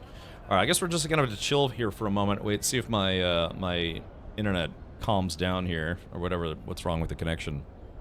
Yeah, I had a bearded dragon, and I would just, bring it outside, and I would stay with it. They said, yeah, don't leave your pet lizards outside on their own, even in like an enclosure, because animals will try to get in there. But so I had a little wooden perch. It was actually like a little half a hollowed out stump, and I put him there, put him on it, and he would just chill there, kind of like the sun, would just sit there, eat leaves. I put him next to this little strawberry plant. Yeah, and I would just go out there and I would just like wash parts of his stuff that he pooped on, because lizards don't care. They just literally poop wherever they're sitting. And then all of a sudden I hear a thump, and I looked up and I was like, what the hell was that? And I looked down and a hawk had just landed right next to me and grabbed my pet lizard. And anger issues vet. Speaking of anger issues, yeah. And I was like, hey, and I just tried to lunge and grab the hawk, but it took off. And what was really terrible is the lizard was kind of heavy for the small hawk, so it went and landed on the roof of my neighbor's house and was sitting there just like pecking at it. I'm trying to eat his face, and I was like, God, man. I was thinking, it's like, oh, I have a pellet rifle, but it's not loaded. I have to load it, put CO2 in it. But then after a few minutes, yeah, the hawk just took off with it, and that was that. Should have pulled your concealed carry out. Yes, let me have a complete loss of judgment and start shooting bullets into my neighbor's house. Yeah, that would go well. Somebody told me that hawks are actually protected in this county or this state or something, but like I said, I was actually thinking about getting maybe like a couple pet chickens to keep in the backyard just for fun. They could have thrown a shoe. Honestly, who throws a shoe, Kiranov? So, no, I mean, it was like, you know, my neighbor's house, their roof is like 50 yards from here, so, or like 40. Most raptors are protected in the U.S. Yeah, well, maybe someone's gonna put a feather in my cap, and I'm not gonna know who it is. I don't know, but yeah, just we got a lot of hawks in here. I've seen them perched on my fence, just like looking for lizards to eat. Anger issues indeed. So yeah, what I wouldn't want is like I shoot one, but then it lands, you know, dies in the neighbor's yard. The neighbors call the HOA on me, and then the HOA calls the police. Then the police come over, and I'm like, no, I have no idea what you're talking about, officer. Do you have a warrant? If you don't have a warrant, get out of here. So I don't know, but I did get my pellet rifle out of storage just in case, you know, they try to peck my eyes out. Who throws a shoe? Every Latina mom at their child if they screw up. What do they call it? The chunkla? Alright, look, is my internet behaving now? Okay, looks like it's behaving now. Let me know if it starts to suck again. And my internet's gone from suck to blow. Yeah, it looks like it's stabilized, so that's good. It's weird being able to be out in the sun, but you don't take heat damage here. It's a protected zone. I like animals, man. I mean, I don't want to hurt animals. You know, that's the whole thing. Is I used to do what I would refer to as neighborhood hunting when I was a kid, but yeah, these days I don't want to maim the animals or shoot their brains out of their skulls. I like to, you know, put up bird seed and goodies. I would even feed this slob here if I could in game. Speaking of suck to blow, excited about the Spaceballs 2 announcement? Sure, yeah. I mean, it's that movie has been in development hell for like 30 years now, but hopefully that's actually going to get made at this point. The big thing is, I really hope Mel Brooks sticks around long enough to see it happen, because, you know, the guy is, I think, in his 90s now. You know, if he's going to play... If anything, what they might try to do is they might try to film his parts as yogurt ahead of time, just in case, you know, in case he doesn't make it. I'd be worried about brown recluse spiders more. You know, the spiders haven't been too bad here. Sometimes I'll get really big ones in my front yard, but there's so many, like, snakes and lizards and birds here that, spiders haven't really been too big of a deal. Yeah, exactly. Shoot his scenes first, for reasons. But, yeah, he said the movie's supposed to come out sometime in 2027, so if he's 90... What is he, 92? 93? He's 90... What, 98? Yowza. Oh, ask the Masquerade about Skorda. Oh, okay, let's see. Man, I might not finish this quest chain today. Maybe I should play this tomorrow. Stream this tomorrow. Okay, so I gotta go down and then take a left. I did say that today was gonna be my last stream of Dune Awakening. I don't know, maybe I could continue playing all the story stuff tomorrow. Yeah, maybe until I get on the same page with the mods about what to stream next. Centipedes in Hawaii are the worst, though. You know, it's funny, I lived in Hawaii. I don't remember centipedes that being a big deal. Here in Florida, millipedes. God, this year I just had thousands of millipedes in my backyard. Now that sucked, because they figure out, I don't know what it is, but they figure out ways to get inside your house. You know, you find them in your kitchen, in your bathroom, all sorts of stuff. I even tried, like, putting bug spray and stuff, but they don't seem to care. You will not quit. You must come tomorrow. Yeah, maybe. I don't know. Apparently, yeah, I do have a lot of story stuff to do still. Let's talk to this jerk. Greetings. Oh. May the tyrant worm bless you. May your fluids honor him. May we all be drained of doubts and the poisons of a sick society. Look, if you're up for it, I'd be up for draining my fluid. You know what I mean? You know, just you want to give me a little hand here, maybe literally. Let's see here. Mel Brooks' 99th birthday was 10 days ago. Yeah, so that's just it. Is he gonna make it? From what I understand, he's supposed to portray yogurt again. Woo. Is this Furries Anonymous? It might be. I've updated my antivirus, but Captain Richard is still on my screen. Perish the thought. Brown recluses don't live in Florida. Most brown recluse bites are actually MRSA infections, but those are reportable, so doctors don't diagnose it. Oh, I see. It did say 30 days. I know. Just like I said, they Funcom kind of killed Endgame for us today. So, but I apparently have a lot of story to do still. Or, well, not the main story. These are all side quests, by the way. And the coils of providence bring you to us. I am a Naib of the Masquerade. I am a teacher. I am a recruiter. She's a cultist. We follow the holy tremis of Shai Hulud, as interpreted by our Sayadina Nala. We honor the tyrant worm by spilling our water. I'm sorry, but wouldn't the Fremen see spilling the water as blasphemous? I understand your confusion. To the blind, sight must seem like insanity. But this is blindness that can be cured. In the meantime, can I be of help? I agree, Avalanche. Yeah, avoid the DD, just stick with the triple D. Looking for my friend, Tiga Skorda. Oh yes, a promising convert. Come to our learning center in the Udum. You will find your friend, and perhaps enlightenment. I think your friend is going to find a bullet to the chin. Okay, report back to Thufir Hawat. Lots of back and forth on this one.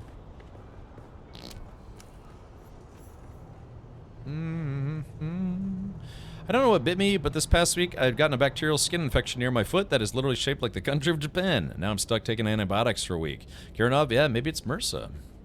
Maybe it is MRSA. I used to do a thing where it's like, yeah, I used to not kill the spiders in my house because, they eat other bugs and they kind of clean up. You know, webs are easy to clean up if you need to. Until one of the spiders broke the treaty and bit me on the ankle. And I still have a scar from that to this day. And it was definitely a spider bite. So from then on forward, I was like, well, you guys broke the treaty, the Accord of House Richard, and so now I extinguish with violence any spiders I find in my house. They broke the pact, the deal, so to speak. I'm the same with spiders in my house. Yeah, I mean, I used to just leave them alone, but now I can't. Because if they were, like I said, I still have a scar on my ankle to this day. Just a little spot, but yeah, it was a bad spider bite. Bit me. I had a spider recently break the treaty, got me on the neck. Oh, really, Jagron? What, while you're sleeping, or just in general? Yeah, it's painful and itchy, which is the worst.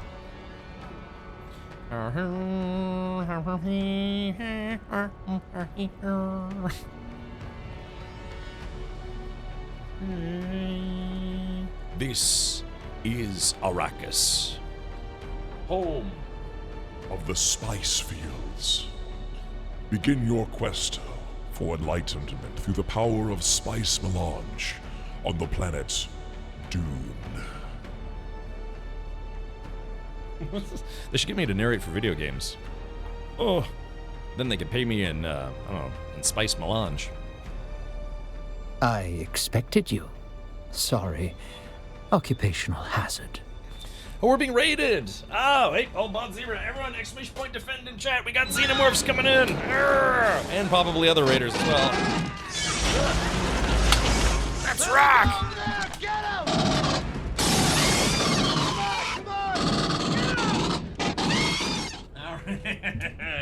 Welcome. Hey, I guess BZ for short, but it's a herd stampede. Hello, buddy. How are your adventures? Bald Zebra, were you affected by the calamity that happened this morning?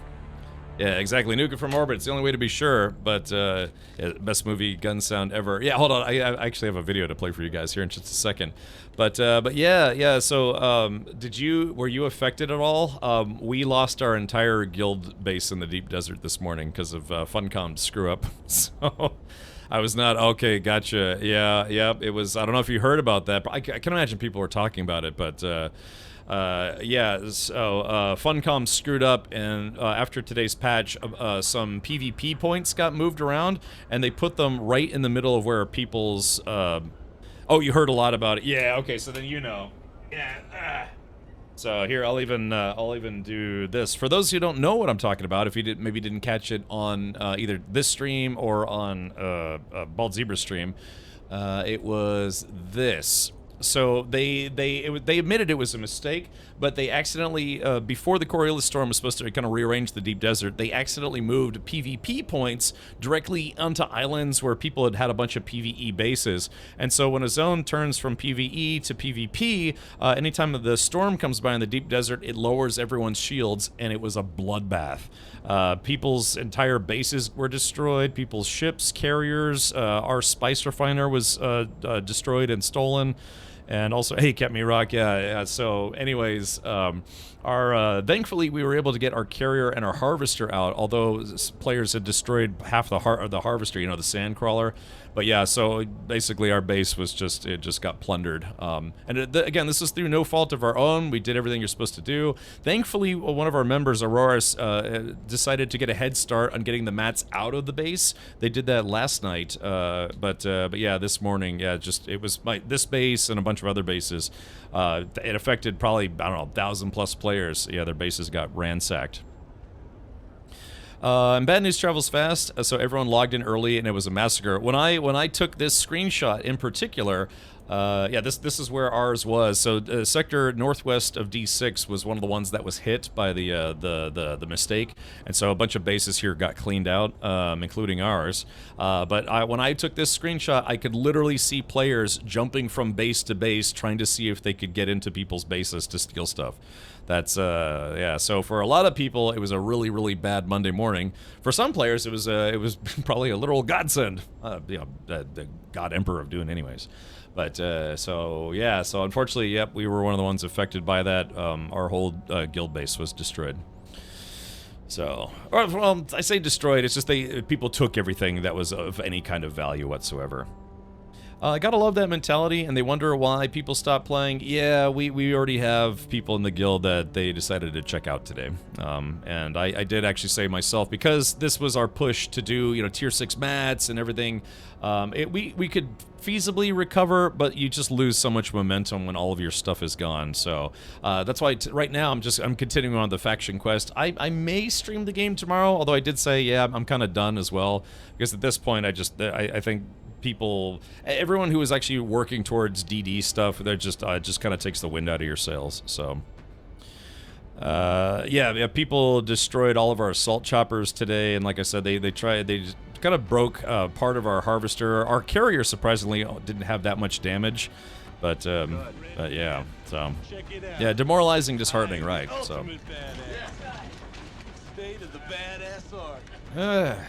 Smart horse penis. Yep, so what we're gonna do is we're probably just gonna just call it a wash on playing Deep Desert stuff, and I'm just finishing up some of the side quest stuff, and then yeah, that'll be it for me before waiting for the next DLC to continue the story, and that should be about like maybe 6 months or so. It was Digistan. Digistan says I stole all your stuff. Must use flame on spiders. That's right, Derek. Thank you for continuing to tune in. So that's some crappy news. Yeah, like I said, the one saving grace here is that Auroras did take most of the valuable stuff that was in boxes out. But yeah, all the stuff, the component, or the machinery it takes spice to make, or duraluminum to make, and basically anything that wasn't nailed down that was worth anything was stolen. So, yeah. And that's how the cookie crumbles. So they're probably going to see a pretty severe downturn in players. Again, it only affects people who are in those specific zones. For other people who, A, didn't steal anything, or B, get stolen from, to them it's just a regular Monday in the game. But yeah, this negatively impacted probably, I don't know how many people, thousands of players maybe. And Funcom said it's a mistake and we'll get it fixed. But yeah, they're not going to do a rollback, and they're not going to be replacing anyone's missing stuff. So, like I said, they're going to see you're probably going to see a definitive lowered concurrent players as of today. So, yeah, but this is Funcom. You think they won't make the same mistake again? That's why I said now and forevermore, don't trust the game. Especially if you're in the deep desert, simply do not trust the game. What I mean by that is that the trust has been broken at this point. That you can have your base in the PvE zone and not have to worry about it. So, yeah, lots of people found out the hard way that's not the case.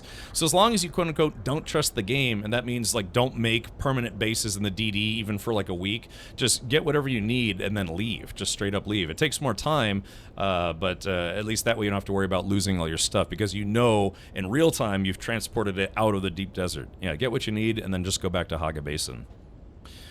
So how many times do you have to restart before the game folds? What my big thing is that we're trying to figure out how we can keep our guild base, because we have one of the biggest bases on our server, but again, it's going to cost, every 2 weeks, it's like 16,000 Solari, and then that means someone has to keep logging in every 1 or 2 weeks to pay the base tax and to keep the generators running. Yep, I'm on Salty Path just from issues myself. Yeah, also, apparently the bug is still there where people will get stuff in the DD, try to go back to Haga Basin, next thing you know, their entire inventories are gone. I saw that a bunch today, too. There was one guy who said they lost like 3,000 Spice Melange. It just literally just disappeared when they changed zones. Oh yeah, lost that myself. Yeah, you know, I lost. The biggest thing I've lost so far is I just lost an ornithopter when the game crashed or kicked me back to menu or whatever. And so I was in the deep desert and a worm ate me because I was just there. But or no, I didn't lose my chopper, but. Anyways, so yeah, it's just the DD is a very dangerous place, and it's not just designed that way. It is just because of all the problems that the game has. So if you're thinking about getting into this game, please know that I actually really do like Dune Awakening. I think it's a very, very fun game. You might want to just stick to the story stuff, these side quests, Haga Basin content, what have you. The only reason really to go to the Deep Desert is if you want a harder challenge for fighting NPCs, because those are the hardest ones in the game, and of course if you want endgame mats to make endgame gear. If you're fine without any of that stuff, you never have to go to the DD. As far as I know, I don't think any story quests send you to the Deep Desert. There is some stuff that you can do. The ruse worked. I'm invited to the Masquerade Learning Center. There's some stuff that they, like challenges that they want you to do in the Deep Desert, you know, things to do, but you don't have to do them to quote-unquote beat the game. So, yeah, like I said, I was pretty upset this morning, but after a while I was like, you know what, I've put 200 hours in this game. I think I'm kind of about done until the next DLC comes out anyways. But yeah, some people in our guild were very, very upset by this because they spent a lot of time, you know, myself included, spent a lot of time, you know, working on endgame stuff. So, yeah, all the story is up to tier 5. After that, if you just want to do deep desert stuff, you can. But at this point, I'm kind of done with the deep desert myself. You were right. You did have to repeat that a few times. Who did the what now? Oh, that's okay. I'm used to it. An impressive performance and a tidy report. I appreciate that. Yes. So many field agents are sloppy with their documentation. Shall I take this undercover assignment further? I'm afraid there is no time to build a proper cover. Besides, I already have a hidden agent among the Masquerade. But Bald Zebra, yeah, I know, probably want to get some chow, maybe hug your wife, that kind of thing. Yeah, please do. No, I appreciate you raiding the channel, and again, welcome everybody. Yeah, I don't mean to, you know, have a raid come in and be like, oh, you know, he's whining about today's problems. I'm just making people aware that, again, you know, now and probably forevermore, just don't trust the Deep Desert, and don't trust the game. Don't trust the game. I mean, Haga Basin's been okay. I haven't really had a lot of problems in Haga Basin at all. You know, a couple crashes to desktop, but nothing crazy. But yeah, there's just something about going to the Deep Desert where it just seems like the game has problems. One way or another, you're just going to experience problems with the game. All right, so what should I do? You'll do what you do best. Arr. Attack swiftly and directly, and obtain what information you can. It seems we're not the only ones after Skorda. Oh, really? I received word that he tried to get off-world before talking to Oslo, but was attacked by 2 mercenaries. He made a daring escape. Let's see. Fury says they should have rolled it back. It is their mistake. Again, this problem affected a lot of players. It did not affect the majority of players. So if they did a rollback, every single player who'd started playing this morning after that patch, you know, for 30 minutes or 3 hours, they would have lost all their progress. And then you have thousands more players complaining about that. So again, from a business standpoint, I understand, 1, why they didn't do a rollback, because it would cause more headaches for the company. And then 2, I understand why they don't want to have a policy of reimbursing people for missing stuff, because that would just generate thousands upon thousands more tickets and it would chew up a lot of man hours, constantly, like literally spending all day long just replacing people's stuff. So from a business standpoint, I get it. It doesn't mean I like it, but I get it. So yeah. Yeah, Scott, it's okay. You know, it's just stuff happens, and like I said, the biggest takeaway here is that you either accept it and keep playing what is an otherwise fun game, or accept it and stop playing the game because it's, you know, too much to bear. So I mean, a whole lot of the story of Dune was founded on a major betrayal and deception. This is a bit on brand, regardless of how terrible it is. Trust no one, trust nothing. Yeah, don't even trust Funcom. No, I want to be kind here because Funcom did actually sponsor the channel for a few streams to play this game, but yeah, the policy of just not replacing anything is not the best. It'd be nice if they could fix that somehow, like some kind of automated. Wow, World of Warcraft actually did have they implemented a kind of automated system to like roll back your character a bit so you can get things back. So that's something that maybe Funcom could look into. Funcom has done one rollback in their whole history. Yeah, if something really bad happened that affected literally everybody, then sure, they would probably do a rollback.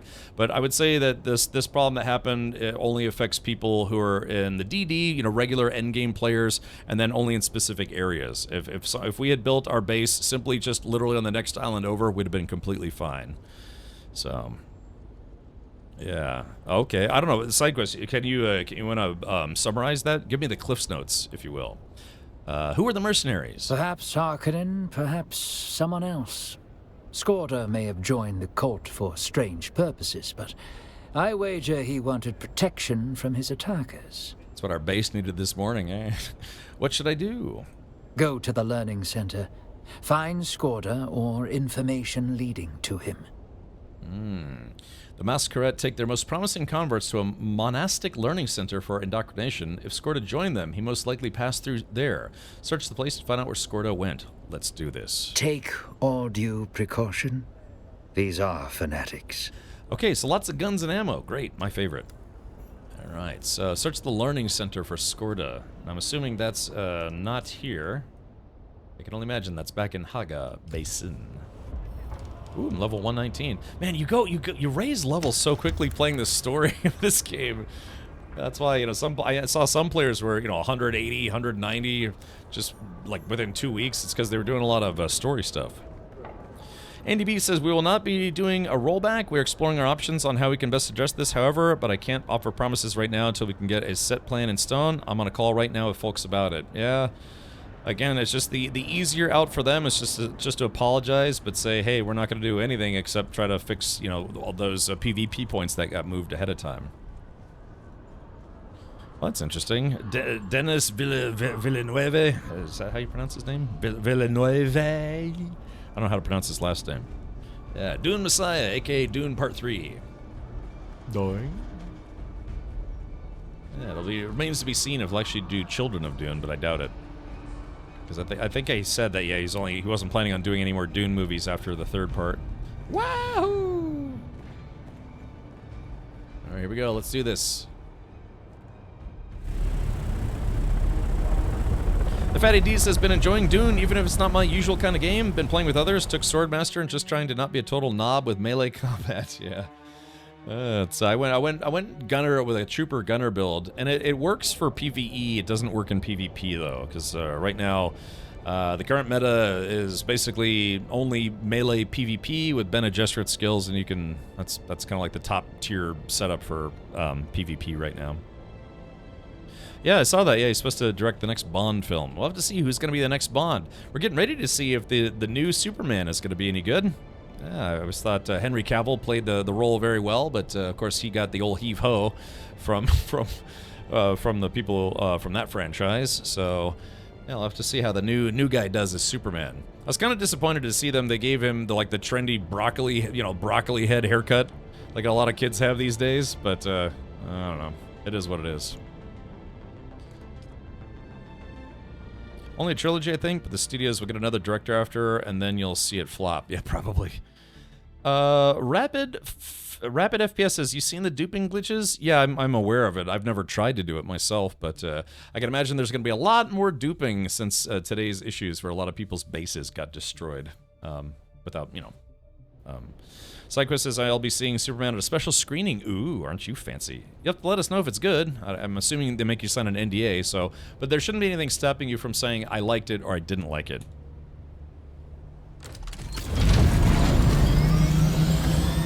Let's see. Luxus Lux asks, will there be a patch on server restart today? Expect downtime? There was a patch this morning already. If anything, they might have a hotfix patch to try to fix some of the mistakes they made earlier today. If that makes sense. Let's see. Ah, here it is. Looks like I have a couple missions here. Has anyone told you that sometimes you sound like Mark Normand? I don't know who that is. Usually I get, oh God, what's his name? You know, the guy from Jurassic Park. It's like, well, there it is. You know, that's Jeff Goldblum. I've had people tell me that sometimes when I'm like slurring or whatever, I sound like Jeff Goldblum. Mark Normand. I'll have to look that guy up. I'm not familiar with them. So far, no NDAs, but I'm imagining something when I arrive at the theater. Oh, okay. Well, yeah, if it's a special screening, then if it wasn't in advance, it'll likely be in person. I'm just guessing, though. Anonymous gifter giving a sub to Cot Badge 0.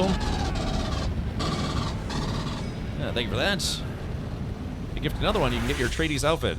Just a nice little casual reminder, today is the final day to collect your Twitch drops. All you have to do is watch the stream for 2 hours, and you can get your Twitch drops. Let's rock!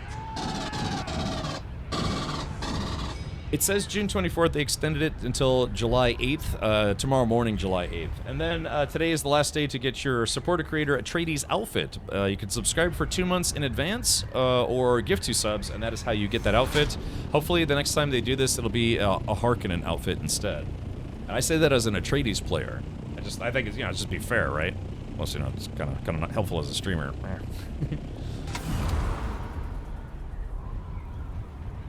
Alright, so we're gonna stealth our way into this place. Here we go. Alright. They'll be none the wiser that I'm here now.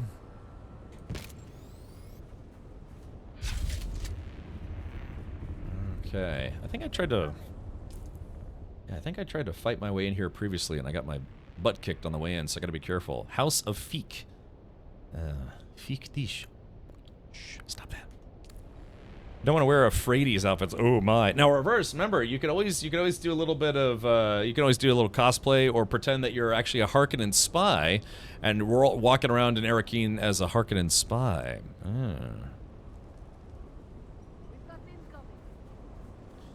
Okay, so I think I kind of gave away my position here, so we'll just go ahead and give them a gift right on the way in. Alright, well, at least I got their attention. Okay, so let's see. Gotta get my old sneaky sneak in here. Yeah, I don't think I've been here before.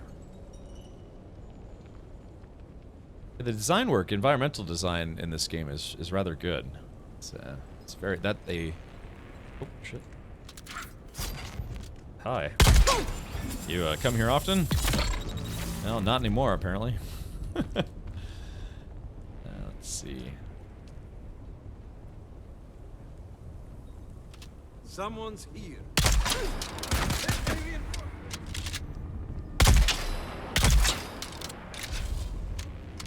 Alright, making friends everywhere I go. Good night. God damn, my poison didn't go through. Oh, shit, missed. Oh, she dodged out of it. Nice. Oh, crap. Crap, crap, crap, crap.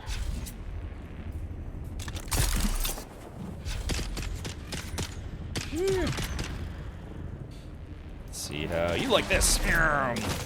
Damn, I missed.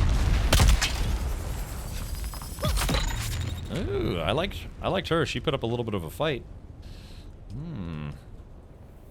Yeah, she's using those that Bene Gesserit kung fu on me for a second there. Forgot to fix my my driller. Is that everybody? Okay. Who is this guy? All I know is they got a bunch of stuff that I want, and some stuff I don't want. How to spot a Harkonnen spy? Ask them to say Atreides, and if they say Atreides nuts, yes, exactly. I do have the Atreides outfit just to collect it, but never gonna wear it unless to be a spy. That's what I'm saying. Yeah, you can kind of practice your spying.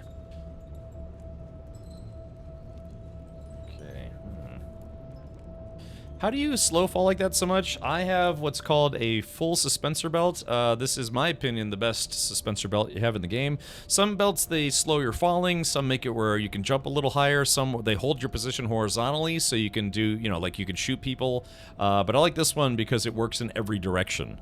So you can use it to boost yourself up, to slow your fall, kind of hover for a sec.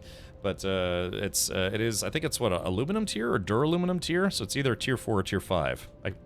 I forget which tier. So it's not exactly like an early game thing.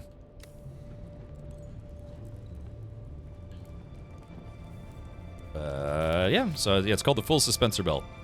It's funny too, because it's not even the highest suspensor belt in the game. It's just, it's the most useful in my opinion.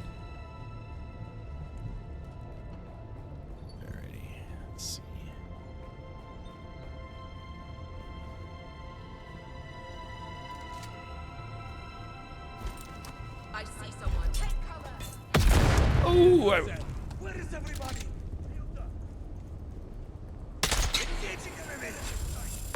Oh, got that guy. Ooh, that guy kind of hit me a little bit. Oh, damn it. Ooh. This guy's the guy heavy. This guy's a heavy hitter, man. Woo! Hold on.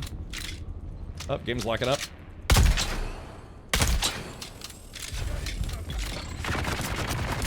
Woo! There we go.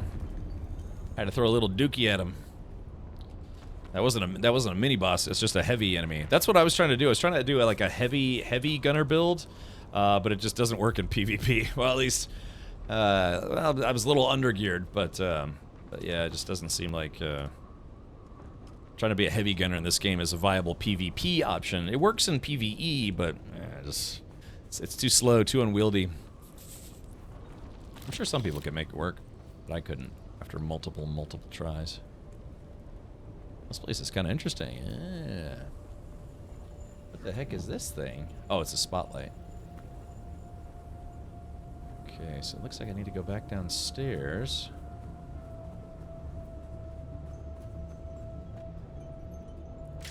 Ember Wings is one of the best starter ones. Yeah, that's what I used at first, but then after I got this full suspensor, I stopped.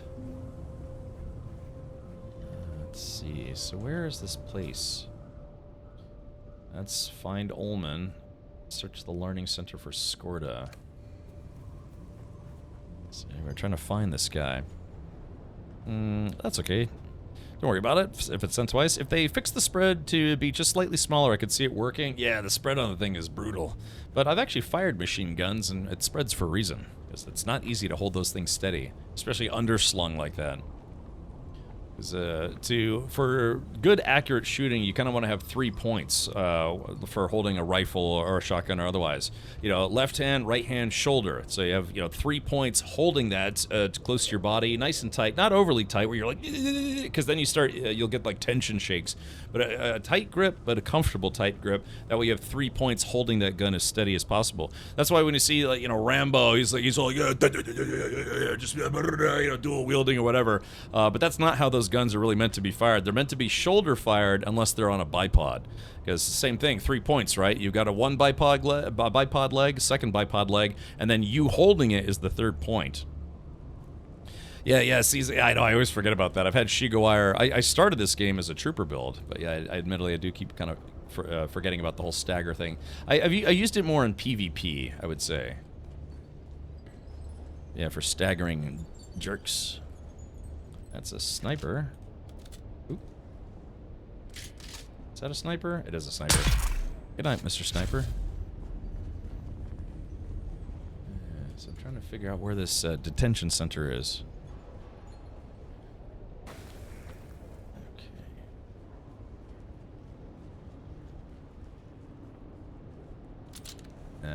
Okay, I think we're getting closer now. Good night. Spent so much time looking forward, they didn't think to look back. Sometimes the way forward is the way back. Trigger happy? I like to call this my snipper riffle. I had a nice 308, man. I had a 308 semi-auto. It was an HK G3 clone. I wish I'd kept that rifle. It's back when 308 ammo was very expensive, so I sold it. I wish I hadn't.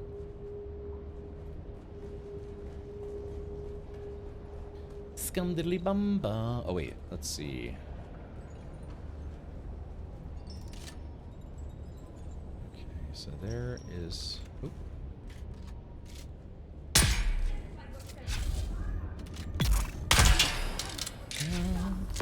Oh, I got her right in the gooch. Whoops.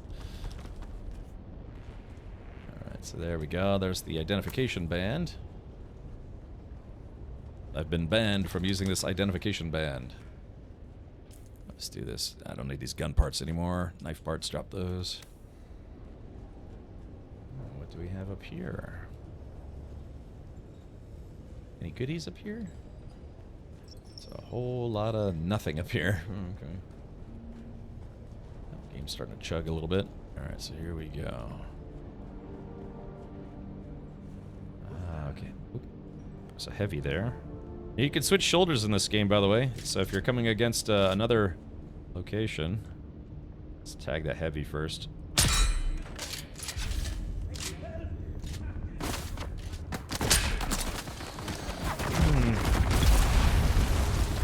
Oh, shit. I came in like a wrecking ball. Of course, they kind of wrecked my balls as well.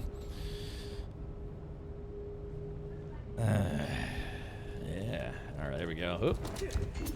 Hi. Bye. Let's switch back to the left here.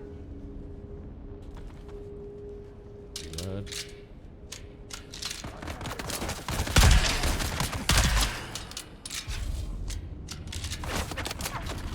Oop. Oh, got me with the stink bomb. Shit. Got me with the stink bomb right as I was, reloading there. Hi. Damn it, I'd literally just healed myself too. Ah, there it goes. And it's just a time I'll just pick up all this stuff.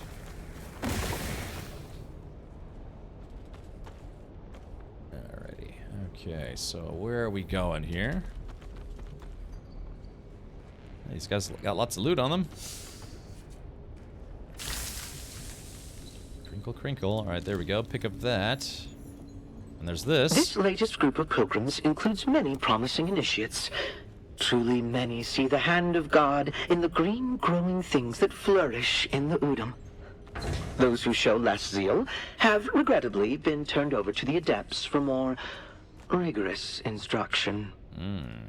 In particular, one recently recruited brother professed appropriate devotion and revealed to us his past as a house trooper. House trooper. When tested, he demonstrated superior fighting skills and indicated that he could be of use training our militant adepts. I'm certain Shai Halud has led this righteous warrior to us for the good of the faith. I sent him on to the testing station to report to Naib Jorba. Anyone thoroughly enjoy killing the cultists in this game? I know I do. Mess5, thank you so much for gifting 2 subs. I think, gosh, yeah, well, gosh, what is it, 50? We're up to 53 new subs today. Amazing. Yeah, we almost have 1,300 subscribers on the channel now. Unbelievable. Okay, so let's call Thafir Hawat instead of derping like I did last time and went all the way back there when I didn't need to. Alright, here we go. So, contact. So Skorda did indeed join the Masquerade. That certainly explains the measurable uptick in their fighting ability. Said uptick is a very recent development, which means we are getting close to Skorda. Keep moving. Okay, contract rewards received. Search the testing station for a clue. Okay, we're hunting for Skorda. Okay, but I mean, I don't know who could be left. I killed everybody in here. Yeah, see, you level up so quickly. I'm basically getting a level per mission. Yeah.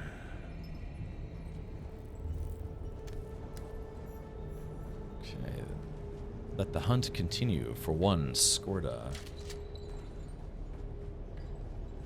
It's down that way. Maybe I shouldn't backtrack this way. What is a C-3PO doing this game? I don't know, yoga, maybe? How goes everything? I had to take a look at finances for personal reasons. So far, so good. Like I said, our guild base got destroyed today, but that is what it is. Alright, I think, let's see, do I have to backtrack a little bit? Take a little sip here. Are you winning, son? More or less. Depends on how you look at it. Okay, here we go. Man, I'm right back where I started. So maybe... Yeah, did something open that I hadn't seen before? Nom nom nom. So it says I have to go that way. Also says I have to go down. Let's take a look outside. Oh, yeah, we do have to leave. Okay. Let me see if I can find a fast way out of here. Game's getting a little choppy right here. Is it the stream? So the stream's leveled out though, right? Looks like I was having some internet problems earlier, but it looks like everything is okay now. Hopefully. Probertag, thank you so much for the follow. Welcome.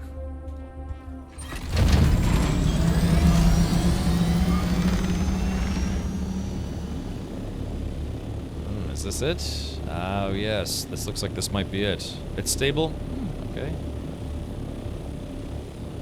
Alrighty, so yeah, we've got two things to do here.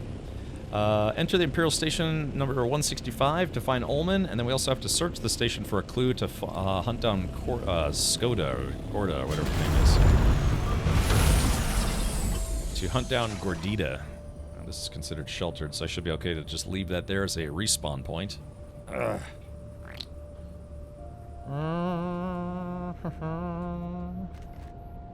So, Pants, you got any more plans for the rest of the summer? Yeah, just enjoying your free time before you stop having free time? Okay, I do like these testing stations.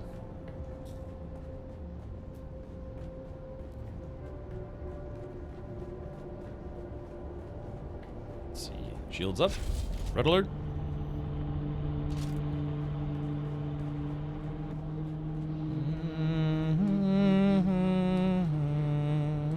Like I said, I do like the soundtrack to this game.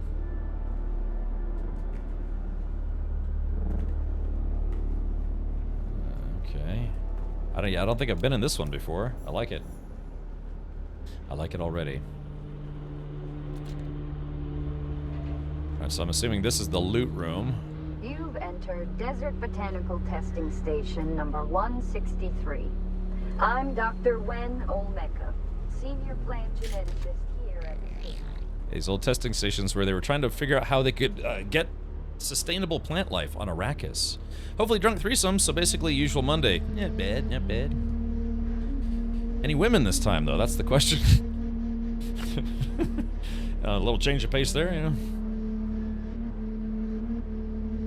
Yeah, see these? Look at this. So these are little baby sandworms. You can see that's where they are, crawling around. They do get rather large, as of course people have probably noticed. Okay,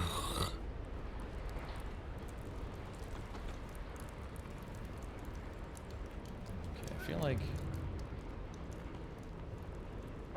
I gotta keep an eye on secret rooms and stuff.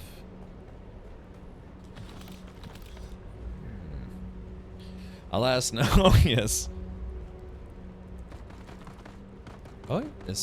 Oh, somebody might actually already be in here? It's possible, you know, just because you're in this place, it's not instant, so someone else could be, another player could be here. Show the people Sparky at Misaturo. I should, Zyphon, yeah. Greetings, Ignis. I send this note to let you know we have been fortunate in the face of worms and weather, and have found some items I'm certain will interest you. We should be arriving at your excellent oasis in a matter of 2 or 3 days. I hope you will be able to accommodate us in the usual fashion. Okay, so here's the armband. The harm band. Ooh, big chest. Nice. Evil Droid, thank you for subscribing to Tier 1. Welcome. So if you haven't already collected your Atreides outfit, now that you've subscribed, all you have to do is gift another sub, and that is how you can get that outfit. But it's just purely optional if you're subscribing just to subscribe. That's also awesome. How, once again, I am not interested in your revolution. Please stop trying to recruit me or my men.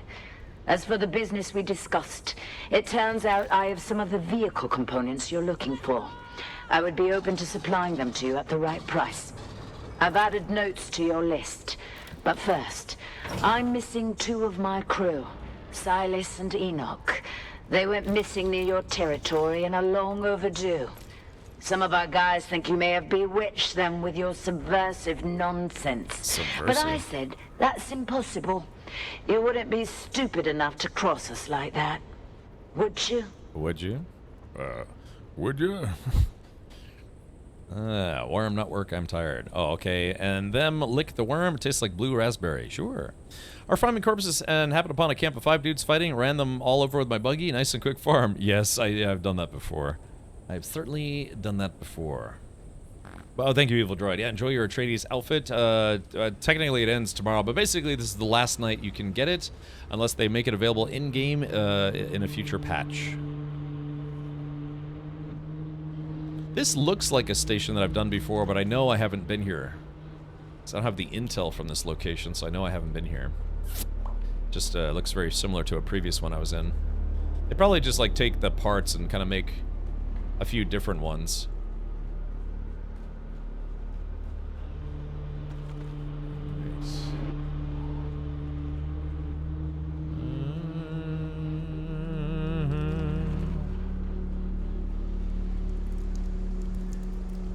Yeah, I think somebody just came through here, so that's why I'm not really encountering any resistance, because again, these places are open. These are effectively dungeons, you know, like raids, not raids, but you know, just like a dungeon. Oh, there they are, yep, that's... Is that them? Hold on, let's take a look. Yeah, that's a player, so... Because I recognize some of the room layout types, but this is a place I've never been to, so it's probably just like kind of a mishmash of different rooms and things. There are a fair bit of recycled room configs. Yeah, I remember this specific room layout, so that's kind of where I know to check everything, but, let's do this. Get my water topped off. Let's see, let's do this. Sector weather alert. A large sandstorm is approaching. I'll play them the song of my people. I chose Chusuk for my backstory, so that's why I get the musician emote. Chusuk. Looks like they probably went to go take a bio break, if you know what I mean. Yeah, exactly. There's a storm coming.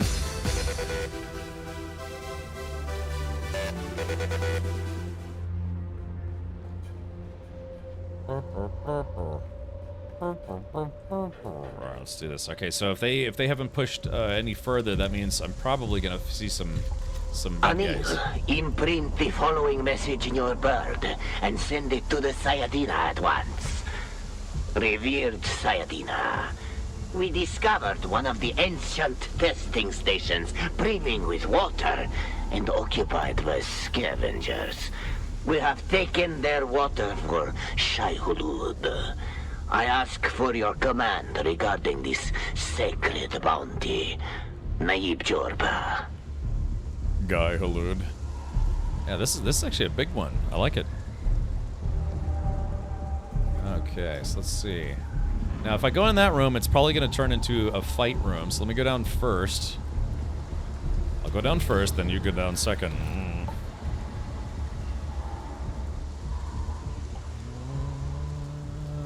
Okay, so yeah, so this is probably the loot room. Yep, confirmed. That's the loot room. So that means I have to go upstairs, fight a bunch of bad guys, and then hope for the best. Make sure my guns are loaded here. Yep, guns are loaded, ready to party. Little hidden loot chest right there. Alright, let's do this. Okay, here we go. Reveal yourself. There's someone here. Uh-oh.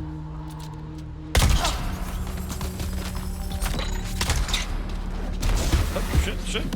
Oh, they got me with those, Oh.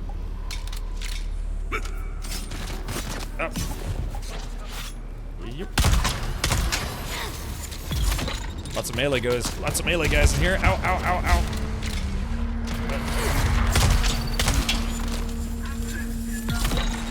There we go. Starting this.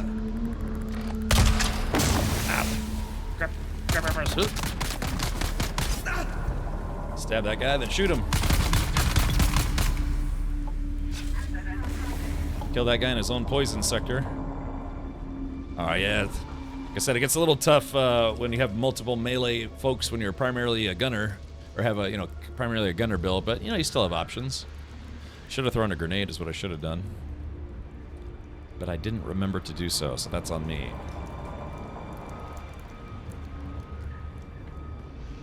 Okay. And there's the armband. Naib, the bird has returned bearing this message from the Sayadina. Jorva, Shai Hulud truly honors us. First with our victory at Maisa Turil, and now these rich spoils you have taken. Our blind brethren of the Ikhwan Bedouin would hoard that water for themselves. Such greed angers Shai Hulud. Small wonder they have fled away in shame. But we, the faithful, remain to serve the Maker in all things. What you have won will be his in good time. But more scavengers are certain to come seeking our prize. Remain, and take their water as well. Nala. Okay. Jorba, I received your message regarding our ailing and absent brother. You say you found the name Skorda amid his abandoned personal effects.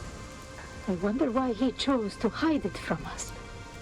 It saddens me that he has fled from his holy duty to train our militant adepts. But if he has grown as ill as you say, then he is a threat to us all. I want no sickness near my person. Is not my personal health and well-being vital to the faith? No doubt he has learned of this commandment and fled to save his life. Yes. A sad breach of faith. Take your adepts and hunt him down. One of our watchers saw him fleeing to the northwest. He cannot have gotten far in such a state. Find him, kill him, and burn the remains. Burn. Do not risk close contact. Oh, I see. Okay, well, it is what it is. All right. Well, looks like this guy's on everybody's naughty list. Yeah, it's kind of nice. I'm actually finishing 2 quest chains in one go because I didn't come here previously when I got a different quest to be here. Nala is being rather rad lewd about this Shai Hulud. Yes. Reveal yourself. Oh shit! Is this a combat room? Oh. No, I didn't. I usually these when you fight your way through. Oh shit! Ow! Ow! Ow! Ow! Ow! Damn it!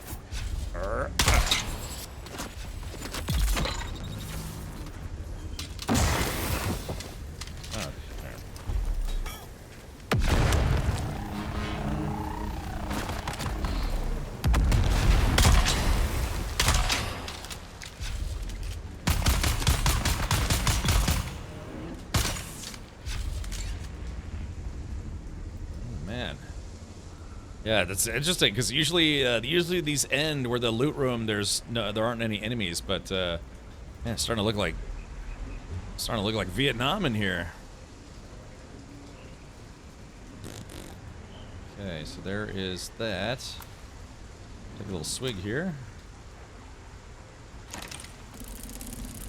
Looks like my inventory's full, so let's go ahead and drop some stuff I don't need. Drop these blade parts. Let's see. Don't need the bush. I could drink this. Here we go. Go. And let's see what else is there. Gun parts. Don't need the gun parts. Yoink. And yoink, yoink, yoink, yoink. Okay, there we go. It's weird. It's weird being in such a verdant, lush room, huh? Yeah, usually when I'm in a room, I'm the only lush there. Yeah, so these are what these testing stations were trying to do. Now, I think, unless I'm wrong, I actually think I might have found a little bit of an error in one of the flavor text posts, because in the because this takes place in the year 10,000 something, but they said in some of the flavor text in, like, you know, the loading screen, they said testing stations were abandoned over 10,000 years ago. But it's like, well, wait a minute. But if this game, if the universe of Dune is only about 10,000 years old, period, how does that work? How far along were you with Planetologist? Let's take a look here. And maybe somebody can explain that to me. I am not very far at all.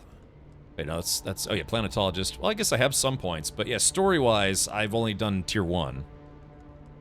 So yeah, because I believe this game takes place in the year like 10,199 or something like that. But again, the flavor text says that these testing stations were abandoned over 10,000 years ago. But how does that work? Because if humankind, I mean, I guess because they talk about old Terra. I'm assuming this is, when they say old Terra, they talk about Earth. And then, you know, in the year 10,000, can you imagine how much society has progressed or regressed, depending on how you look at it, in just the last 100 years alone? So you figure in the year 10,000, So I don't know if that's a mistake or if there's something that I don't remember from the books, or like maybe humanity actually started before Earth and not just started on Earth. Do you have a bucket on your head? It's just a. Zephyr says, I thought it said 1,000, not 10,000. That's what I'm saying. I think either the flavor text is wrong, or there's something about the story that I don't remember. In the original Dune novel by Frank Herbert, the primary setting is around the year 10,191 AG after Guild, which corresponds to roughly 22,000 CE in our calendar, based on Dune Universe's timeline. Oh. So I guess after Guild was probably when they discovered interstellar travel using the spice, right?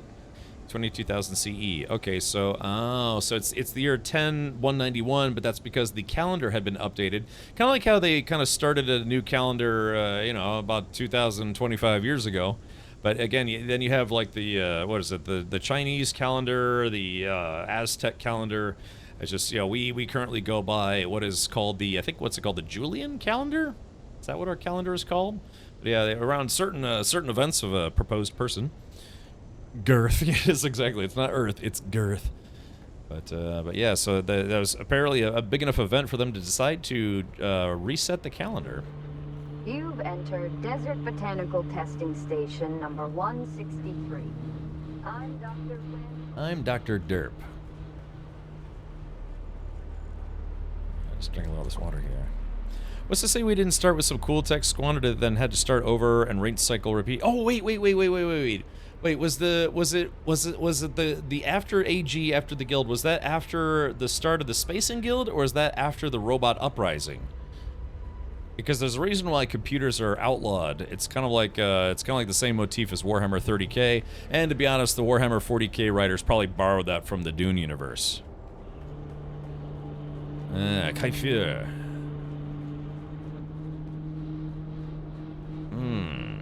Maybe there's hidden loot? No hidden loot. So yeah, which one is it, Jay Grind? I progressed too quickly, so I tracked back how to follow up on the Planetologist quests.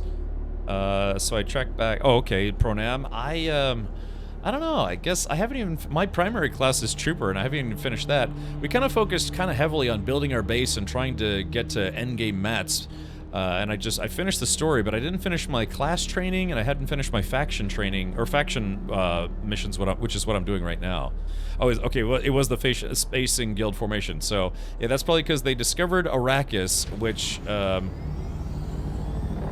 actually, that also brings up a good question. How far away is Arrakis from Earth? In the Dune universe, Arrakis Guild AG, or I'm sorry, After Guild, refers to a dating system used to mark time after the establishment of the Spacing Guild, a pivotal organization in Frank Herbert's Dune series. The Spacing Guild, formed after the Butlerian Jihad, a war against thinking machines, monopolizes space travel and commerce through its navigators. Use the spice melange to navigate faster than light travel. The AG calendar begins with the Guild's founding, which occurs roughly 10,000 years after the events of the Jihad. Okay, gotcha. So you have to figure, if humankind started on Earth and eventually after thousands of years branched out, that how close to Arrakis is, or how close to Earth is Arrakis? Because if they need the spice to do the faster than light travel, that means they would have had to have gotten to Arrakis via normal means, you know, sublight travel. So I wonder how long that took. So yeah, you know what's oh man, now I kind of want to read almost like a Silmarillion of Dune's universe.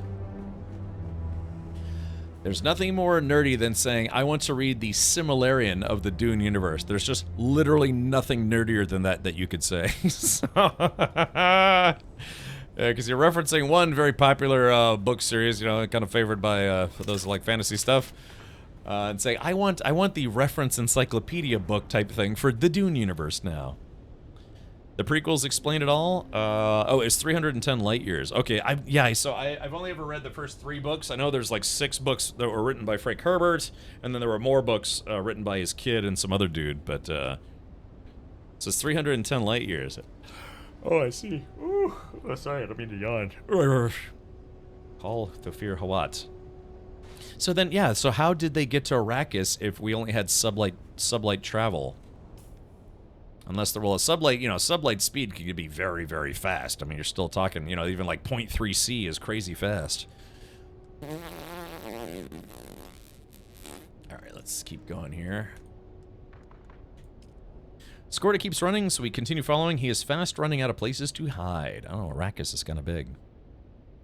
Earth doesn't exist by the time Dune takes place. I guess it just, well, what happened to it? They did faster than light jumps, but they were very unsafe. Oh, okay. So what technology did they use for? Like, that makes it sound like this is some like college exam that I'm studying for. What did they use instead of being able to fold space? I'm assuming they had maybe like, so they had like light speed drives, but they weren't able to actually fold space. I don't know much of the lore at all, but my assumption was that they could do FTL, travel with the assistance of AI, but after they banned it, spice was the only way. Yeah, spice allows them to navigate safely across further distances. Okay, so they already had faster than light travel, but again, how...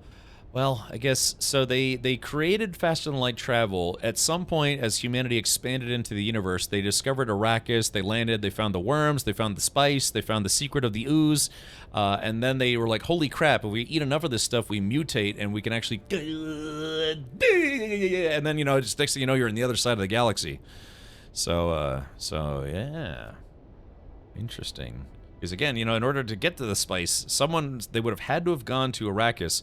And the Fremen were probably people who, you know, were born and grew up on Arrakis from the earliest pioneers and settlers of Arrakis, right? Maybe, you know, they brought a whole bunch of people to live on Arrakis to start mining the spice fields, and over time, generations, over 10,000 years, generations after generation, they didn't know anything other than Arrakis, right? Yeah. So maybe they considered all the people who came to Arrakis as outsiders. But technically, you know, just like people live in America, no one's from here except for Native Americans. But, you know, like 99% of us, or give or take, we're not from this country, but we consider ourselves from Arrakis, aka America, maybe. So, was travel by Spice Guild around pre-guild? The landmark may just mark when the guild monopolized its use, not when folding first became available. Yeah, well, I guess what Jay Grant posted, it was from the formation of the Spacing Guild. Zyphon says they used thinking machines to do faster than light travel before the Butlerian Jihad. So, yeah, so the thinking machines, aka robots, AI, whatever, I wonder what kind of engine they created. Did you complete Act 1 Fremen Bits? Does cover it a bit? I did, yeah. So it talked about how they went from planet to planet and all sorts of stuff. Well, I guess some of the people anyways. Humanity reached Dune, aka Arrakis, without spice, using less advanced pre-guild space travel technologies, likely involving slower or riskier methods. The spice melange was discovered only after Arrakis was settled, fundamentally changing space travel by enabling the Spacing Guild's precise navigation, which of course led to the formation of the Spacing Guild.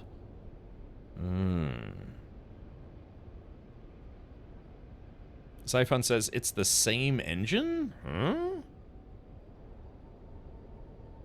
How so it's the same engine. So they had the ability to fold space previously, but then they figured out they could do it safer with spice. I thought the whole concept here was that spice was needed to, like, you know, create the navigators who can successfully, like, fold space to bring people across space-time or whatever it's called.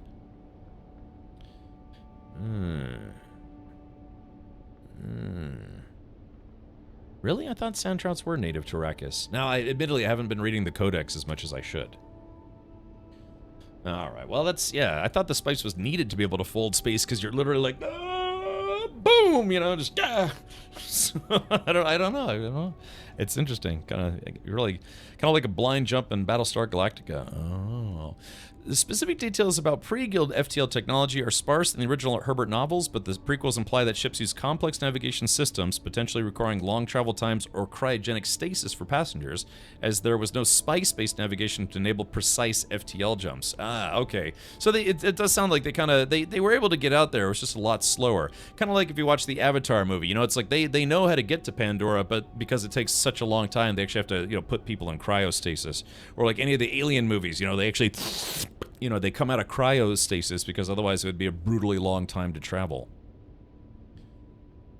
Trouts and worms aren't native? What? Sandworms aren't native to Arrakis? Really? Wow, you're just kind of blowing my mind with that statement. I thought that was the whole thing, is that they came here and the worms were native to Arrakis. So what is it, like they brought the sand trouts and the worm goodness, and then they thrived on Arrakis and then turned into mega worms that poop the spice that does the do?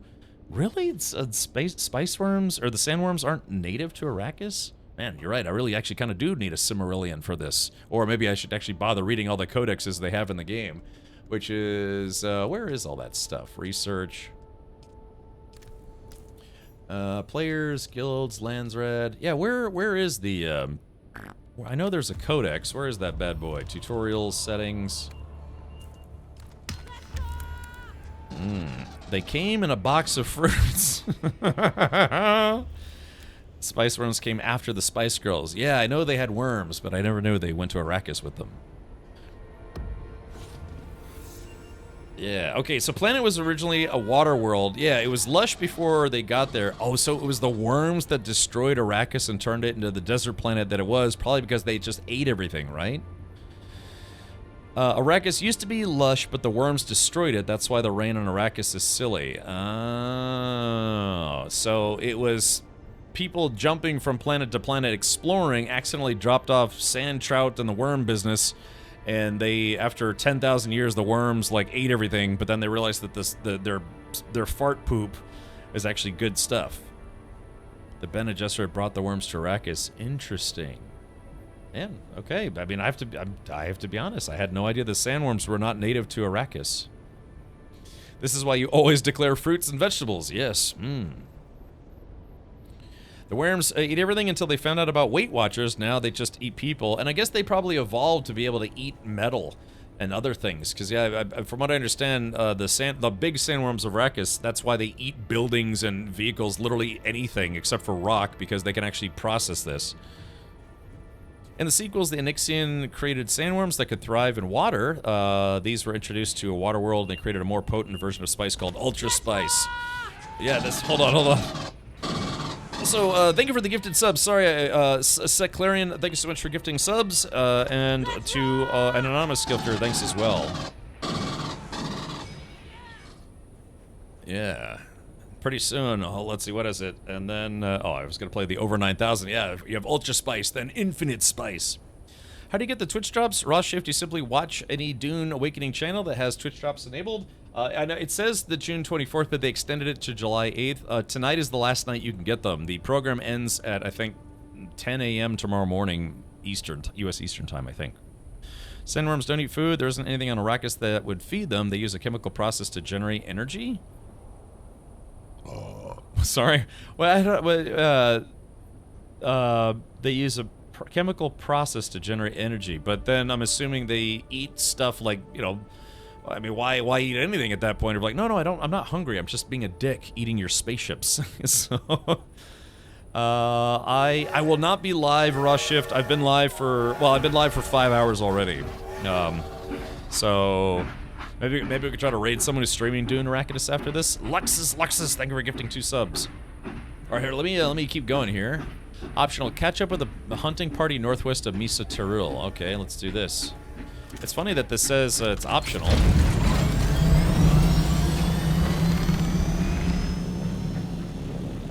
Man, I'm learning a lot tonight. So, it's been a long time since I read the sequels. I thought they attempted to make hybrid worms, but the spice wouldn't produce properly. Yeah, the other side was just old spice. Smells great. Alright, Skorda's last stand. Looks like we don't have that far to go. It's interesting that this mission is listed as optional. Maybe I have to kill them. I kill them before they can get to Skorda, huh? Okay.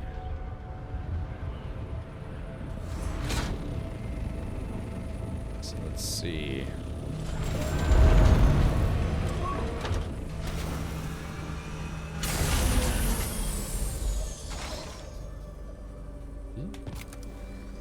Okay, wait a minute. Oops. Catch up with the hunting party north of Misa Tiril. Okay, well, looks like I did. It looks like they're kind of worse for the wear. Yeah, it looks like Skorda may have killed a couple of them, or...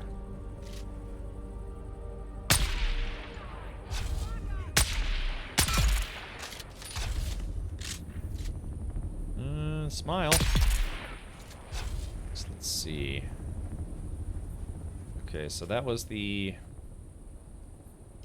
So it says I gotta go up.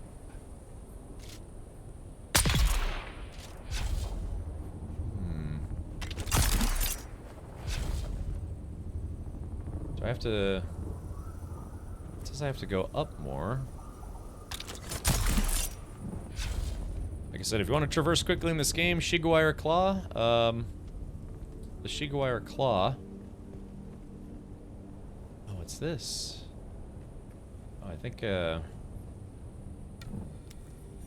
follow the trail of the hunting party. Okay, so...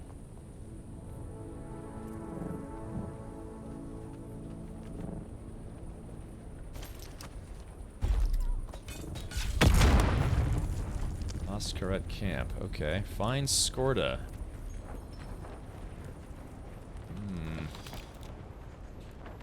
Should have dumped my gear before I did this.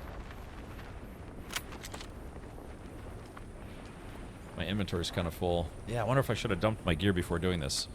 Missed opportunity for Herbert family to start a perfume business. Oh yeah, the spice must flow. Can you drive sandbikes over the Shoal region, or did they get eaten by worms? The Shoal region is very dangerous because, one, yes, they do have worms there, and two, it's all radioactive. It's very radioactive. I'd like to think so, Stitchco, but not anytime soon. I'm anticipating that they'll add more goodies to the game once the next DLC, or the first DLC comes out, which probably won't be for another 5-6 months. Yeah, it's not a Skoda. Right.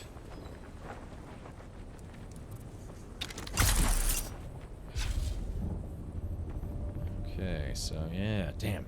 Thing is, my inventory's full. Should I dump my inventory before I try to finish this quest? Because I'll probably also get some loot. I think I will, actually.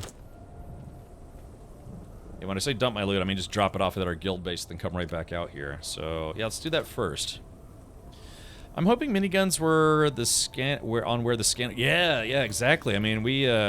If you look at some of the other vehicles have, I think, like a nose gun. There's a nose cannon, and then different guns instead of just rockets.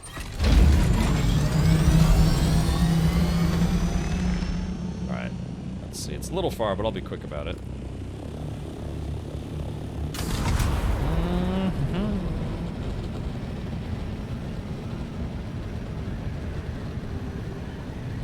Loot for mission will hold until you have space. Oh yeah, didn't they I think they mentioned that in the patch today, didn't they? Oh, whoops, damn it. Ah, mayday, mayday, going down or going up or down, one of those two.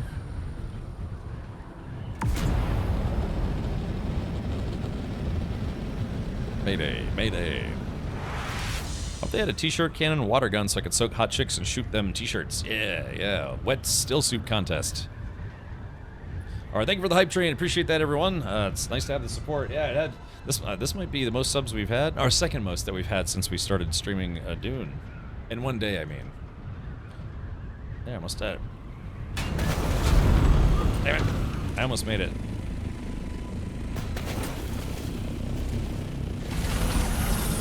Okay, so we have a dump box just for dumping things, and I'll clean it out later, but Let's do this. Gun parts, don't need that, don't need that. Firestorm. It's a aluminum tier. Alright, gotta make sure I don't put anything away that I don't mean to. Yarp, yarp, yarp, yarp, yarp. Let's see. Just making room in my inventory here. Yarp, yarp, flarp, blarp. This is all stuff. I'll sort this into boxes later. Yeah. Except that money is staying with me, I'll tell you what. Alright, let's see, 1,000 rounds of that, put that away. Okay, so yeah, I emptied all my junk, and we're going right back to that mission. Yoink. Still suit sand wrestling. Right. Okay. Alright, back to the mission.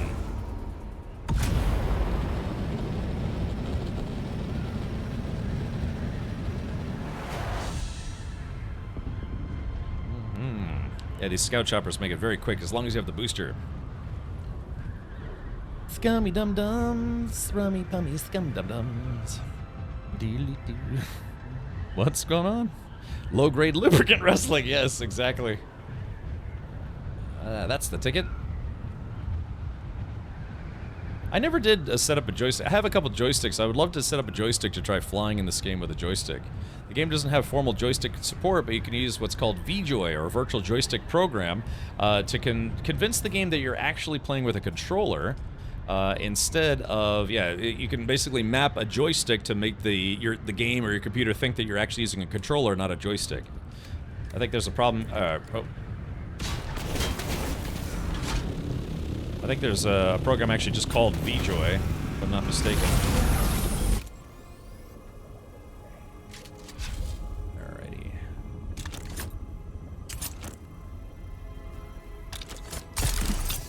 Damn it, I did that wrong.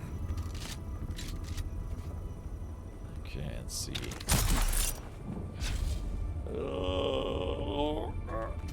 There we go, just barely got it there. No! Let's get up there. Okay. Uh-oh. Oh, is this Skorda? Uh-oh. This is the guy we've been looking for this whole mission chain. He dropped his sword. Let's see if he's still alive. Oh, shit, I'm on fire. Whoops, I stood in the fireplace there. Okay, here we go. Skorda. Well, who the hell sent you? Captain Tika Skorda, Thufir Hawat sent me to find you. Well, isn't that flattering? Do a bow, a curtsy. Don't think I can manage either. But hell with it. I'm dying. I'll tell you anything you want to know. What is the bad spice exactly? Oh, nice tune. Thank you for gifting 2 subs. Sorry, I just stood up to stretch my legs here. Oh. Thank you for gifting 2 subs. Enjoy your outfit. Yeah, it is the last chance to get your outfits. Alrighty, here we go. Don't rightly know. We found it on X, something they whipped up. We took it as spoils. Easy money. Our own little spice trade. Yeah. Didn't know the stuff was powdered death till the Catheria crashed. Then my crew starts dying. One by one. Where's the rest of the bad spice? The Catheria getting shot down complicated things. When it crashed, I had to leave my post to recover one of the containers. Sold it to the Sandflies. Whoops. Had to leave my sick mates behind. Tried to get off-world with what I'd earned by selling the bad spice from the Catheria to the Sandflies. But I got ambushed by mercenaries. I evaded them and hid by joining the Masquerette, playing the part of a good little convert. Then I got sick. And Nala and Jorba turned on me. I fled, and this is where I fell. I'll never get off Arrakis. That's it? That's all you know? Nothing useful? I know 1 or 2 more secrets. Real bangers. But maybe I'll just die with them while you watch me all helpless. You have a duty to the Atreides. You can redeem yourself before death. Give your secrets to the Harkonnen and take revenge on the Atreides. I say, screw the great houses. Tell me, and I'll stick it to them. I watched Katrina die like this. She wondered why you betrayed her. Oh, let's go with that one first. Katrina wasn't supposed to get hurt. Just fly the goods to the surface. Easy.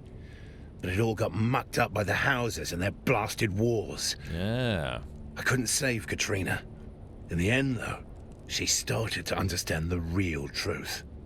Bpez asks, where does the outfit go in-game? It's a customization for your social clothing. So if you start the game, you'll get your prison outfit, which you may still have, right? It's the, the prisoner outfit, the Mala outfit. It's literally the very first outfit in the game. You can turn that outfit into the Atreides outfit with the customization. So what you have to do is you do have to create a Funcom account. So you can type an ! drops. That'll bring you to accounts.funcom.com. You start an account, log in, and then you link your Twitch account to your Funcom account, and then the customization will be in-game. I'll show this to you where the customization section once I finish with this guy. So don't let me forget. Alright, what's the real truth? It doesn't matter whether this house or that house wins. Dukes, barons, emperors. It doesn't matter who rules. The rest of us suffer. The Atreides and Harkonnen have fought for 10,000 years. Stars will burn out before these royal bastards stop their self-indulgent puppet show. Honor, duty, just strings to make us dance. I did my duty. I waded through a sea of guts. I'm done squeezing stones for blood. We should squeeze them. I like that. I waded through a sea of guts. That's it then? You'll keep your secrets despite the universe? No. I'll tell if it'll help stop this sickness. But when it's over, ask yourself if what you get from the houses is worth what they exploit from you. Yeah. The Delphus and the Euphoria were shot down into the Sheol. Now you know. That's not a win. It's a curse. You'll draw their attention now. Who are they? Dunno. So far up it'd give you a nosebleed to know. Don't know who they are, but they scare the shit out of me. Now do us a favor and leave. You think nothing would scare a person who knows they're about to die? Oh, you found it. Okay, good, good. So, yeah. Don't know who they are, but yeah, the words of a dying man saying that a faction scares them, even though they know they're dying, that's, maybe I would take them seriously at that point, because it's like, dude, you are literally dying. You're like, I know, but they scare me. I don't know, weird. Okay, so this guy's, yeah, they're the bad spice, it basically melts people from the inside out. So if you eat it or even get exposed to it, yeah, it's almost like radiation poisoning, but it's like radiation on steroids. It's kind of like spice Ebola in a way. All right, here we go. Let's do this. Okay, talk to Hawat. All right, let's find Squirter report. Oh, I have to report all the way back there. Okay, gotcha. All right, well, there's nothing I can do to save that guy now, or is there? Hold on, wait a minute. Okay, all right, chat. We're gonna put this guy out of his misery. Aim for the side of the temple, and... Alright, there we go. Now he doesn't have to suffer to death. We did him a favor. Alright, here we go. Wahoo! Yeah! Feels like a storm's about to roll in. I didn't miss one, did I?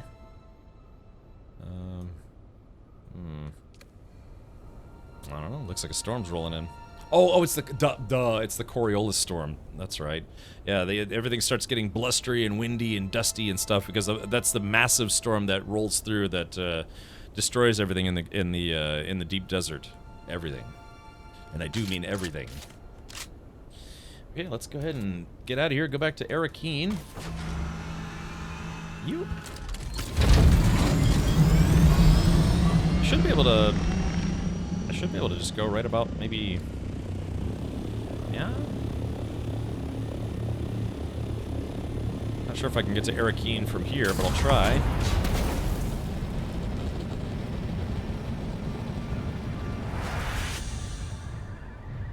Yep, there we go, world map. Clunk, clunk, clunk.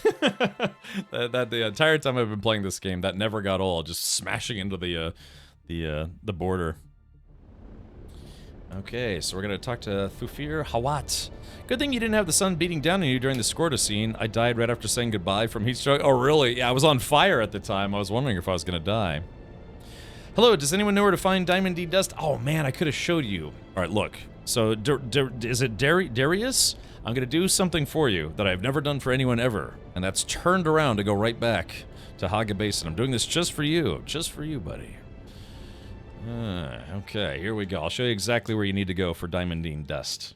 Now, just remember, if you go there ahead of time, it's going to ruin the surprise of some of the story stuff. But if you don't care about that, then it's okay. All right, so here's Haga Basin. All right, so this is Haga Basin South. This is where you start the game. This is the Iron Zone. I'm assuming you've been there already. This is the Haga Rift and some other adjoining zones.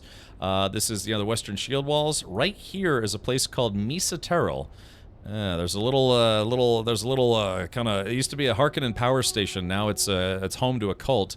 There's some beefy enemies in there, or at least a lot of enemies. But you can sell this place no problem if you're geared up. But here, this is where you get carbide scraps and diamondine dust. So there's 1, 2, 3, 4, 5, like 6 chests maybe. A couple bigger chests as well, and that's where you can find diamondine dust. And I guess sometimes the enemies also drop it. Maybe maybe not. I don't remember. But yeah, so basically, just if you look here, it's north of Sheol and past the Vermilius Gap. It's this location right here. That's where you get your diamondine dust. Yeah, 5 regulars and 1 big one. Yeah, that's what I was saying. About 6 chests. Oh, that's right, and yeah, I forgot. There's a secret guy on top. Yeah, there's. If you here, you're going to see a very, very tall tower. It doesn't show up here, but there's a very tall tower. Go to the very top of it. There's actually a hidden body up there that also has more of that stuff. Yeah, sure thing, Darius. Enjoy your diamondine dust collecting. Remember, there are some pretty beefy enemies there. A lot of enemies, and also about 4 snipers. Yeah, I think there's 4 or 5 snipers, so gotta watch out for those guys as well. Clunk. Yeah, I almost forgot about the secret guy. Yeah, B-Pass, good call, good call. Oh gosh, here we go. All right, now I'm going to Erekine. There's nothing you can do to stop me. But wait, there's more. Oh. They also like playing around with poison. Yeah, they got. There are heavy enemies there, enemies that shoot poison bullets, snipers. There is kind of a quote unquote boss lady there, sort of maybe.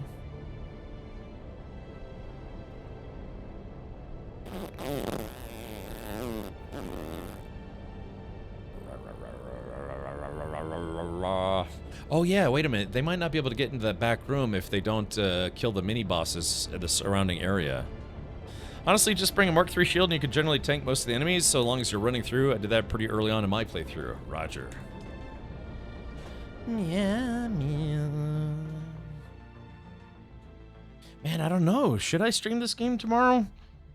The goal was to stream this game for 30 streams, 30 days. I'm on day number 27 today, 28. I think it's 28. But yeah, after today's debacle where a lot of players lost their guild, not everyone, but a lot of players lost their guild, Deep Desert bases, us included.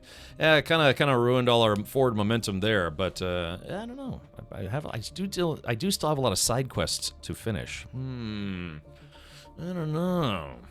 That's why we have so many poison must swords. Blueprints. I kept going there and then dropping finds in the GB. Yeah.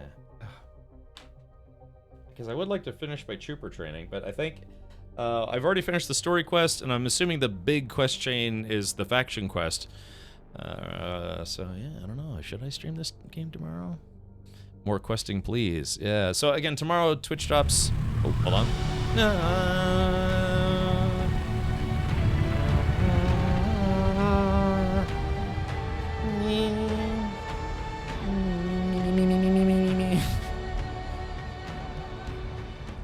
Alright, let's do this. Let's talk to Thufir Hawat.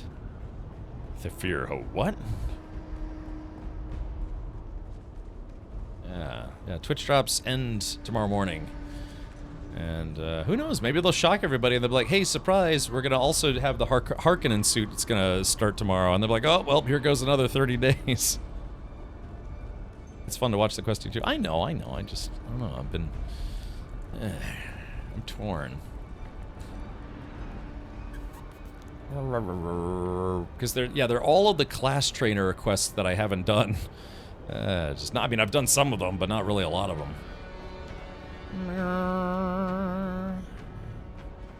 I really wish they would give this game additional camera controls. That would be nice. Maybe allow it in Haga Basin, but turn it off in the deep desert since it's a PvP zone. I expected you. Sorry. Occupational hazard. Skorda admitted the bad spice was in the cargo of 2 additional ships. Your report is both fascinating and alarming. Both of those ships were shot down in the same ambushed convoy as the Catheria. What's our next move? Recovering the remaining tainted spice containers is vital. Those containers likely lie in the irradiated, wreckage-strewn wastes of the shale. Oh, shale. So not Sheol, but shale. Okay. Shall I fetch them? It won't be easy. The land is a radioactive hell. Furthermore, the Harkonnen are already on the trail and have taken one of the ships. Ruh-roh. The Emperor declared the region off-limits in the War of Assassins. Neither side can risk a direct confrontation. That's where you come in. Ooh. Find and infiltrate the Harkonnen-held ship. Recover the bad spice. Consider it done. Alright, that means I have to go back to the guild base to get a radiation suit. There's another element at play. No, it's too early for such wild speculation. Too many potential third parties. Never mind. Good luck. Okay, goodbye. Alright, find the wreck of the Delphi, or Delphis. Now, I've actually been to that wreck before, so I kind of know what to expect. Codex content log. Oh yeah, how do you get to the codex? I don't remember. Crafting, map, social, legend, recenter. How do you get to the codex? See, I'm level 123. Not bad. Skorda's last stand. I just wish you could actually walk in Arakina Harko Village for the role-playing. Let's see. Oh wait, oh yeah, does the walk command not really work here, Billy? I thought it did. It's normally numlock, right? I actually never noticed that. Yeah, the RP walk, because there is a walk command, or like a, you could switch modes. But wish you could drive the sandbikes there. Yeah, I wish we could drive them in here. That would be nice. Oh yeah, I never noticed that the walking never doesn't work here. Is it? It's numlock, isn't it? Now while I'm here, it looks like I do have some other quest I need to finish. So let's do that right meow.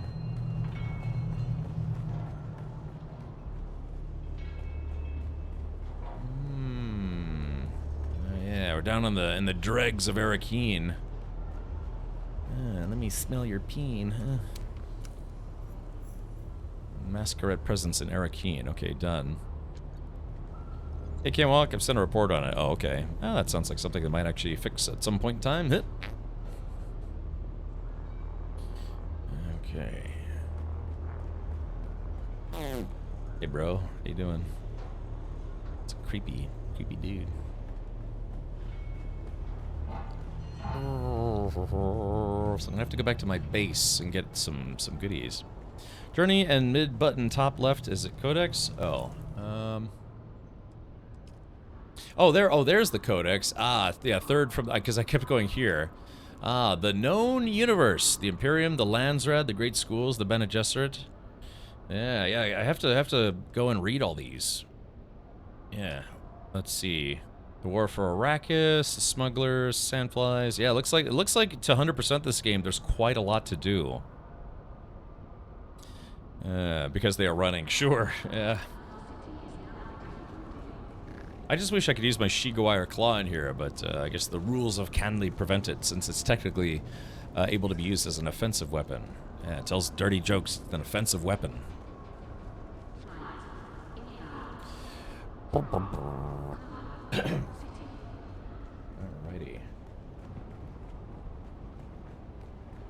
right, so again, shout out to everyone watching on YouTube. Just a quick plug again, if you have a YouTube account and would like to subscribe, type in !YouTube. I'm trying to get to 1,000 subscribers so I can become a YouTube partner again. And remember, subscribing is just basically following in YouTube. I'm sure they really regret that terminology. Subscribing everywhere else is like having a paid subscription, but on YouTube, subscribing is just following a channel essentially.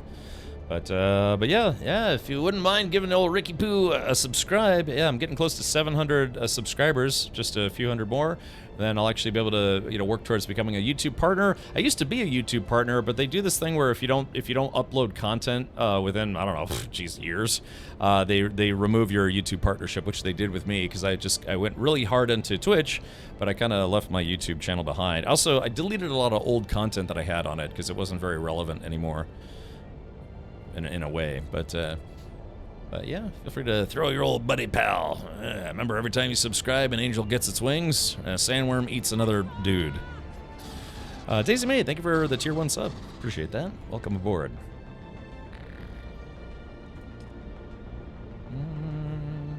Meow, meow. Man, I'm gonna eat a salad after the stream. I've been eating salads after the streams because you're not really supposed to eat late at night. But yeah, eating lighter during the day and just trying to eat salads and light snacks after the stream. Been losing weight. How do you navigate the world map? Mohawk, you just press M and it'll ask you where you want to go, and you can choose that location to track the location. Then you have a circle around your ornithopter, and part of the circle has an arrow. The arrow points to wherever it is that you're trying to go. So you know what that new scary sound in DD is? Yes, it is apparently anytime... What is it? When you're crossing from PvE to PvP, it used to just give you the heads-up display kind of thing, but now apparently there's a sound. Actually, I haven't heard that sound yet. Maybe we can go listen to it.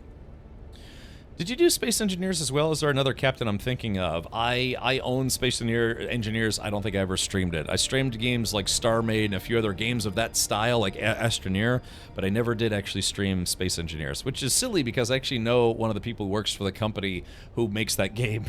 So yeah, it's I don't know. I think maybe they're the ones who gave me a copy of the game, but I never streamed it, which is silly. I'm a silly boy for never having streamed it. Do you guys want to do that? Maybe we can go. I don't want to return to the scene of the crime where a lot of people lost their bases, but I could.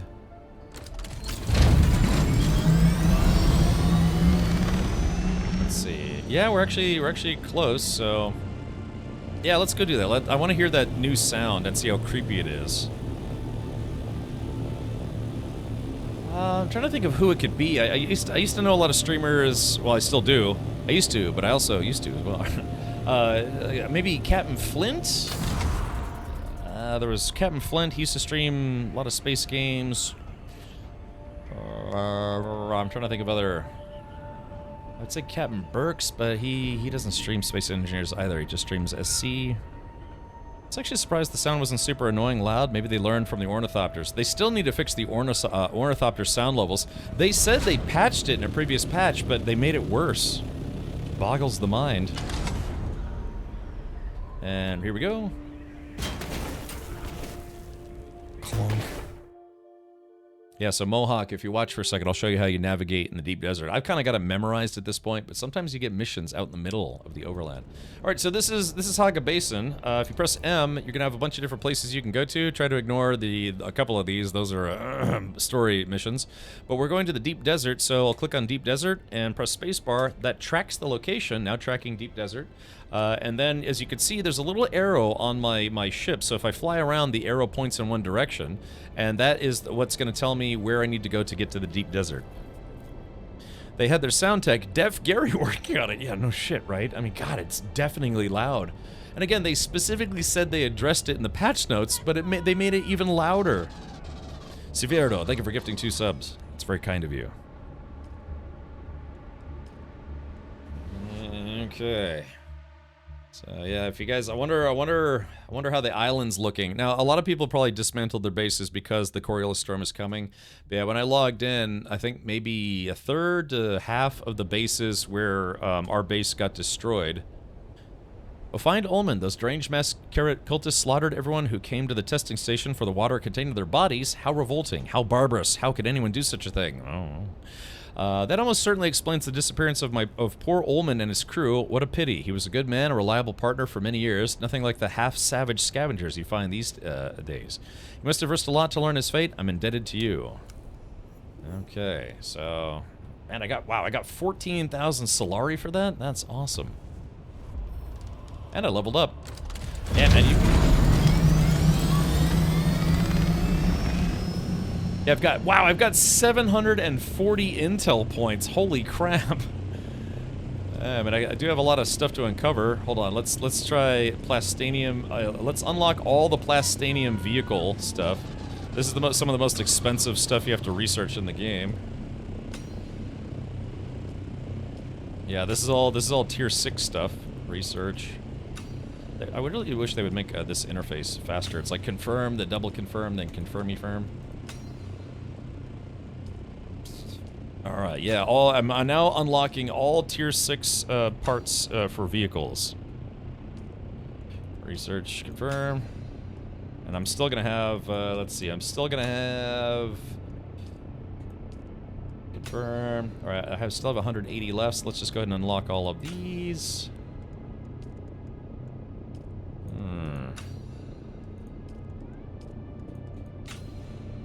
Okay, alrighty, so 90. There we go, Sandbike Mark IV. Going back and just unlocking all the stuff I never bothered to unlock because other people in the guild had unlocked it.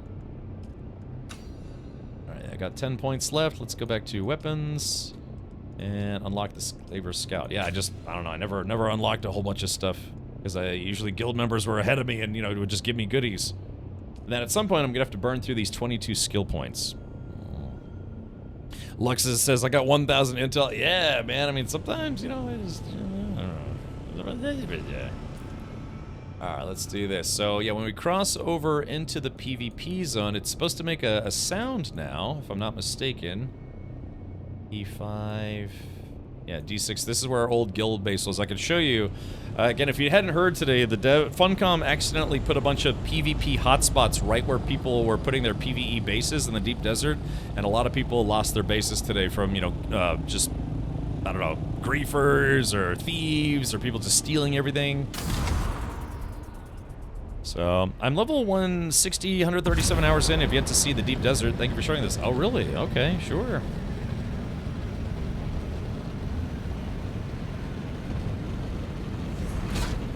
Put some fuel. Oh, God. I was trying to do two things at once. That was me. I done goofed. Alrighty, so let's. Okay, so yeah, so the deep desert, it's basically, I don't know, what, 36 squares or 96 squares? Something like that, I forget. But, yeah, use a grid system. But, yeah, so once you leave the sanctity of what's called the A row, or the A sector, it is just all open desert. Yeah, there it is. Here we go. Yeah, there it is. Arrakis. The deep desert is here. Okay. Yeah, barrel rolls in the moon.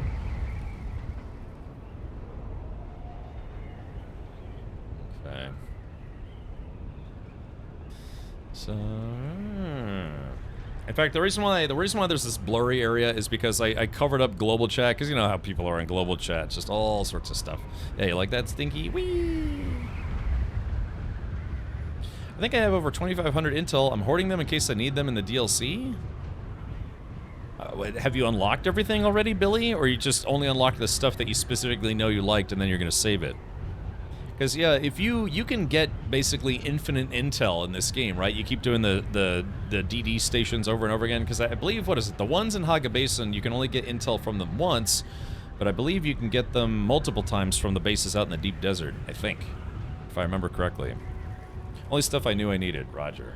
Okay. Yeah, I mean, I tried disruptors in the early game. Disruptors in early game are pretty terrible, but I've heard that endgame disruptors, like tier 6 disruptors, are actually really good. Yeah, 30 per station per week, something like that, right, so yeah. I think I've unlocked almost everything at this point, so...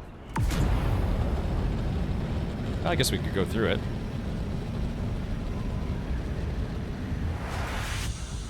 They really should have an arena mode, so for like the really diehard PvP players could go and have a place to do combat. You know, have it cost where it's like 10,000 Solari per match, but they give you like free chopper to dogfight in, or just give you a battle arena. You know, really give people a place where they can just, you know, do PvP without having to constantly fly around the desert looking for any. Oh. Well, that wasn't the crossing the border sound. I don't know if that was supposed to be it, but I haven't crossed it yet. Okay, I don't want to hang out here too long because this did technically become a PvP zone. Like Dark Souls fight clubs, yes! I have to assume I never played Dark Souls. That's the sound? Really? So that's interesting because I'm still in the PvE zone. But they did say they added a sound. Let's cross over into PvP and see how it sounds. But yeah, so our guild base, our Deep Desert guild base, was on this island right here, and where Funcom screwed up was they accidentally put a PvP control point, which is used as part of the Landsrad system. And because they put a PvP point in there, every time a storm rolls by, it lowers your base shield so people have a chance to attack it and ransack it and everything. So, of course, if you don't expect that because you think you're safe because you're in the PvE zone, having a PvP point put right where your base is, yeah, it's just like it's just instant obliteration. Because people dive in, they find out, they start stealing and ransacking other players' bases.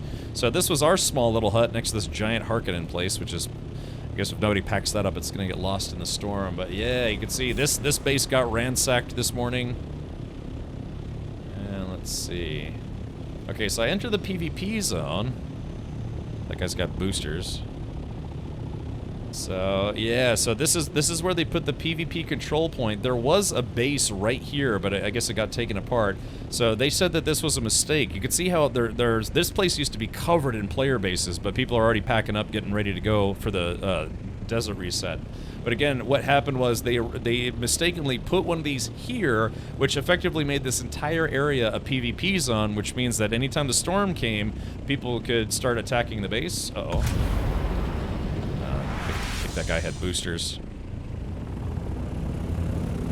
But, anyways. Nope. I don't know who this is, but they're very friendly. So yeah, so that's what happened today was just Funcom messed up, and they again, this control point, if it moved tomorrow, then no one would have a reason to complain because they knew the rules. But they did it a day too early. It happened when they dropped the patch this morning instead of tomorrow like they were supposed to. Shodan Zorp, thank you so much for gifting a sub. If you gift another one. That's the sound the worms make during the storms. Yeah, let's actually go into the actual PvP zone here and see if we can hear the new sound. Okay, so you know the drill.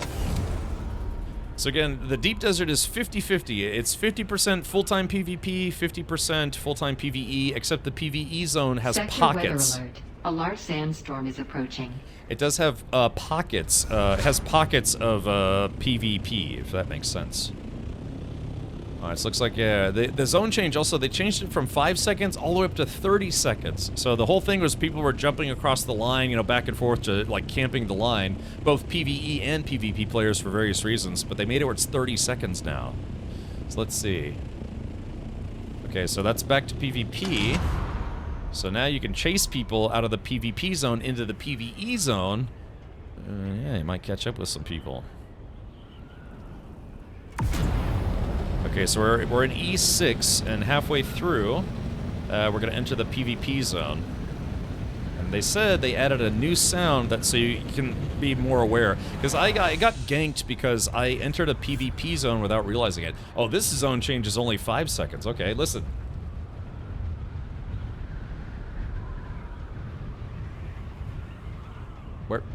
Where was the sound? Did you guys hear anything, or...? I kind of heard like a little swoosh kind of sound, but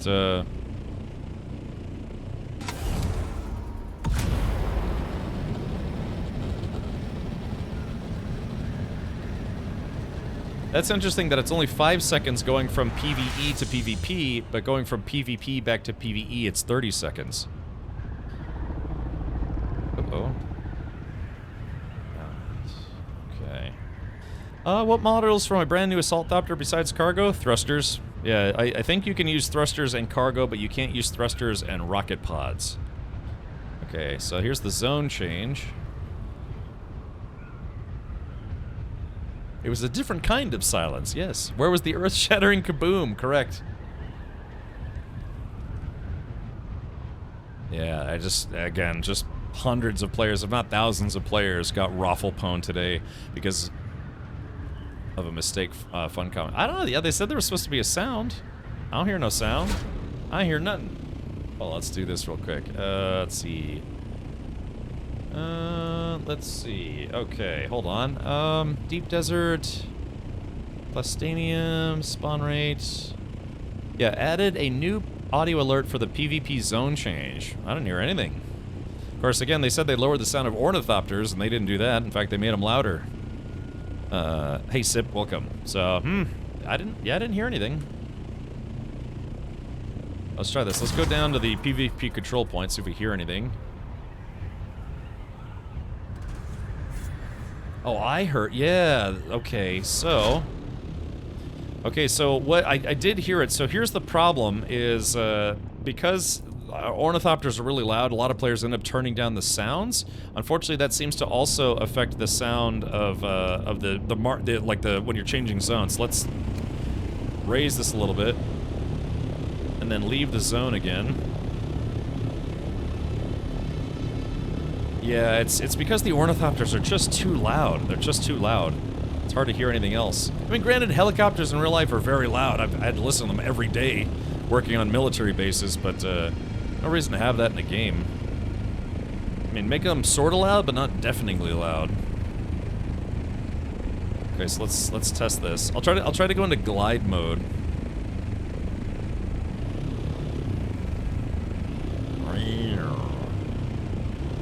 3, 2, 1. Okay. Okay, so I'm gonna glide into the PvP zone.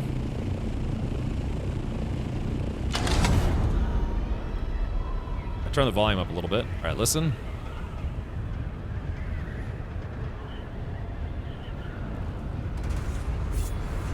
Yeah, I can hear it. Yeah, it's kind of like a dug-a-dung and then like a sword slashing kind of sound, but yeah, it really needs to be louder. All right, Mohawk, Alabama to being a witness in a court. Ooh, hopefully it's nothing too serious, but wish you the best of luck. Have a safe drive, unless you're flying there. Okay, but yeah, I don't know. I kind of sensitive hearing, but so I had to turn it down because it was like painfully loud. Oh no! Whee!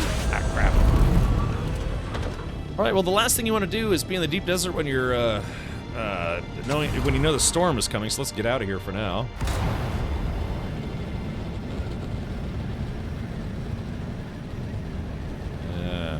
So, like I said, at this point for me, I really have no reason to come back to the deep desert, so that's a shame.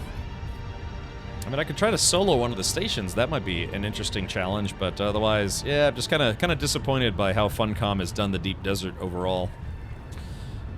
They could have saved so many people so many headaches if they had just done split servers for PvP players and PvE players. That would have solved so many headaches with the game. For people on both sides, you know, it would be people who only want PvP would have appeased them. People who only want PvE could have appeased them. But my number one guess is probably the reason why they weren't willing to do that is because they were afraid of low pop on PvP servers. That would be my guess. But I think it was always their design from the get-go to have it be where it's most of the game is PvE until you get to the deep desert, and then it's PvP, so people can fight for the stuff they want. I think they underestimated how many people simply just don't want that.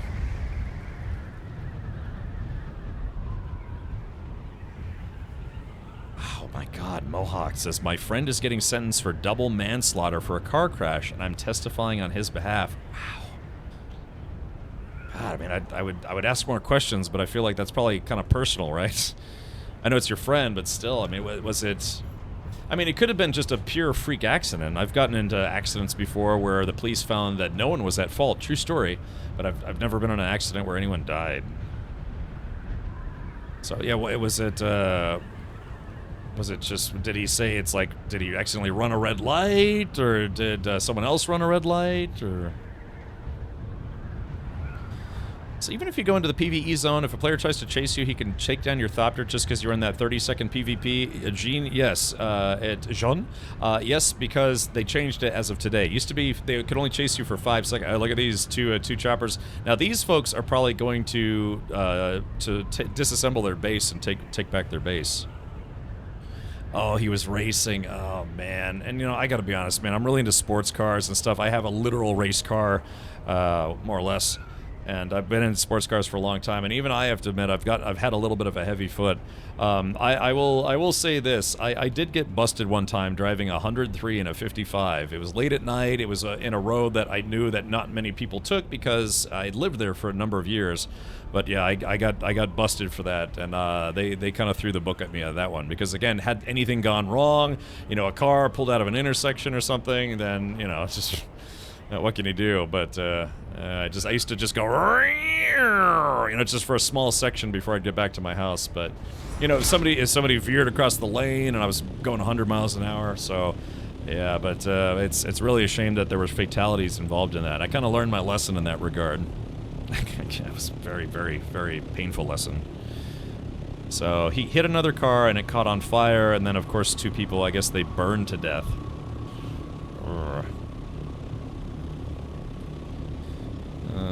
I doubt they could fill more than 2 worlds with PvP only. I don't know. I mean, maybe. I would roll a character on a PvP server.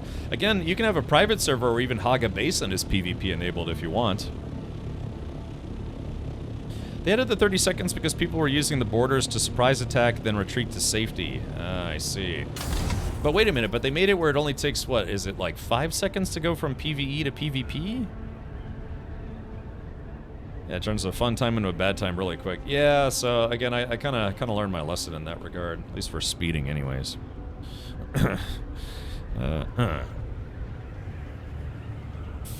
Yep, he never even got a parking ticket prior. Did he ever say how fast he was going?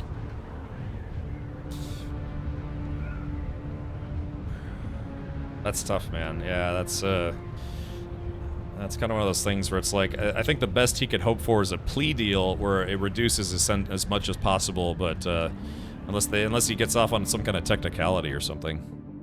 Yeah, he was doing 120. Yeah, so yeah, that's yeah, like I said, I got busted for that, and I lost my license for a year. So that was not fun. Yeah, they threw the book at me because part of the problem was I was already on I was on driving probation from speeding, and then they caught me speeding even worse than all the previous times they caught me speeding, and yeah, they were like, yeah, you're done. So, well, I mean. I wish your friend all the best. Hopefully the judge will have some leniency, but yeah, I think the best thing you do is just agree to a plea deal.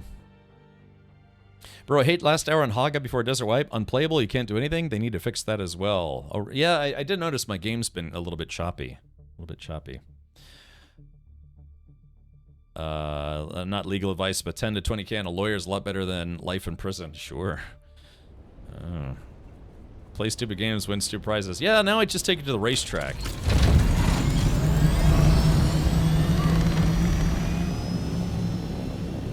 Yeah, they do have racetracks. Just it's kind of expensive. There's a racetrack literally 20 minutes from my house, like a road course where you can drive as fast as you can without killing yourself.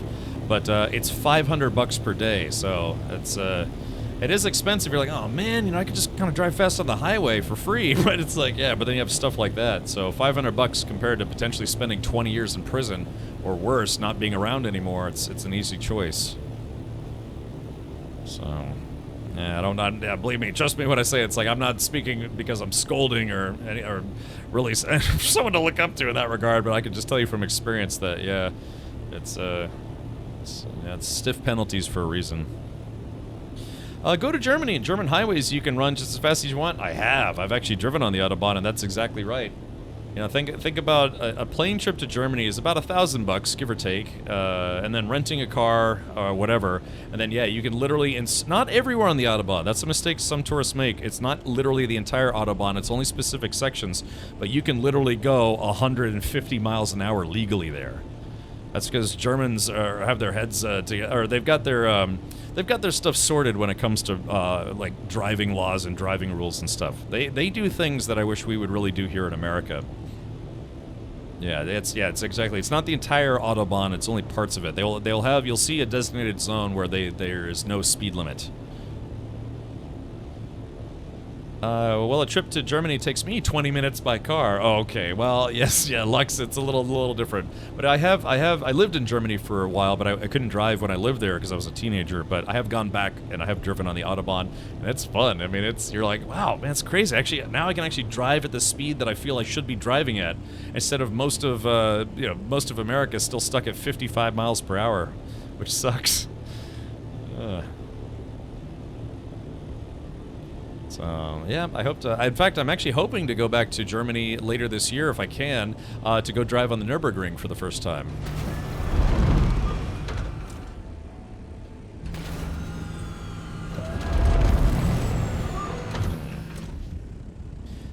I was born in Germany, moved to the U.S. at 17 back in 1999. Oh, okay, interesting. Mohawk, that's interesting to know. My mother is from Germany. She's sie kommt aus Mainz, just outside of Frankfurt. Kaylin, thank you so much for subscribing. So yeah, like I said, I fought the law and the law won.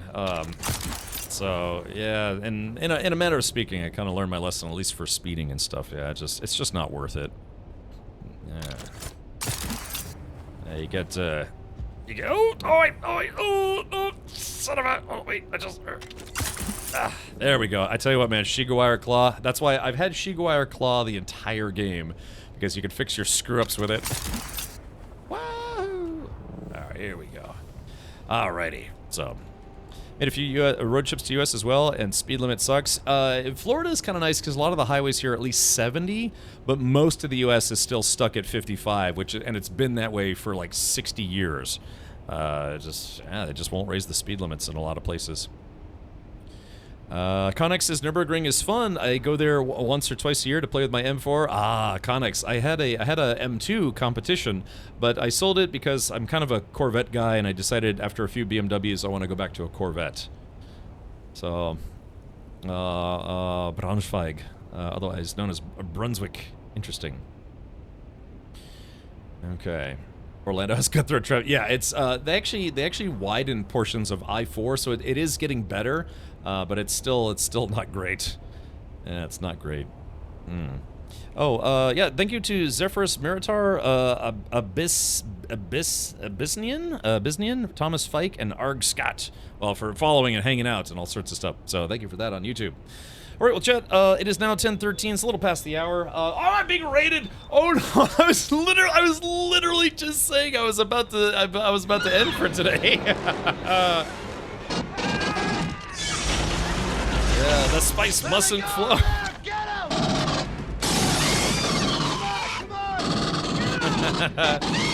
So this must be what oh gosh, what's her why am I blanking so hard? I literally just rated her on Saturday.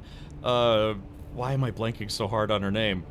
I can't believe I'm doing this, but yeah, there's a German streamer that I raid sometimes, and yeah, she's like, why do you always raid me right when I'm about to get off? It's like, I don't know, I guess we get off at the same time. So, now I have to stream for 3 more hours. Dude, I would love to. I would really love to. But yeah, we found a good place to pause for today. But welcome. Hello, ladies from Girls Play TV. If you're not familiar with Girls Play TV, it is a stream team of sorts that they all stream on the same channel, though, as a big group of lovely ladies. So, feel free to check them out at twitch.tv/GP_TV. And yeah, they kind of take stream team to different heights, if you will. I think because they have like different heights of their members and stuff. But yeah, thank you so much for raid. Again, did catch me just as I was about to jump off myself. So we'll do a combined raid to another channel. So there was yeah, but anyways, Connex, I was just saying that, yeah, I would love to take an M2 to the Nürburgring. I watch a lot of Nürburgring videos, and there's obviously a lot of BMWs out there and some other goodies. And then, but yeah, I think when I go out there, I'm probably just going to rent a regular car. I might try to do the ring taxi thing, maybe. They're pretty neat. We kind of like them. So hopefully I'll get to see some of the ladies from Girls Play again at TwitchCon this year. Yeah, ready for Tina. Thank you. Sorry, I was thinking I just raided them on Saturday. Yeah, this is must how Tina feels when I raid her channel when she's getting ready to get off. But I will say this to all of you who watched for tonight, and also the fine friends over at Girls Play TV, a nice little bow in your general direction. We do love a raid train. Have a good night. All right, sure thing. Yum some. Some yum. Delicious. Okay. All right, I don't know, man. Yeah, I guess I have to keep playing tomorrow. Oh, by the way, let's do this. Yeah, today is the last day, or the last night. It goes until tomorrow morning. The last night for Twitch drops for Dune Awakening, and also for the subscriber suit. You know, you can either subscribe for 2 months in advance, or gift a sub and subscribe, or gift 2 subs. And this is the last night you have to get that sub. So yeah, we're gonna run a train on them. Yeah, that's what we're doing. Also, thank you to everyone who contributed towards the new hard drive fund. It was, we had a lot of Prime Days tomorrow, and I'm trying to do more YouTube stuff, and I was running out of hard drive space. So, shout out to Hellfire for starting the hard drive fund. I wasn't planning on it, but a lot of people chipped in for that, so thank you for that. How do you sell spice to NPCs? I think there's only one, what is it? There's only like 1 or 2 specific NPCs that will buy spice, I think? I'm trying to remember. I think there's 1 in Harko and 1 in Arakeen, maybe? I don't know. I've never tried. We always needed our spice for something else. I think somebody told me that they actually don't give you a lot for it. Okay. Well, yeah, let's go full screen here and say thank you everyone for tuning in. Appreciate everyone who followed, everyone who rated. Thank you for sticking around for that. Everyone who subscribed or resubscribed or unsubscribed, then resubscribed and prime subbed or whatever. And again, crazy. We had 70 new subs for today, which is very, very generous. Again, I know a lot of part of that's because of the dudes, you know, the gift to sub program thing. So hopefully they'll do another one of those for a Harkonnen suit. It'd be kind of nice if they did. All right, let's do this. Just like an Arrakis Arakeen bartender might say, what have you. You don't have to go home, but you can't stay here. Let's do this. Hey, why don't we'll go raid someone who is streaming some more Dune Awakening right now. I guess we were talking about German streamers and being in the Autobahn and all sorts of stuff. So why don't we go raid a lady from Girls Play TV to another lady's stream right here. Let's go raid Bella Curie. She has been doing some Bene Gesserit cosplay and wearing, you know, like outfits and goodies and things. So I think we'll go ahead and raid her. And I think this is really going to, I think it's really going to make her an A. Shh, don't tell her ahead of time. Some people say it's like, hey, we're going to stream now. Raid now. So yeah, let's raid Bella Curie. And so for those of you still trying to get those drops last minute, you know, these guys right here, she'll be, no, she's also leaving. Or hold on, we got to pay it forward here. Hold on, let's raid. Oh, maybe I shouldn't, huh? Because if she's about to jump off, she'd probably feel a little self-conscious about it. I don't know, gosh. Maybe if we yell at her, maybe if we ask her how long she's only been alive for 2 hours. Maybe if we yell at her and say, hey, you can't leave just yet. Yeah, let's do this. All right. Yeah, maybe if we're quick, we can convince her to stay on for at least maybe another like 30 minutes or something like that.